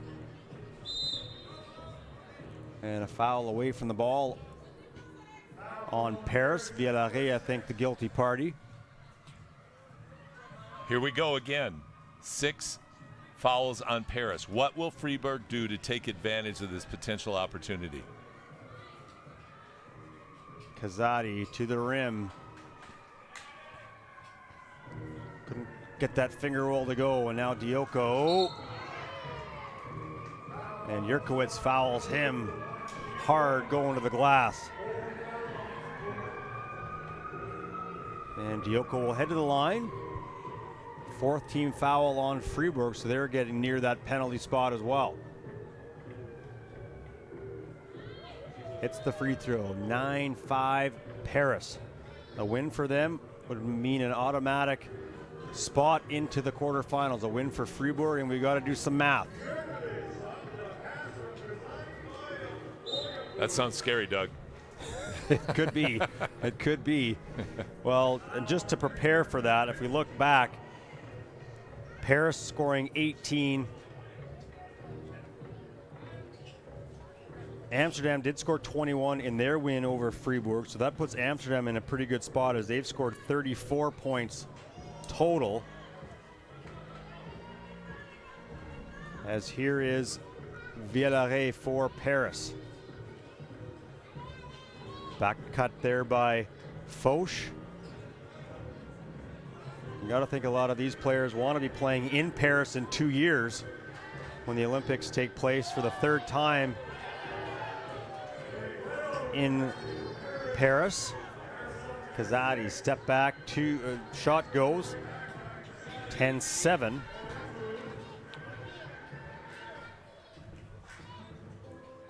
And rattles home for Alex Villaret. Now you're seeing the effects of 3 players. Defense, their hands are down, leaving Paris with a clean look for the 2. And the cuts just coming fast and furious for Paris. And Freeburg, like you said, Paul, seem a little bit, maybe a step behind right now. Step behind and standing and watching a lot. Kazadi, nice touch there. A couple of nice basketball, yeah, a couple of nice hoops. Over top of Foch.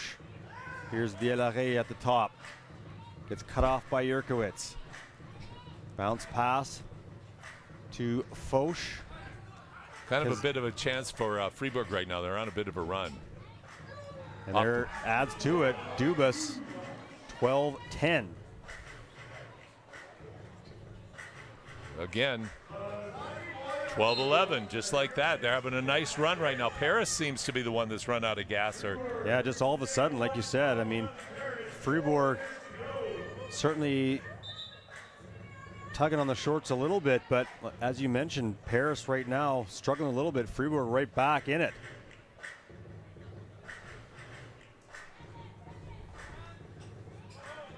Every point was in the paint, by the way. The last 3 baskets were all in the paint.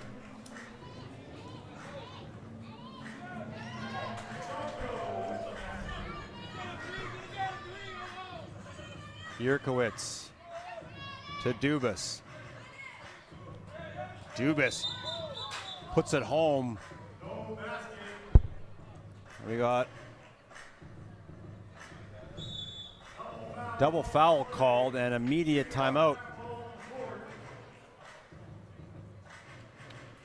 That's a tough one because now you got a double foul. Nobody gets a free throw. Yep. Puts Freeburg in the bonus, but it also makes the next foul by Freeburg putting Paris in the bonus. So any of the advantage, again, and we've seen that with 2 teams.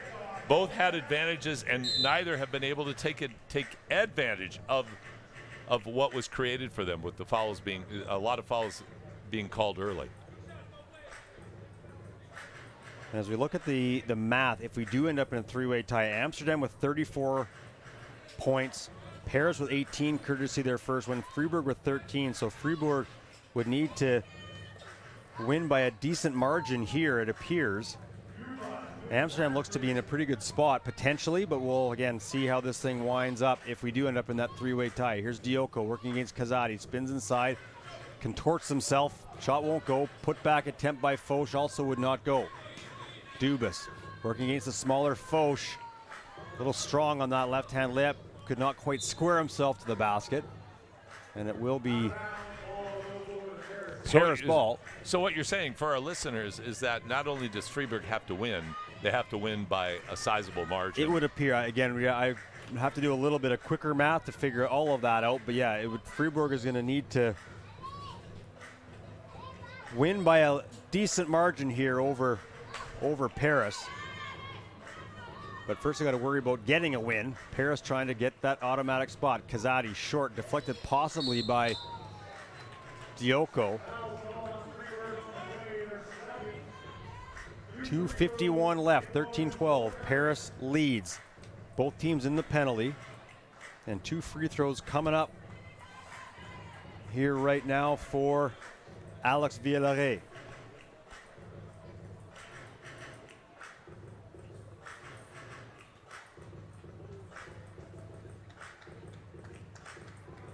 First one well short.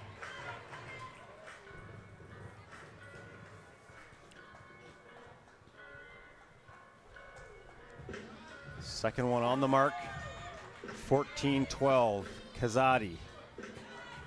Villaret on him. Stripped away, and Villaret, nice job to control that ball. Kicked out. Dioko for 2. Won't go. Rebound Dubas. Jonathan Dubas sees the ball go out of bounds. I think it will remain Fribourg ball. Dubas, 4th-ranked player in Switzerland, 68th in the world, plays for Norrköping Dolphins in Sweden, and has played on the national team for Switzerland, both 3x3 and 5-on-5, so an accomplished player in Switzerland. And an offensive foul on Dubas.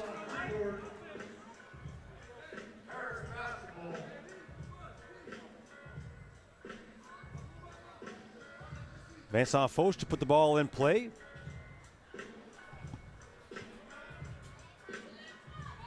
Gets it back now. Dioko goes right at Kazadi. Rebound Dubas, and quickly tried to fire it out to Jurkowitz, and that pass eluded him. So it will be Paris ball. Once again, in the ebbs and flows, we're now in the ebb. Yes, we are. Where the Swiss are struggling. Physically, they're struggling right now.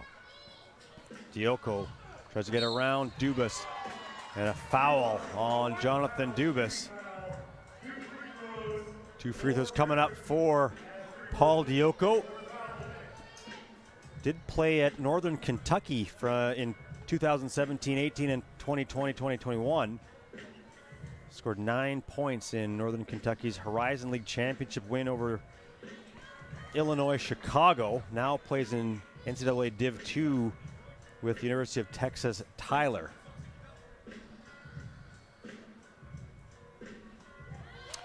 Now we're in the territory with next foul on Fribourg. Paris will shoot 2 and get possession of the ball. So time not their favor. Foul's not in their favor. So Fribourg's got some work to do. Trailing here by 4. Paris looking to be on the verge of moving into the quarterfinals tomorrow. I'm sorry to harp on this, but with well over 5 minutes to play, Paris had 6 fouls. And since then, the only fouls that they've committed have been offensive fouls. So Fribourg's never gotten to the free throw line until now. And a couple times we've seen that. We saw that, as we mentioned before, with Saitama just not taking advantage of those early fouls. That's right. Settling for 2s. That's the temptation of this game. Yeah.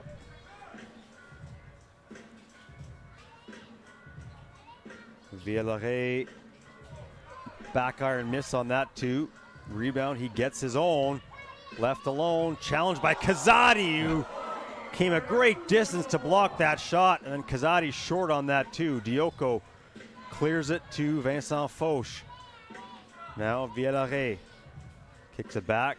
Fauche 2, and that might be the dagger. 18-14, a minute 23 to go. Freeburg needs a lot of offense. Get a couple of free throws here. Oh, that was Colton. He blocked that off the glass. Yeah. So, but it looked great. And the Swiss have had a lot of great-looking blocks tonight. They're a real nice team to watch. Fribourg is fun to watch. If they would have had their fourth player, it would have been a very different situation for them. I'm very grateful that they came to Edmonton to compete. In fact, in spite of the fact that they only were able to come with 3 players. Yeah, definitely a tough break for them. Here is Dioko. Oh, nice look there, trying to find Frank Seguela. Ball ends up deflected out of bounds. It will be Paris ball. 1:15 to go, 18-15. Paris in front.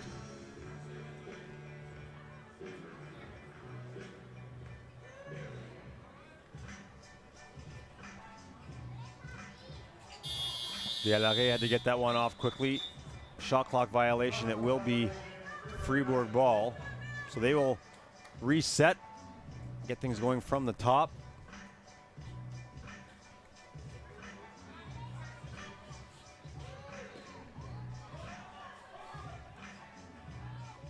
Dubas thought about the 2, puts the ball on the floor. Hard work. Oh, that would have been huge had that gone for Jonathan Dubas. A little bit of there's some life here now. Yeah. If he can hit 2, they get the ball back. That's right. So it's suddenly a different story. And again, the math with them having scored just 13 points and Paris 18, they need some offense pretty quickly. First free throw didn't look good early, but drops in. Dubas is laughing at the shooter's roll on that one. He knows that was a gift. And now possession for Freeburg, so down 1.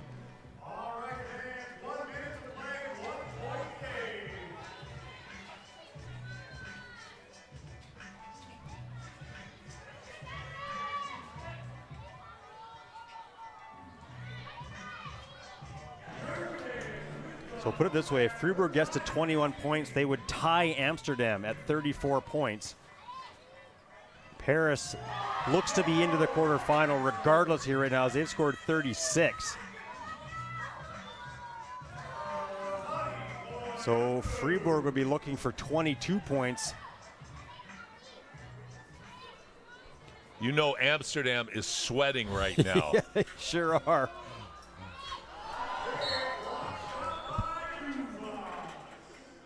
$19 all. So just to recap the math here, Amsterdam at 34 points. Paris currently sitting at 37. And the maximum points that Fribourg could get would be 22 in this game. That would put them at 35. So if they can get there, they would advance. Amsterdam, as Paul said, certainly sweating right now.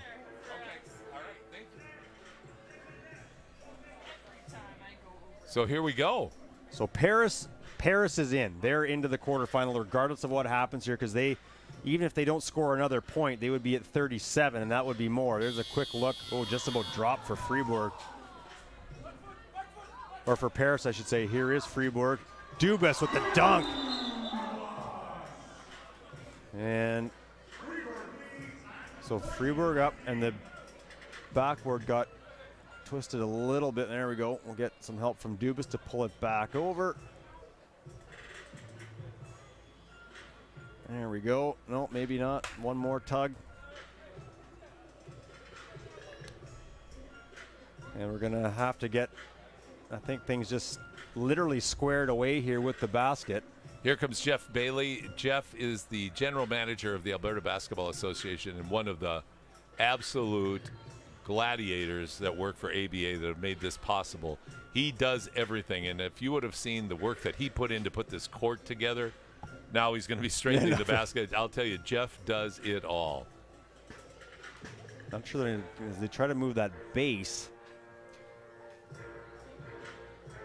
Base has sandbags. There's a locking mechanism that got misplaced for the basket, and one of the things that the FIBA officials warned us about was if there was a hard dunk, the basket could get out of skew. So looks like it's back in order now. I think we're good. So 5.1 to go. Freeburg needs a steal and a 2. They're up right now.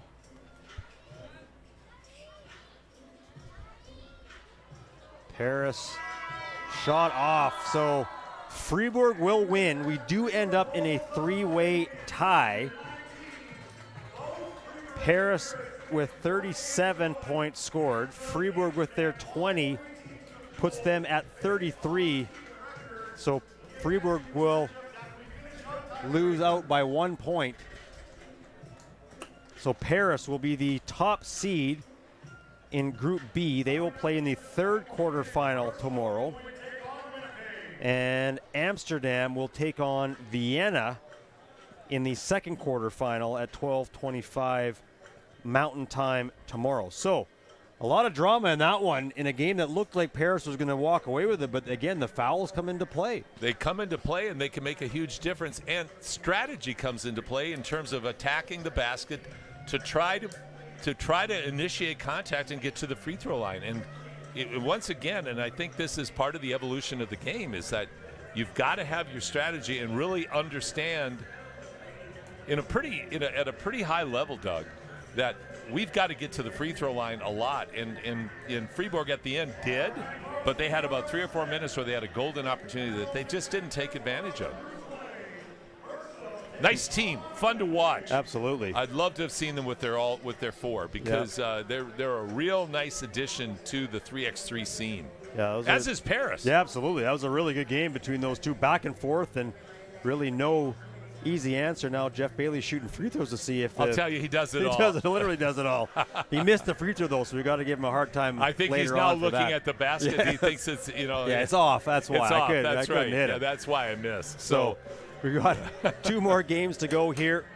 Next up, it will be Merksem and Winnipeg. Winnipeg falling 18-15 to Princeton, and then Merksem falling 21-17 to Princeton. So this game will set the first quarterfinal. The winner of this next game will get number 3 in the world, Antwerp. So not exactly the draw you want, but hey, you want to give yourselves a shot, and Merksem and Winnipeg will do that. Paul and I are going to pause momentarily. We'll be back shortly with Merksem taking on Team Winnipeg.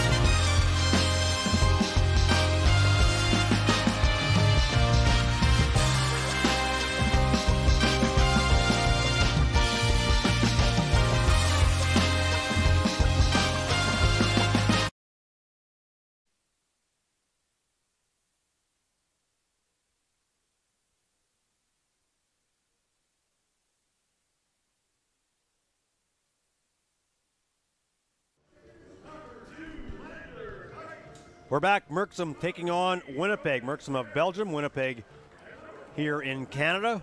About an hour and a half flight from where we are right now in Edmonton. One of the factors in World Tour play in 3x3, Doug, is the travel and the very real impact it has on the competitors. The Canadian and American teams talk often about flying, they fly to Europe, they fly to Asia, and what a disadvantage that is. And it gets reversed because now the European teams here, Japan, they have to make long travel plans to get here, and fatigue becomes a real factor. Jet lag, it's hard to, how it is when you're traveling for fun. Yeah. It takes a day or two just to get used to it. Yeah. Yeah, it's not the easiest thing, and so trying to come out and play at a level like this would be really difficult because you just don't have, you don't have your legs, you just don't have your energy. It's just really different. But nonetheless, Winnipeg and Merksem here with a chance to get into the quarterfinal. Merksem, number 25 team in the world. We'll go through their roster. Number 1, Owen Sontjens. Number 2, Lander Coit. Number 3, Jonas Forts. And number 4, Maxime Depoit. One of our challenges in Canada is we do not have a system right now. Let me put it this way. It's not the system. We don't have teams that are actively pursuing the World Tour on the men's side. And we really only have one on the women's side. And they're one of the best in the world. But Team Winnipeg, they have played in a lot of international events. So while they're not a full-time team, they've been very, very diligent about wanting to compete wherever they could. So we're really happy that Winnipeg's here. And the Winnipeg team, number 1, Wyatt Anders. 2, Stephen Wesley. Number 3, Brensley Haywood. And number 4, Paris Kyles. Here is Anders, a former Manitoba Bison. Played his Canadian University basketball in Winnipeg. 8th ranked player in Canada. He's the only Canadian on this roster, though Stephen Wesley did play with the other university team in Winnipeg, the Winnipeg Westmen.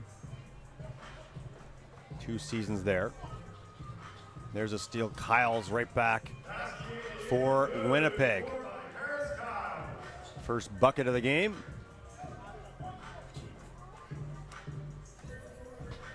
Over to the corner. Coit with the layup.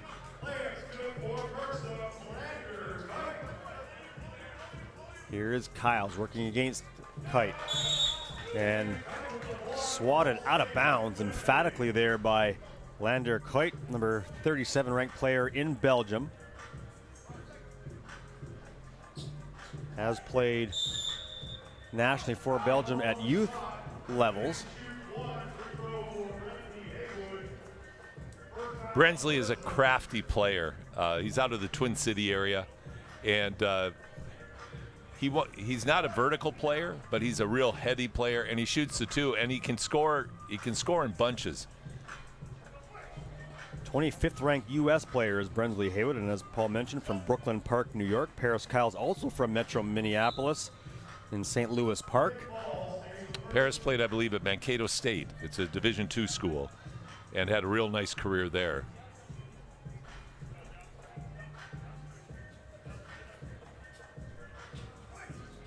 And Paris Kyles played at Minnesota State. Mankato. That's called Mankato State. Yeah, that's sorry. Right. No, you're right. Exactly. But a school known for having a very strong hockey program, which I know from the fact they have taken on the University of Alberta Golden Bears. Big two. And yeah, Minnesota State, Mankato. Yeah. Excellent basketball, excellent football, and then a fantastic Division I hockey program.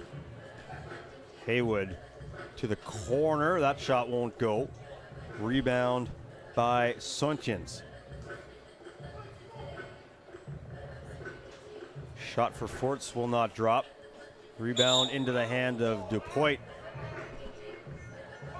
Foul called on Winnipeg. 4-1 Winnipeg. 1 foul apiece. So unlike we've seen in the last couple games where the foul number started to mount quickly, only 1 apiece here 2 minutes in. Forts on the cut. Gets Merksum back to within 2.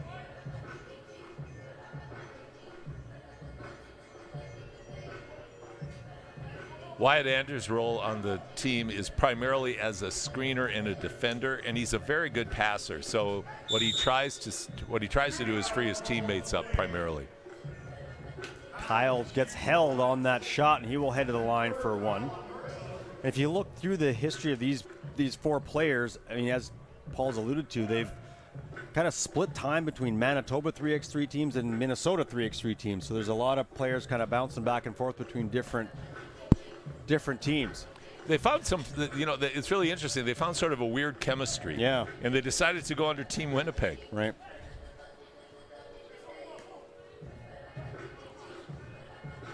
Here is Kyles in the right wing. Nice take. Nice take. Broke his defender down and got to the rim.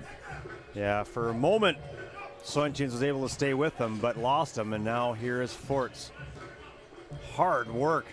Shot will not go. Kyles with the board.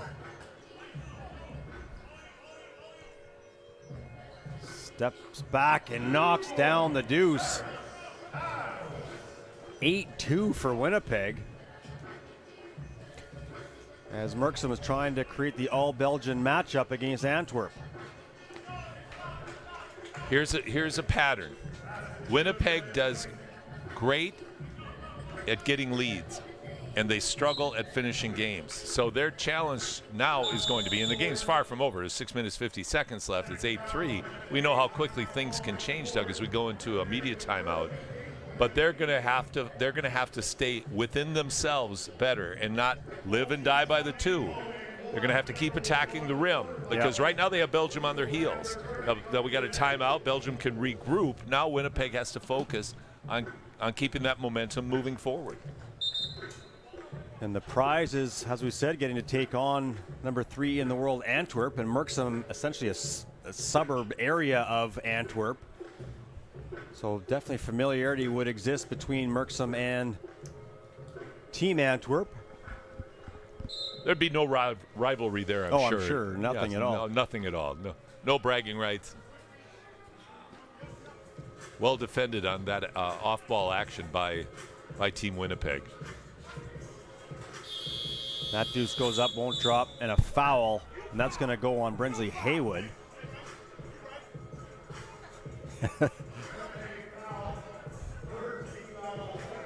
I don't know if that was a good, interesting exchange. I don't know if that was serious or fun or a bit of both. I think it was serious fun. I think you're right. And Merksem gets to within 4. Here is Wesley. Gets to the rim, loses it, and that'll be a foul on number 4, Maxime Dupoit. One thing you'll see with Winnipeg, and believe me, this is an odd comment that sounds like a criticism, and I guess to a certain extent it is.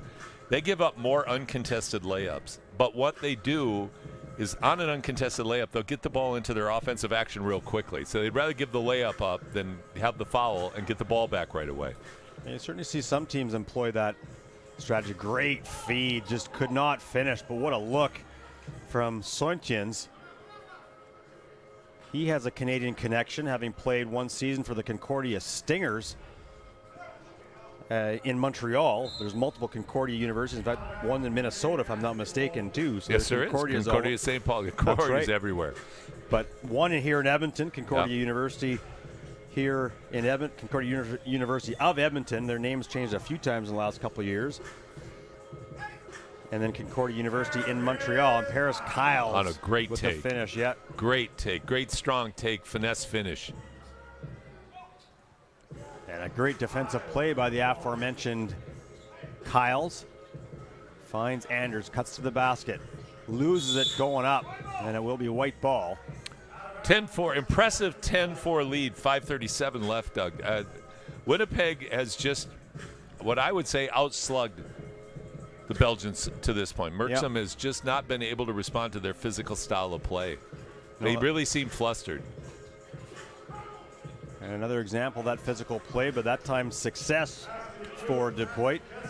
And this is that time when Winnipeg struggles, and this is going to be where they're going to have to not make mistakes like that. And that turnover, blind pass from Haywood, and that helps off the mark. Yeah, it will be Winnipeg ball. 5:14 to go as Jonas Forts, who plays for Cangoeiros in Belgium.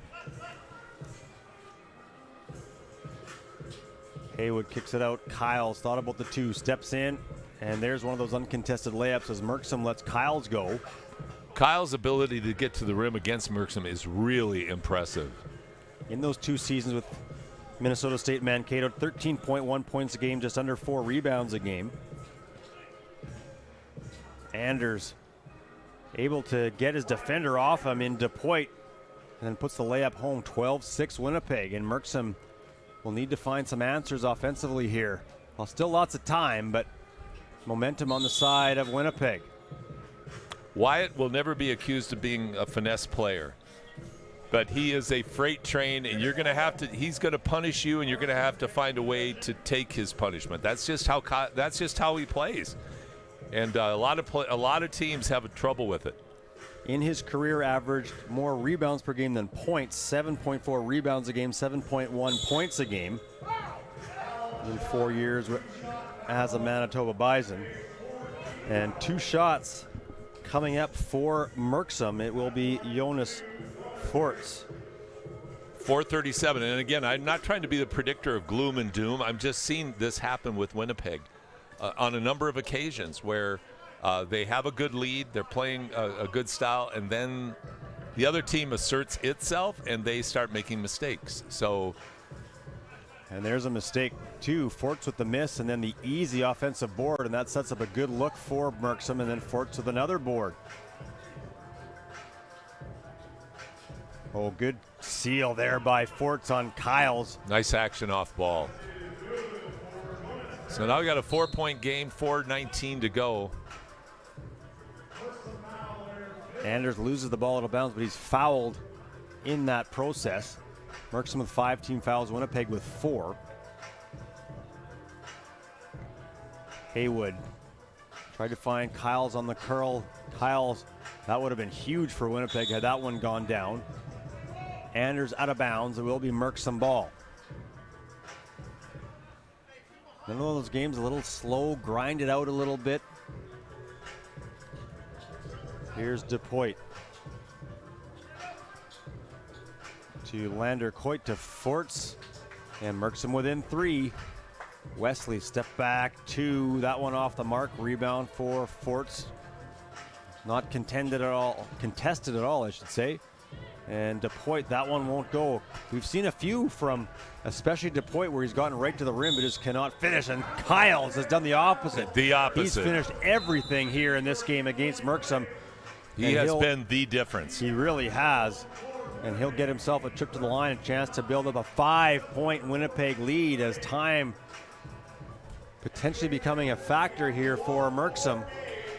What Paris has been doing is attacking the lead foot of the defender and not standing up on his attack angle to the basket. And the defender, if you get the defender on your hip, you can control the defender. Paris has done that and finished at the rim very, very effectively. Here is Kyles heading to the free throw line.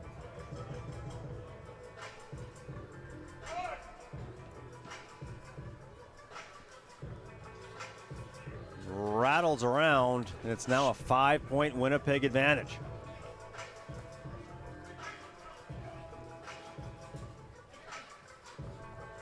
Kite shot will not go. Anders will clear, gets it to Haywood. Out of 2, rebound Anders. Tries to spin around number 3 Forts. Haywood. That shot a little short. Forts in the corner for 2, and a big, huge bucket for Merksem. Lots of time left, 14-11. Kyles working around. Forts able to get him off. That shot, one of the few that Kyles has not been able to finish, though he did everything but. And DePoit gets left. Layup there. Anders to bring it out, 14-12. Haywood steps back, loses Forts. But again, no rebounding presence right now at all under the offensive glass for Winnipeg. Conditioning's a big factor. We're seeing it again. Look again, as I talked about layups being given up by Winnipeg. Like their defense, when their defense breaks down, it breaks down badly, and that was a bad breakdown. Now they're within 1 point, and that you can really see that they're running out of gas. Couple offensive boards, and no Winnipeg player got near them, and there Anders misses the 2. They'll slow things down a bit. Here is Kyles. That one in and out. Anders could not get his hand on the rebound. Now he does. Just could not square himself. That one over the top. And now opposite court pass. 2 doesn't go. And that will go off of Winnipeg. It will be, ooh, I don't know about that one. I thought that went off a couple Winnipeg players and out. That was a gift, I think. So it will be Winnipeg ball, but all momentum on the side of Merksem, as you see some of the highlights earlier. Anders with that bucket, and there's that great steal we saw a few minutes ago from Forts. Merksem doing a good job to space the floor. What I think the difference has been is Paris Kyle. He has kept Winnipeg in the lead by his attacking efficiency going to the basket. Anders, good rebounds. Wes, he hit a couple of shots, but Merksum has really tightened their defense up. Now, Winnipeg's got a minute 55 to give themselves a cushion. So every possession, they all matter. But now in the last minute 55, they really matter. Brensley Haywood to put the ball in play. Made his 3x3 debut back in 2012 with Minnesota on the World Tour at the New York stop, so he's been at this a while. Wesley, he's been fairly quiet in this one. That would have been a big bucket there for him and for Winnipeg. Forts, little jump hook, doesn't drop. Wesley with the rebound. Kyles up top. Had a screen from Wesley, goes the other way, but Kyles with another answer. 2-point lead. They have just not been able to square him up out front. He's been able to blow by. Forts with the matchup on Haywood. Steps back for a long 2. A prayer answered for Merksum as the shot clock wound down, and we're tied, and then a steal and a turnover. You cannot be sloppy with the basketball. And a back seal for Forts. That basket would not count. Foul on Winnipeg. And there you see as the shot clock winding down, and Forts just had to get it off, and here we sit, 15 all. I've seen so many 3x3 games won or lost on that kind of shot. Big defensive possession for Winnipeg and offensive. Foul on Anders, so both teams from here on in will be at the free throw line when the opposition takes a defensive foul. Minute left, tie game, and tied it with fouls. Anders deflects that one out of bounds. Fort's wise enough to keep his hands away from it.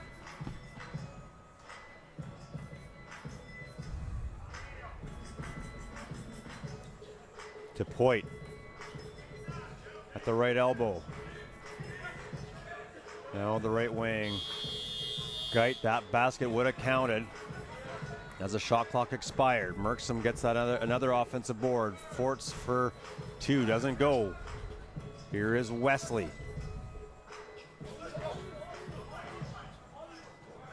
Kyles, guarded by Lander Kuyt. Gets Kuyt to drop off, literally, as he hits the deck, and he's hurt. He is, that left foot, he's gonna have to struggle out. Oh, but Forts helps him out with that big 2, and Merksum with 21.1 points has come back to take a 2-point lead. Nostradamus sitting next to me here said that this might be what happens, and you're right, and it's been the play at the defensive end and the lack of rebounding presence both on the offensive and defensive glass for Winnipeg. Well, and when you give up easy layup after easy layup, at some point it's going to catch you. And of course it helps. Merksum hit a desperation 3, deep 3, and now just a good 3. Yeah. They haven't shot, I don't think, a particularly good percentage at all. No. But they've been putting 3s up. But now they've hit a couple at the clutch time. So we still have 21.1. So Winnipeg has a chance to answer. But Merksum definitely has kept their focus better than Winnipeg has. Here's Kyles, kick out. Haywood for 2. That one off the mark. Wesley can't grab the board. Kyles does, puts it right back up and in. Now, Merksem can kill most of the clock, and that's what they're going to try to do. Fort's running around trying to kill it off. Haywood fouls him, which will send Merksem to the line for a pair. Really all Winnipeg could do, although if you're going to do that, probably need to do it a little bit earlier. That's the only thing I would say, that Brensley made the right play. He just made it 2 seconds too late. Put him on the line, make him make 2, hope he misses 1, and then you have a shot. But if he makes 2, it's game over. Chance to essentially send Merksem to the quarters, and he does just that. Play against their Belgian brethren tomorrow. Team Winnipeg, great fight, just not enough to overcome Merksem, who hung in there and found a way to win. So Merksem losing to Princeton in their first game, knocking off Winnipeg in their second, 19-16. So they will take on Antwerp in the first quarterfinal tomorrow. That one will go at 12 o'clock sharp Mountain Time here in Edmonton. So just one quarterfinal to be finalized, and it will be either Chicago or Edmonton moving into play Paris, as Edmonton fell to Vienna in their opener, and then Chicago fell as 22-18, and then Chicago also fell by 4 to Vienna, 21-17 in their opener. So now Chicago taking on Edmonton with a chance to move into the quarters tomorrow afternoon. We're going to pause just for a couple moments, and we'll be back with this final game here on Super Saturday in Edmonton. FIBA 3x3 action all day on both the women's and the men's side. I'm Doug McLean. He's Paul Sir. We'll be back in a couple minutes with Edmonton and Chicago. Able to get his... Oh, good seal there by Fort. To Lander Coit to Forts. We've seen a few from especially DePoit where he's gotten right to the rim but just cannot finish, and that shot a little short. Forts in the corner for 2 and a finish, though he did everything but. And DePoit gets left. Forts with the matchup on Haywood. Steps back for a long 2. That left foot, he's going to have to struggle out. Oh, that one off the mark. Wesley can't grab the board. Kyles does, puts it right back up.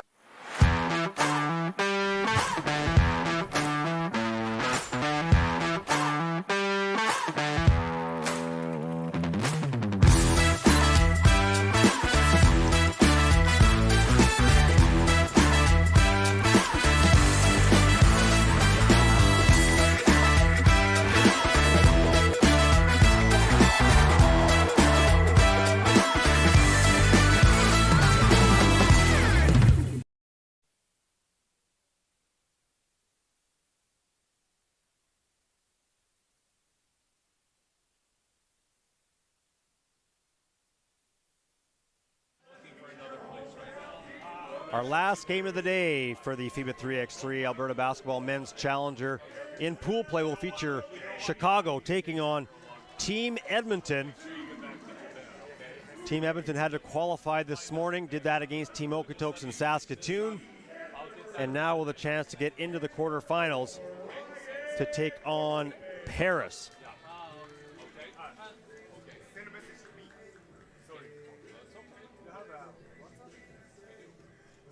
For Chicago, they will go with King Leroy McClure, Craig Moore, Zahir Carrington, and Jerome DeRosier. And for Edmonton, it will be Denzel James from right here in Edmonton, Chris Mooney, Lee Dandifer, and also from Edmonton, Ryan Coleman.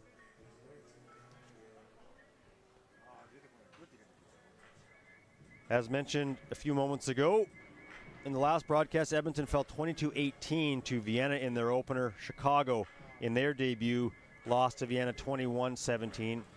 And the winner of this one will play tomorrow at 12:50 against Paris in the third quarterfinal.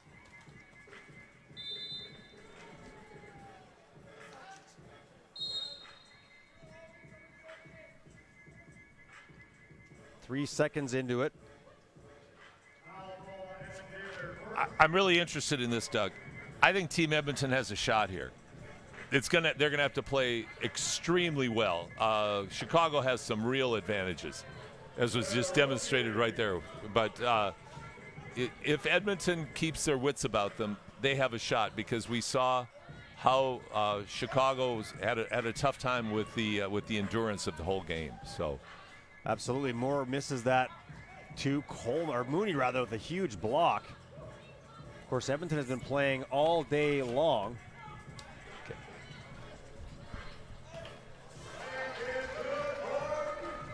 And Mooney helps get Edmonton on the board, 1-all.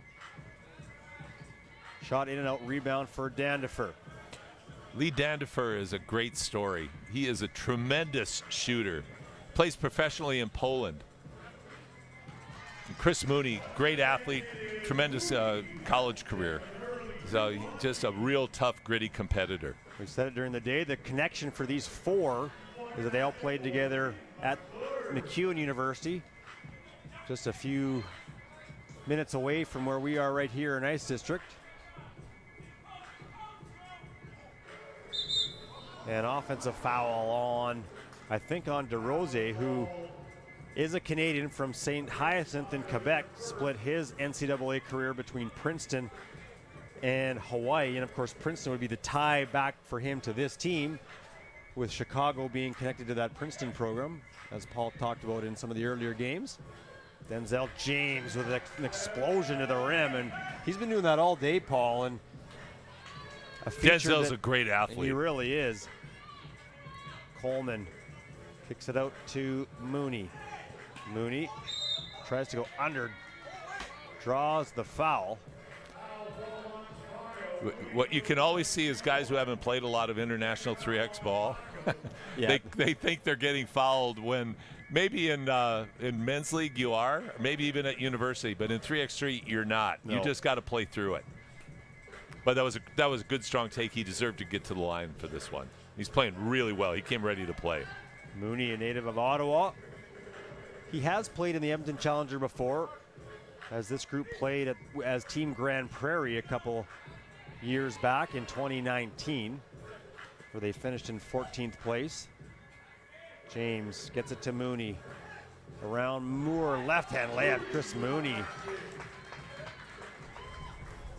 Moore inside to Carrington, misses the easy one, and it will be Edmonton basketball leading 5-4.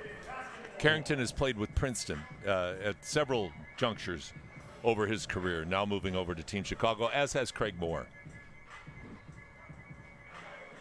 Coleman for two, a little bit short, rebound for Dandifer. To James, high arcing two, doesn't drop. DeRosier with the rebound. Still have a great crowd. Yeah, we really do. And lots of the women's players have stuck around to watch. I can see Team Germany. I can see X-Wing as well.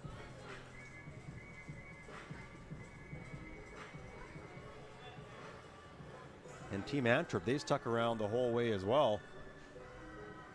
As Carrington at the free throw line. Misses it. Rebound for Ryan Coleman. Played 1 year for MacEwan in the Alberta Conference in collegiate basketball, and then played in U Sports, the university level basketball here in Canada. And also played a year at Concordia. That's right. He's a rebounding machine. Ryan just has a nose for the basketball, and he just is going to battle every step of the way. And you, of course, a former head coach at Concordia. Look inside, DeRosier, foul, and the bucket goes. Denzel James. If you're going to foul there, try to make sure the shot doesn't get off, and DeRosier able to power through the arm of Denzel James. And now DeRosier misses the free throw. 3 team fouls apiece 5-all. And DeRosier will take a seat. Carrington in for him. And we are at the first media timeout. 3:02 into this game. And it's been a tight one here early, and you said you thought Edmonton had a shot against the Chicago team. I think they do. The biggest obstacle I think they're going to have to face is themselves and their lack of 3x3 experience. This is a more experienced 3x3 team from Chicago. They won the Spokane excuse me, Hoop Fest. So this is a team that's used to winning. So when you have to grind it out over 10 minutes, usually experience is a big factor. Edmonton, however, with Chris having, I think, they can match up athletically and physically with them. They have some good shooters. So Edmonton has a shot. And here is Mooney. Left hand won't go. Chris Mooney seems to have gotten going as the day's gone on. Once again, Chris gets too flustered by officials. Yeah, and we saw that earlier today as well. Exactly. Like, he's looking for calls he's just not going to get. McClure with that jumper won't drop. Now kicks it over. Moore, open look from the left wing, well short. McClure rebound, loses footing, but finds DeRosier. He was open. James could not get inside position on him quickly enough. And here's James on the outside. Oddly enough, I felt before the game that the guy that was going to be the hardest for Edmonton to handle is DeRosier.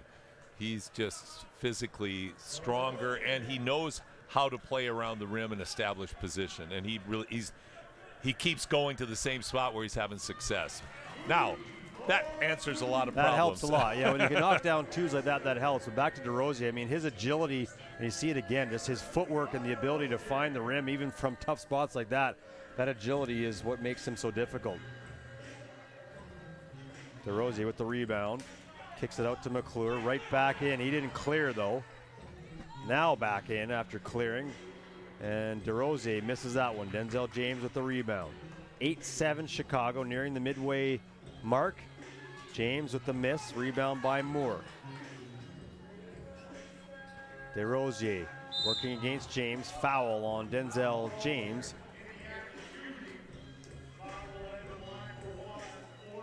8-7 Chicago. Winner gets a berth in the quarterfinal. As a busy day of basketball here in Ice District Plaza winds down.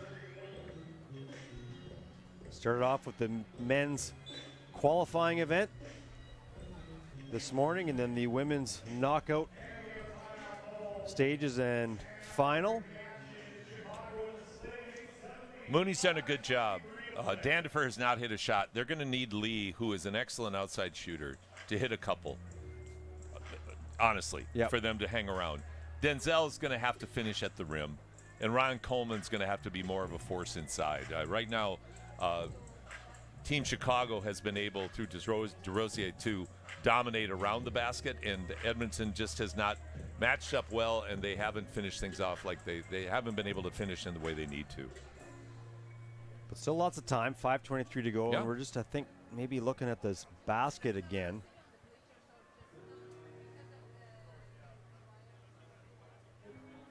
As we got a couple little things I think we're dealing with. Maybe, not sure if it's the shot clock. There we go.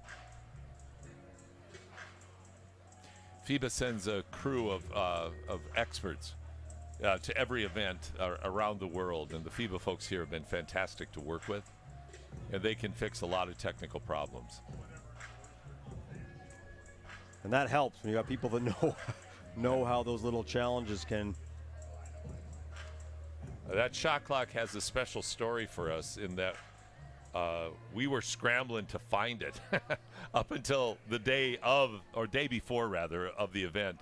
And fortunately, we were able to find it. So hopefully now they can get the technical correction taken care of. Well, you and I are fortunate to call the Edmonton Stingers games in the Canadian Elite Basketball League, but prior to the game on Wednesday, you were the detective searching around Expo Center trying to find That's exactly the shot right. clock. Yep.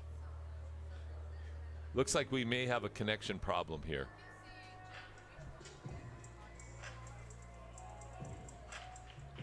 Yeah, not sure which of the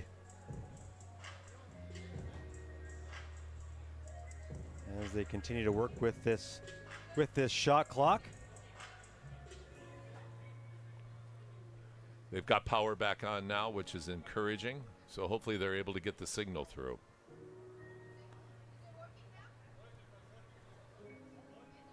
Yeah, lots of little technical things. I mean, you guys managed to get the big video board above the entrance to Rogers Place, the 18,000 seat arena here in downtown Edmonton, to use that as the main scoreboard. So that's, I have to think, a pretty unique feature anywhere in 3x3 around the world. I've never seen anything like it, and it's such a beautiful scoreboard that it really it's one of the many facets of the Ice District Plaza that makes this a tremendous 3x3 venue.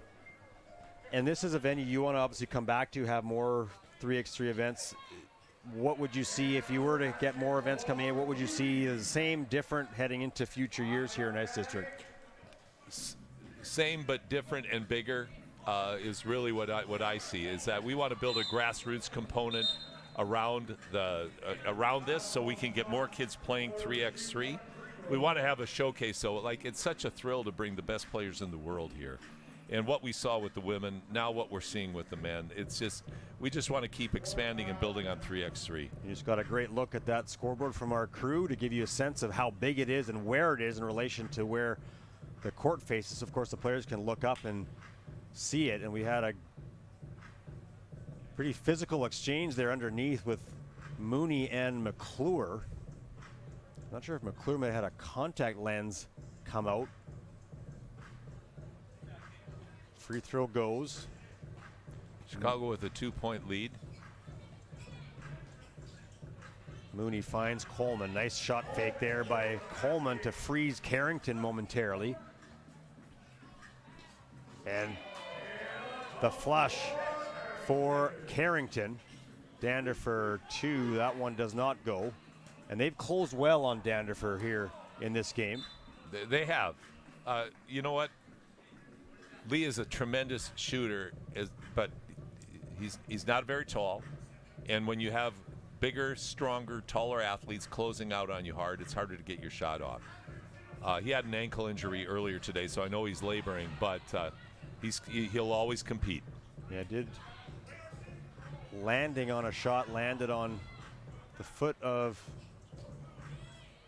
a defender, and that's a big one for Denzel James to tie things up. They have to hang around because we saw before, yep. Chicago's legs are questionable. And 3-second violation against Chicago will be Edmonton ball. Great shot of a great shot. Yeah, exactly.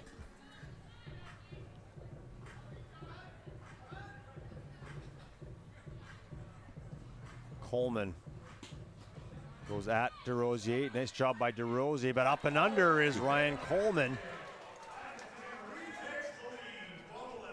And they work it back to DeRosier. He'll have the chance to go right at Coleman. A little hard off the window. There we go. Ryan Coleman making a difference. That was the look Lee wanted. Yeah. He'd like that one back. One of his few clean looks here in this game against Chicago. Carrington directing traffic. Pulls up for 2 and knocks it down. 13-12. Chicago in front. They're going to rule that was a 1. 12 all now. Great finish by Denzel. Now 13-12 Edmonton. And a foul on Danderfer. And a great look by our crew. Thanks for that. As you can see, the toes on the line for Carrington as he tried to step back, just didn't step back far enough. That's right. That's right. And here's something else. You can't, no matter who the player is, you can't leave him open like that. Carrington's not going to go around you and go to the rim. Like, he's not that kind of put the ball on the court, go hard to the basket kind of player. He was going to spot up. Denzel could have closed out on him and crowded him. And so, again, they're up 13-12, though. They're battling. They're going to the hoop hard. We've had 2 really good finishes by Ryan, a couple of good finishes by Ryan Coleman, and then a real nice take by Denzel James. McClure to inbound. Catches, I don't know if that was an insect or a feather or what. Doing a little bit of cleanup on the court. There we go. Little maintenance. That's right. That's little hoops. Yeah, exactly. So you can add him to your staff, Paul, for future events. Carrington, rebound and a putback, ties it up at 13. He's always been a powerful force around the basket. James baseline, left hand will not drop for him. And now here is McClure going up against Coleman. Rebound, it's going to be a foul, I think, on Mooney. That is the 6th on Edmonton. So after some games where we've seen a ton of fouls, again, really very few, relatively speaking, in this matchup between Edmonton and Chicago. That's right. It's been, I think, a physical but cleanly played game. McClure, that 2 doesn't drop. Rebound into the hands of James. Nice deflection out, helped by Mooney. Mooney for 2, hits it. Big Chris Mooney. time shot. And now DeRosier leaves it for McClure. Works right through traffic. Great take there by McClure. Sense of urgency on both teams is very apparent right now as we're approaching the 2-minute mark. And a foul on Chicago, just their 4th. So a couple away from being in the penalty, and we'll get a look at that earlier shot from Mooney. And here's that great take from McClure, just split through what looked like a lot of traffic.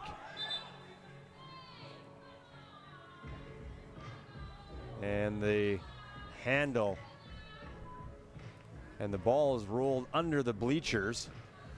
Not sure quite what happened. I had a teammate once who would, when we play 3-on-3 or 1-on-1, would throw it at your feet, Yeah, or throw it over here and call it the old coach's trick. Oh, I used to hate it when guys would like roll it to you or roll it to the side. I'm like, give me a break. Let's just play. James hard, but a great play by Carrington, who gets the foul on the second one. Tremendous effort by Denzel James to stay with it, huh? But what an effort defensively initially by Carrington, and then picks up the foul on that second effort by Denzel James. So Edmonton a chance to build on their lead. The level of compete that the Edmonton guys have brought tonight is fantastic. Misses the free throw. That's a big one for Denzel James. Would have given them a 2-point advantage. Carrington thought about the 3. Now they work it through Moore to DeRosier, guarded by James. Nice step back. Carrington cleans up on the offensive glass, then deflects that pass intended for Mooney. It will remain Edmonton ball, 1:51 left. Carrington has really given Chicago a lift. His energy has been tremendous in the last minute. And timeout called. Okay, let's set the table, Doug. 1:51 to go. We got a tie ball game. What does Edmonton have to do to win? Well, I think for Edmonton, again, in my mind, the way it's gone, get the ball into the hands of Denzel James, give him some space. He's been the one player that's been able to create off the dribble, and to me, force it at the rim and see if you can attack at the rim. He's done that well. To me, you're not shooting the ball well from really anywhere.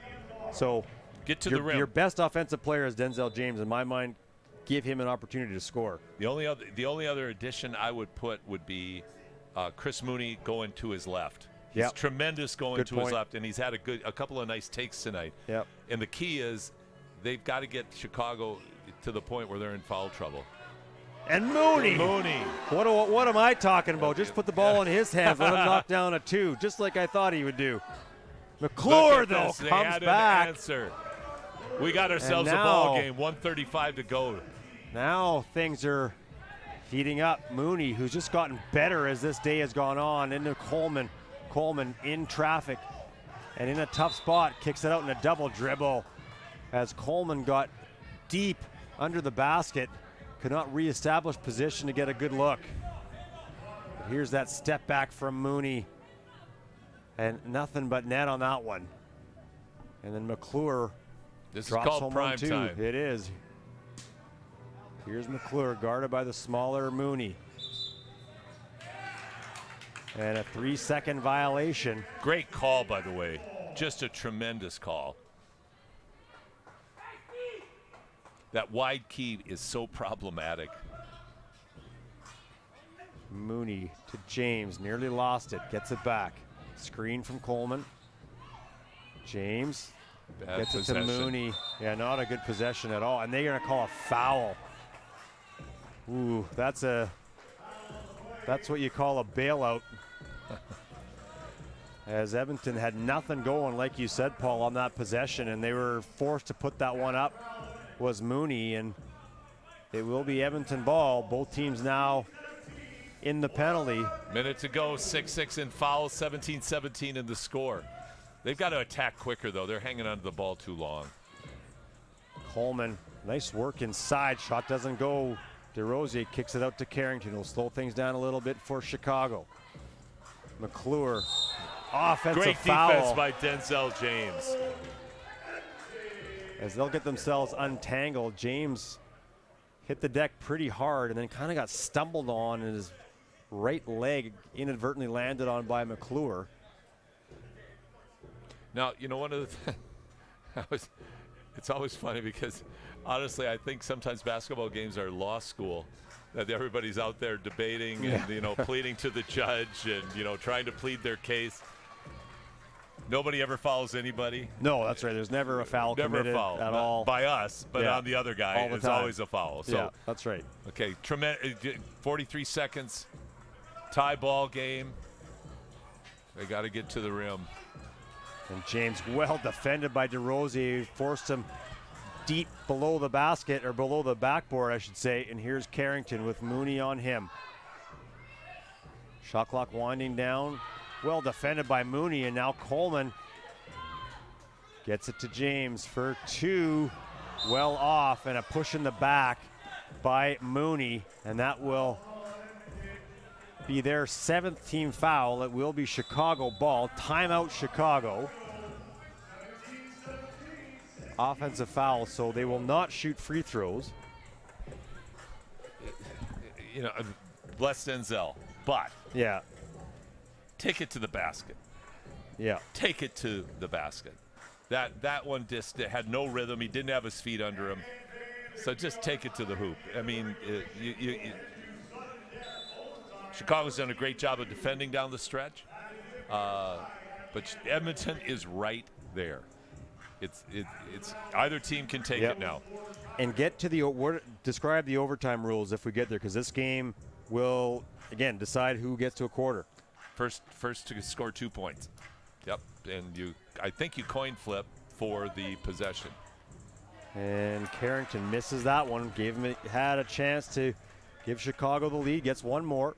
But here's and my mistake. I didn't think he was going to be shooting free throws. So that's okay. That was my mistake a couple seconds ago. Mooney's got to get to Carrington now. And he misses both. DeRosier rebound. Rebound was in the hands of Carrington. Now McClure under 10 seconds. McClure nearly loses it. Mooney on him. McClure well defended by Mooney. He's got to get a shot off. There it goes. Does not drop. OT for the end of the game.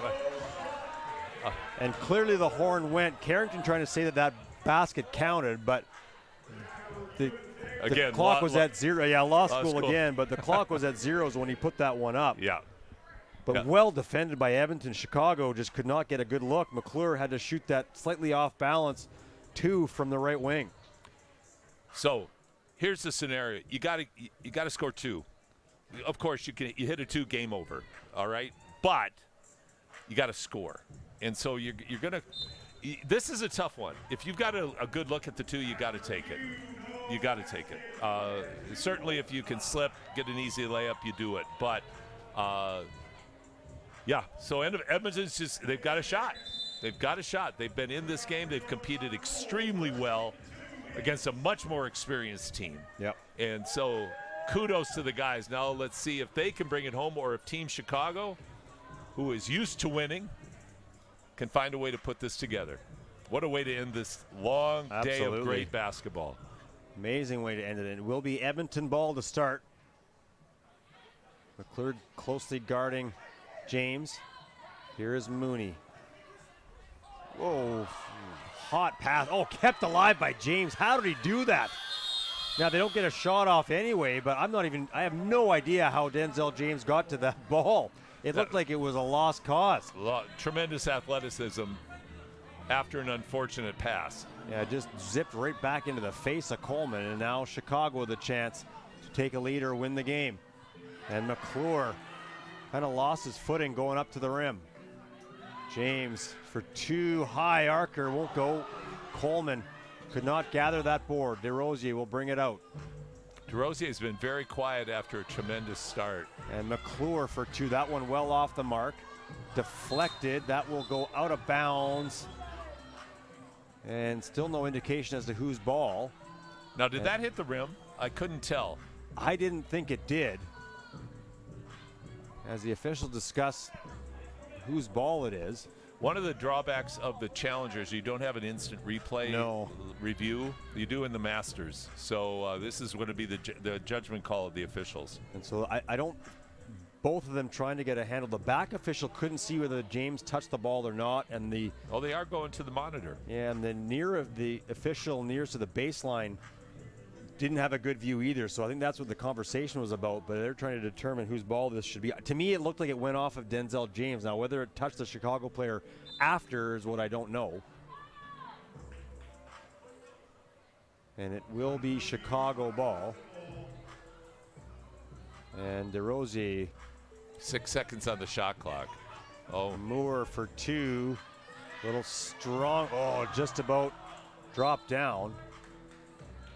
Chicago ball as James swatted that rebound away.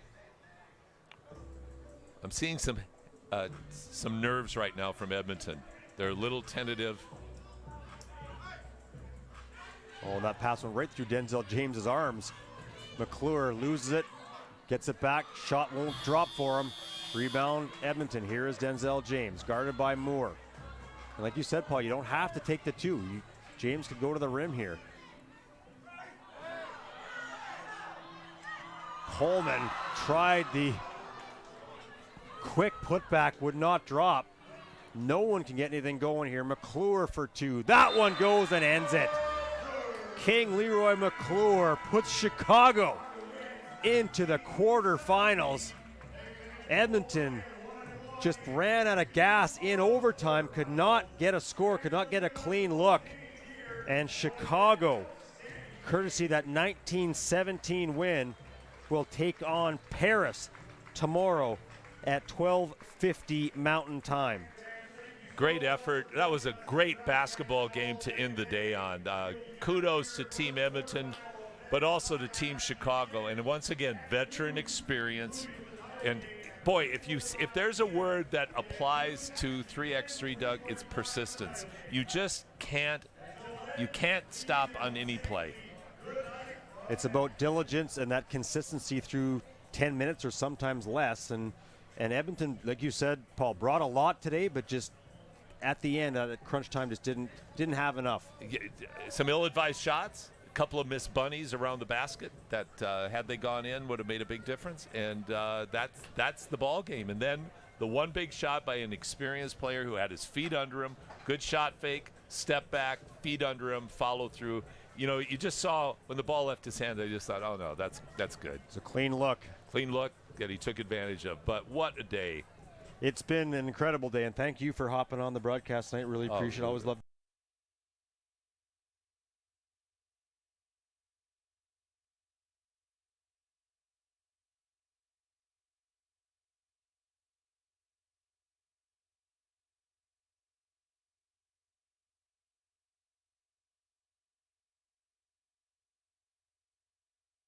Tomorrow, the quarterfinals. First one will go at 12 p.m. That'll be Antwerp and Merksem in a Battle of Belgium. 12:25, it'll be Vienna and Amsterdam. At 12:50, it'll be Paris taking on Chicago. Of course, you just moments ago saw them earn their berth. And then at 1:15, it'll be Princeton taking on New York Harlem as they try to get their third ever win here in Edmonton, a place that they clearly have enjoyed playing. And they've played, those are teams that are very, very familiar with each other, played each other many, many times. And that will wrap things up for us here today. It's been a long day. It's been a busy day.